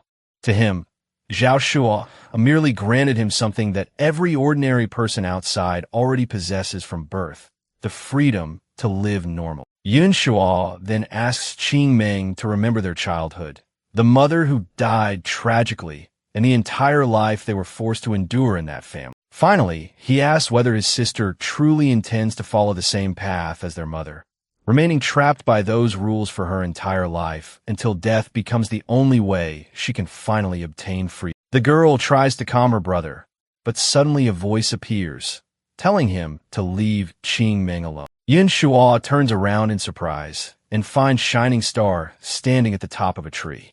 She scolds him for treating a girl that way and says that even if he is her brother, what he is doing is completely unacceptable. Because of that, she orders Yin Shuo to release her immediately, no matter what his reasons are. Yin Shuo recognizes Shining Star and is somewhat surprised to find her in that area, of all places. Even so, he releases Qingming and calls the heroine a meddler. Soon afterward, however, he realizes that her arrival may actually be convenient. If he eliminates Shining Star right then, not only will there be less resistance when Yejo resurrects, but he will also have one less problem to deal with when the time comes to confront the Heroes Association. Qingming is shocked to hear this and realizes that her brother's intentions are far more serious than she imagined. Yin Shuo then begins radiating a dark aura and declares that she will be the first hero to die because of his grand plan, but certainly not the last. Suddenly, lightning begins striking the area as Shining Star attacks at incredible speed. She then launches an even stronger attack, but when the energy dissipates, Shining realizes that the blow had almost no effect because Yin Shuo managed to withstand. Using that strange energy surrounding his body, seeing that a direct attack did not work, Shining Star changes strategies and fires multiple attacks at once from several different angles. Even after taking the barrage, Yin Shuo remains steady and simply watches the heroine's movements. He asks if that is really all the strength Shining Star has and mocks her, saying that it is nothing more than mediocre. Shining is surprised by how easily he withstood it, but Yin Shuo has no intention of giving her time to think. He announces that now it is his turn and begins performing some kind of ritual, reciting a sequence of words as dark energy starts to emerge. As the technique progresses, several ghostly forms begin appearing across the battlefield. Shining Star looks around without fully understanding what is happening, while Qingming watches her brother with concern. Yin Shuo continues the invocation and calls upon the spirits to assist. With the technique finally complete, Yin Shuo orders those entities to advance and devour Shining Star. The creatures immediately rush toward her in great numbers, crossing the battlefield. At the same time, Yin Shuo continues feeding that energy and shouts for all living beings to die, focusing most of his fury on the heroine. More and more spirits emerge from the shadows and charge towards Shining Star as Yin Shuo declares that they must rise at the call of the Dongfang clan. He says that he will use his own death and the family's revenge to show the world all the pain the Dongfang clan has carried for generations. Suddenly, the rocks around Yin Shuo begin to rise and shatter, and Qingming, seeing her brother moving further and further down that path, holds Shining Star in her arms and begs him to stop. Yin Shuo, however, has no intention of backing down.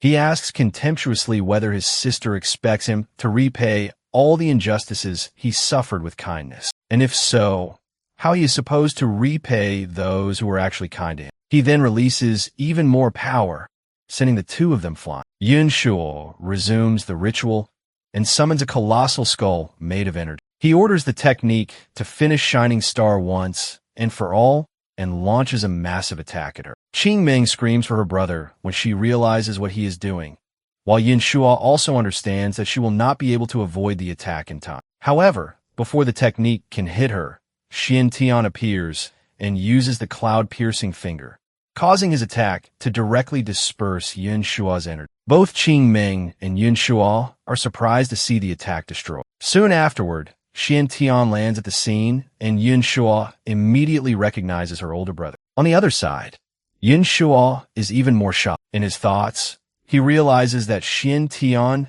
just destroyed the Howl of the Purification God using only one of his simplest techniques, making him wonder where that boy came from and how he obtained such strength. Without paying attention to the enemy at first, Xian Tian runs to Yin Shuo and asks if she is all right, helping his sister back to her feet. Yin Shuo explains that thanks to Qingming, she only suffered a few scratches. Hearing that, The protagonist immediately asks which bastard attacked his sister. Yin Shua becomes a little awkward and hesitates to answer, but Xian Tian soon notices Yin Shua standing ahead, and his expression changes completely. He asks how that guy dared to hurt Yin Shua and begins gathering energy, making it clear that whoever is responsible is dead for laying a hand on his sister. Seeing that Xian Tian is about to attack, Qing Ming runs in to intervene and asks him to let her explain, saying that Yin Shua is not a bad person. Her brother is surprised to hear her defend him, and Qing Ming asks Yin Shua to explain to Xian Tian and the others that everything was just a misunderstanding. Yin Shua looks at his sister and seems to hesitate for a moment, beginning to say something. However, before he can finish, another furious voice suddenly echoes through the area. It is Zhao Shu who has finally arrived, and, after seeing the situation, confirms that Yin Shua really was the one behind everything. The father begins scolding him harshly, asking how he dared use the 8 divine techniques left behind by the family's ancestors in such a way. Zhao Shu reminds him that he was the one who personally taught those techniques to his son, and asks whether Yin Shua really believes they were passed down to be used like that. On top of that, he realizes that Yin Shua managed to activate them by drawing on the power of the seal monster, and becomes even more furious, asking whether his son is trying to anger him to death. Qing Ming immediately tries to intervene, asking her father to listen and making it clear that there is an explanation for what her brother did. Zhao Shu, however, does not allow her to continue. He tells his daughter to be quiet and stay out of the way, saying that she has no right to interfere in that conversation, and ends up knocking Qing Ming to the ground as he pushes her aside. Seeing this, Yin Shua freezes completely for a moment, but his expression quickly changes, and he stares at his father with even greater rage, unable to believe what he just witnessed. To him, none of the earlier argument matters anymore, because Zhao Shu just raised a hand against Qing Ming, and that is something Yin Shua clearly has no intention of accepting. Zhao Shu, however, shows no tolerance and slaps his son, calling him ungrateful and ordering him to kneel because he will be punished that day for everything he has done. Hearing the word punishment, Yin Shua begins laughing uncontrollably and asks what right his father has to punish. Then, dark energy erupts around the two of them. Yin Shua says that if anyone there needs to reflect on their actions, it is his father, and he strikes him with his technique. Qing Ming desperately cries out for her father, while Xian Tian immediately moves to stop Yin Shua. Yin Shua also tells her brother to stop him as quickly as possible,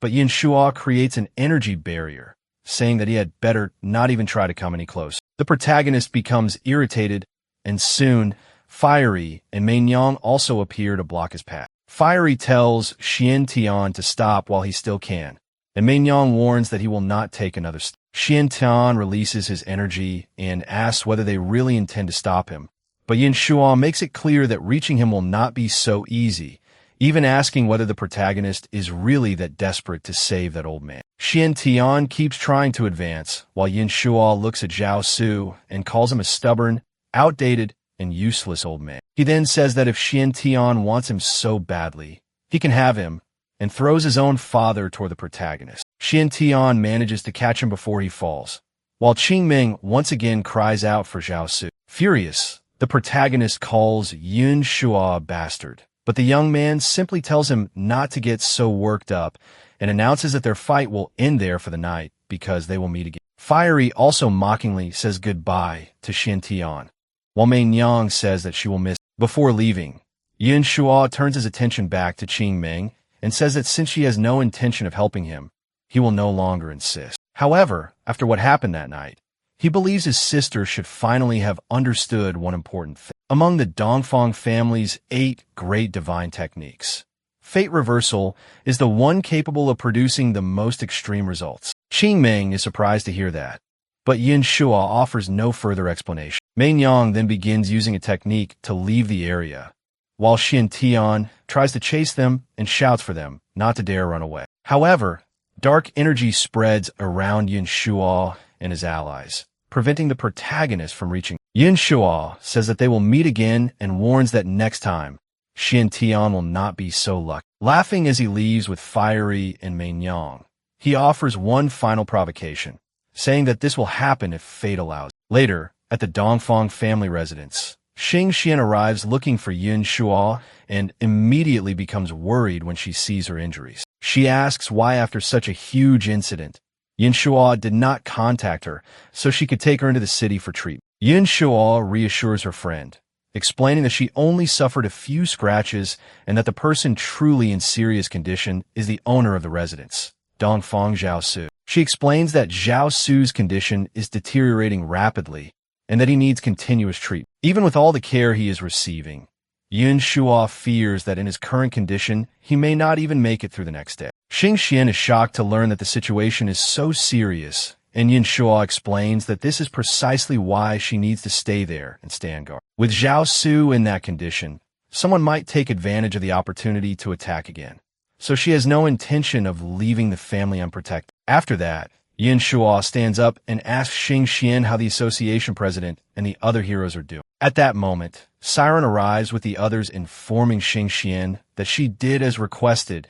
and called everyone to the Dongfang family residence. Looking around, Siren is impressed that such an ancient building has managed to remain perfectly preserved. Yin Shuo notices the arrival of the Heroes Association president and immediately tries to stand to greet her, but the water witch tells her to forget the formalities, acknowledging that she has already done plenty of work. The president then apologizes to everyone for entering Taoist territory and admits that the fact Yin Shuo managed to cause such a major disturbance also represents serious negligence on the association's part. Hearing that, Yin Shuo is surprised because she did not expect the president to know about Taoism and cultivators. Without dwelling on the subject, the water witch says that it would be better to get straight to the point and asks Yin Shuo to explain in greater detail everything she had previously reported. Before she can begin, however, Qing Ming offers to explain instead, revealing that gathering everyone there was her idea, and that since the situation also involves the old grievances between Taoists and superheroes,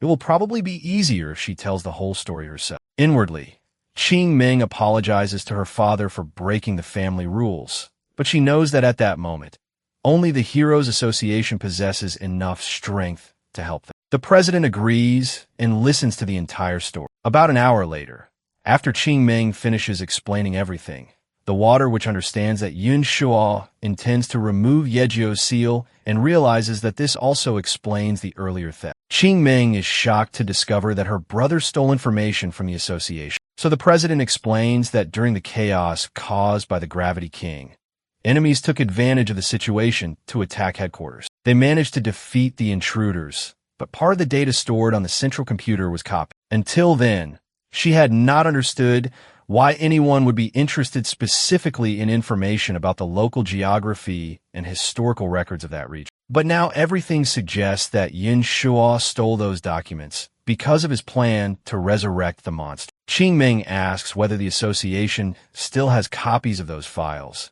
and the president confirms that they do, immediately ordering everything to be brought over. Her assistant then presents the reports from the Heroes Association's investigations in that region, along with municipal construction plans, local government documents, and other records related to the territory. After examining the material, Qing Ming realizes that her suspicions were correct. She explains that only the head of each generation of the Dongfang family knows the exact location of the spiritual spring. So Yin Shuo could not simply search for a direct. Xin Xian assumes that he is using that information to figure out where the spiritual spring is located, but Qing Ming says that is not the case. Her brother's true target is the spiritual veins. The revelation surprises Xin Xian, Yin Shuo, and even the president herself, and the water, which recalls that, according to the story they were told earlier, the Dongfang ancestors had already severed those veins 100 years ago. Qing Ming confirms this, but explains that directly removing the seal on the spiritual spring is not the only way to free Yeji. If Yin Shuo can reconnect the spiritual veins and allow energy to flow normally through the region again, the spiritual spring will gradually be replenished. That way, even without knowing where it is located, he can provide enough energy for Yeju to recover its strength and break the seal on its own. Xin Xian immediately realizes the seriousness of the situation and asks whether this means Yin Shuo has already put the plan into action. Yin Shuo also becomes worried remembering that an entire day has already passed since the battle. If Yin Shua started searching for the sealed veins before they did, the association may already be too late. Qingming, however, explains that there is still a chance. In total, 5 spiritual veins were sealed, and Yin Shua needs to reconnect all of them. If they can find those 5 veins before he does and protect the locations, they can prevent Yeju's resurrection. The president immediately agrees and takes command of the operation, ordering every available member of the Heroes Association into action. The priority now is to find the 5 spiritual veins before Dongfang Yinshua does. She begins assigning teams and orders Siren to lead the heroes who specialize in water, since one of the veins may be located in the ocean. The group is to block and monitor the entire maritime region, keeping watch for anyone suspicious trying to enter. Siren acknowledges the order and leaves with her team. At the same time, the president orders the personnel responsible for the documents to review all the information Yin Shua stole as quickly as possible, searching for any historical or geographical clues that might reveal the locations of the spiritual veins. The staff begin combing through the records, and when one of the teams reports that they found nothing, they're ordered to keep searching documents from even earlier periods. Next, the water, which puts Xing Xian in charge of the heroes with the greatest sensitivity to different types of energy, ordering them to use their abilities to search for any unusual fluctuations that could reveal a spiritual vein. Yin Sha, meanwhile, takes command of the combat troops and is assigned to establish security perimeters in the eastern region, search for Yin Shua, and arrest him as soon as he is located. The two confirm their orders and leave immediately. With the operation underway, the entire region enters Level 1 security alert. The population is instructed to return home, and a curfew is imposed due to the emergency. As the heroes spread throughout the city, the teams begin sending reports. One group says they found no clear energy reaction, while another reports that aside from the fluctuations caused by the superheroes themselves, there is no obvious sign of natural energy. However, shortly afterward, Tima makes contact and reveals that they detected an abnormal energy fluctuation at a chemical factory in the eastern suburbs and are heading there to investigate. Hearing this, Xing Xian immediately reacts and orders the team not to do anything on their own. She tells everyone to remain on standby as soon as they reach the factory and wait for her arrival before taking any action. Moments later, Xing Xian arrives at the chemical factory in the eastern suburbs, exactly where Team A detected the abnormal energy fluctuation. After landing, she looks around and finds it strange that no one is waiting for her. At that moment, Xing Xian sees a man running into the facility and immediately begins chasing him, complaining that she ordered the team to remain there until she arrived and wondering where everyone else was. But as she moves deeper into the factory, she finds several members of the team lying along the way and instantly realizes that something is wrong. Not knowing who attacked them, Xing Xian decides to warn Yin Shu immediately. But suddenly an attack comes at her, and even though she manages to dodge, her communicator takes a direct hit. Main Yang then appears, saying that Xing Xian must have some skill if she managed to track them all the way there, while Fiery warns that the chase ends here. Suddenly, an explosion erupts, and Xing Xian tries to escape the ambush.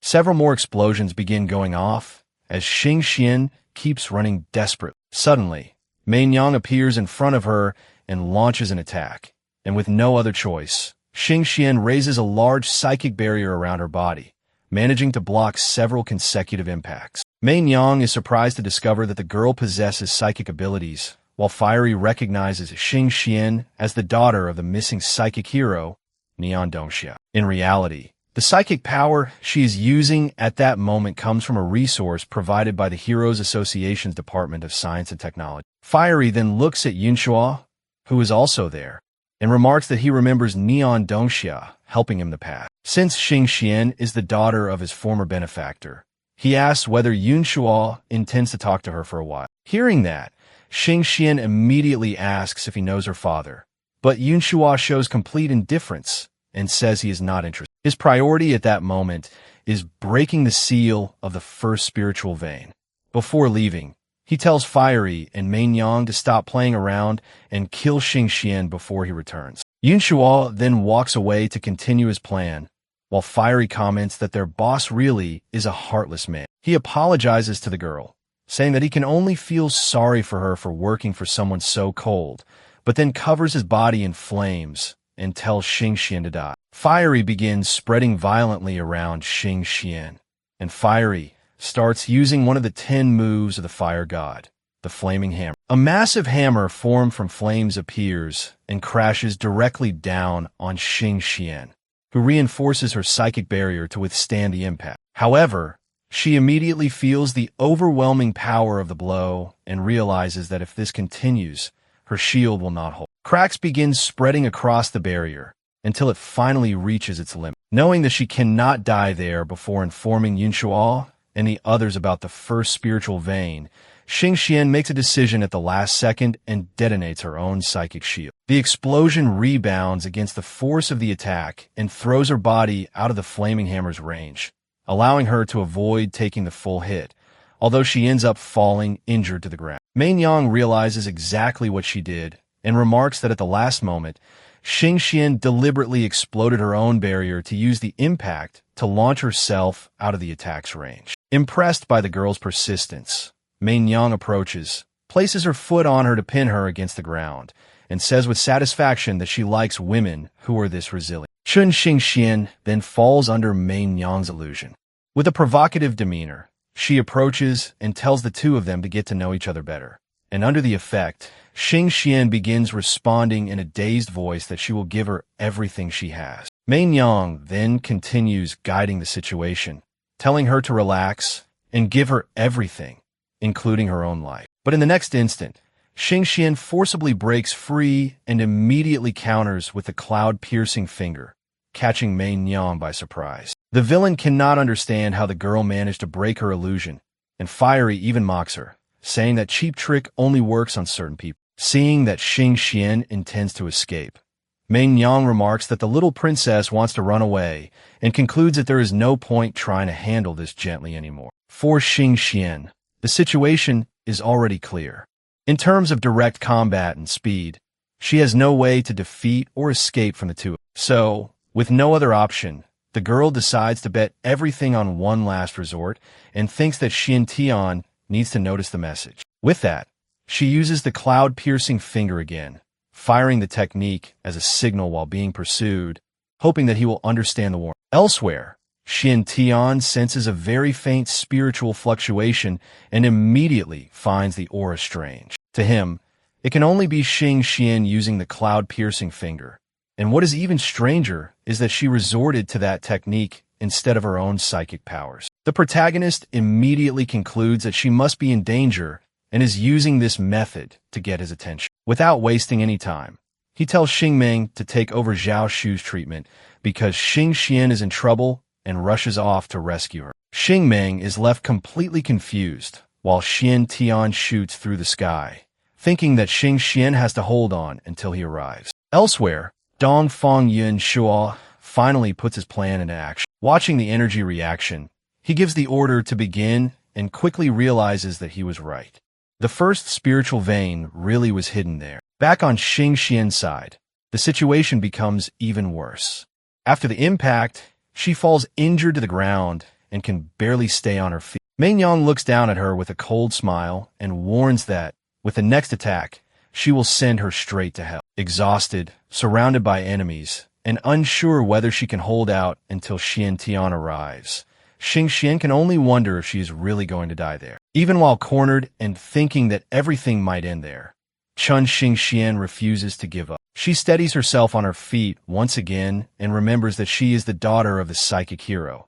So she decides that even if she dies, she will still fight until the very last moment. At that moment, another explosive fire attack is already coming toward her, and Xingxian responds by releasing the cloud-piercing finger, causing a colossal explosion that leaves the two villains shocked. Xingxian manages to move away to protect herself, and, after landing, wonders whether her own technique caused that, but quickly realizes it did not. When she senses someone behind her and turns around, she finally recognizes Xiantian and understands that he arrived in time. Relieved, she remarks that he really noticed her signal, and the protagonist immediately reassures her, embracing her and saying that everything is fine now because he is here. But Fiery explodes with rage at the interruption and shouts that Xiantian dared to attack. Without wasting any time, he prepares another strike and summons his enormous flaming mace, swearing to send the protagonist straight to hell. Xiantian,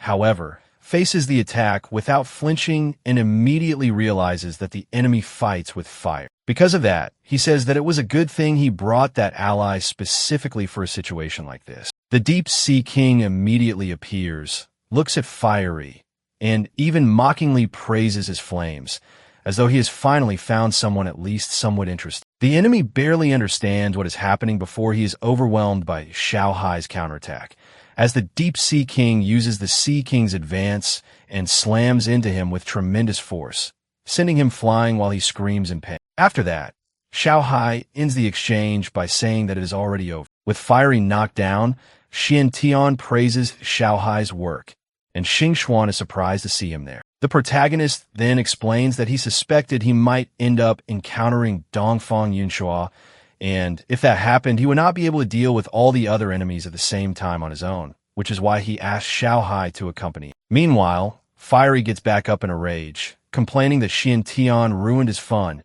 and Mei Yang rushes over to support him, calling him Yanhua and asking if he is alright. Xiantian coldly replies that if that was fun to them, then he will show them what true cruelty looks like all the way to the end. Since the two of them mistreated Xingxuan earlier, he makes it clear that he's going to settle the score now. Yanhua still tries to keep up appearances and says he is not afraid just because he took a surprise hit, but he barely has time to react before the protagonist suddenly appears in front of him and strikes him again, making it clear that he is not joking around. Xiantian then finally gets straight to the point and demands to know where Dongfang Yunxua is and what happened to the seal. He warns them that they had better answer quickly, because if they keep hiding the truth, this time he truly will not show any mercy. Without easing the pressure on Yanhua, Xiantian keeps him completely subdued and warns that this will be his last chance to answer. Trapped in front of the protagonist, Yanhua cannot understand what is happening, because Yunxua had said that Xiantian was only at the qi refinement stage,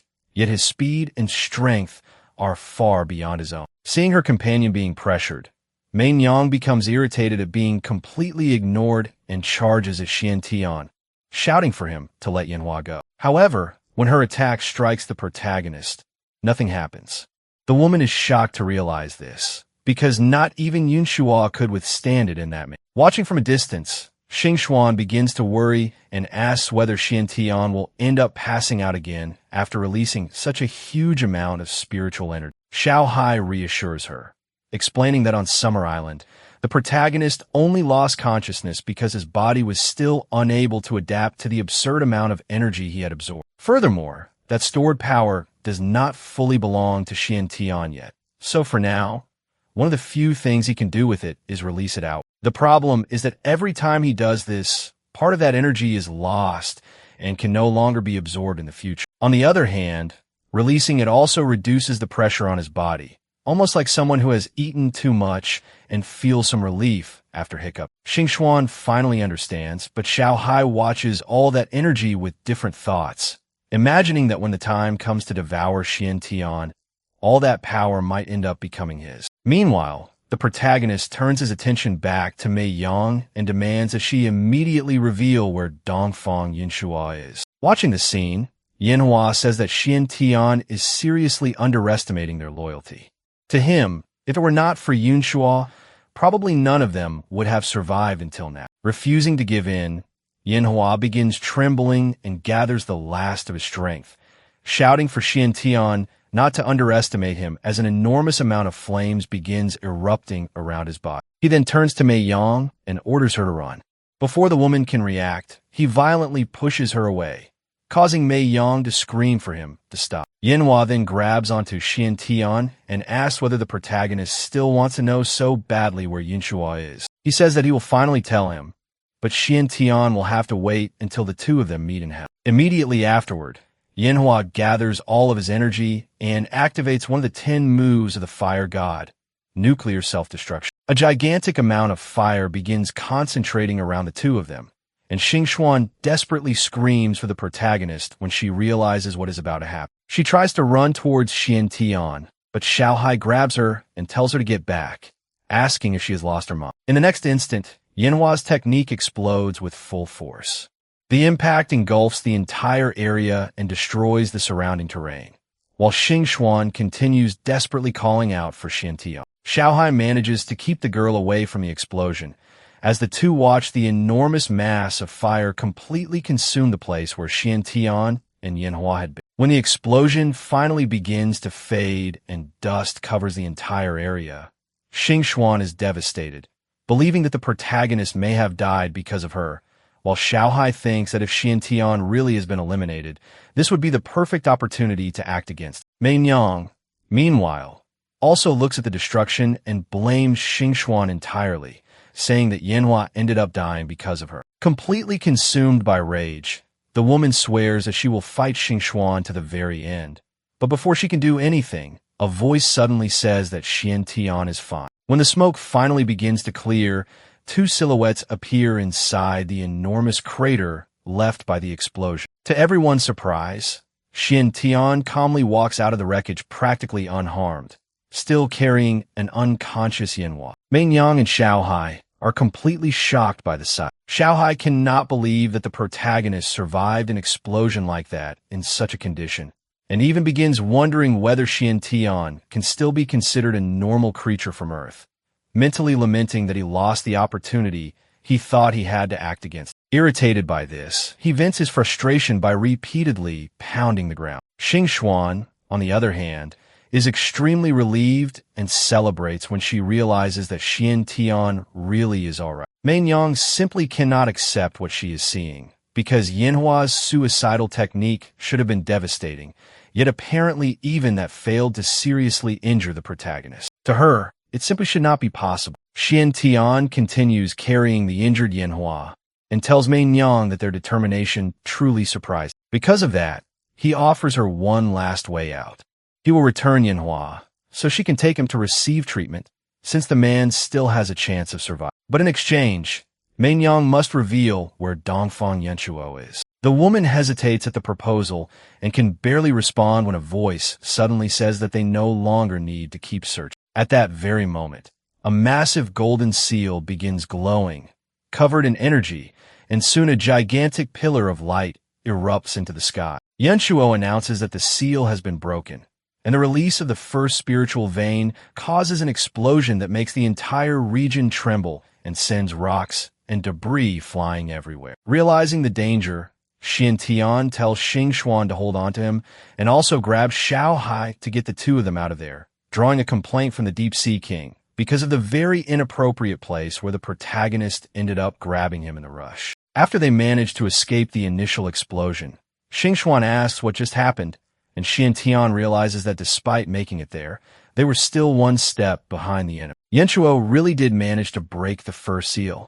Taking advantage of the chaos, Yanchuo manages to retrieve Yanhua, and after finding Manhwa, asks whether she can still move. The woman confirms that she can, and the two begin retreating. Xiantian notices them escaping and shouts at Yanchuo not to even think about running away, but his opponent shows no concern. He says that he does not mind fighting the protagonist right then, but advises Xiantian to first look at what is happening around. Yanchuo explains that now that the spiritual vein has been unsealed, all the energy that remained trapped for centuries is being released at once. In just a few moments, that torrent will engulf everything around them, including the people who are still lying injured throughout the area. He then asks whether Xiantian truly intends to ignore all of them just to continue the chase. The protagonist becomes furious because he understands exactly what Yanchuo is doing, but he cannot abandon those people. With no other choice, he stops the pursuit and tells Yaohai and Xingxuan to immediately begin rescuing the injured. The two confirm and rush off to help,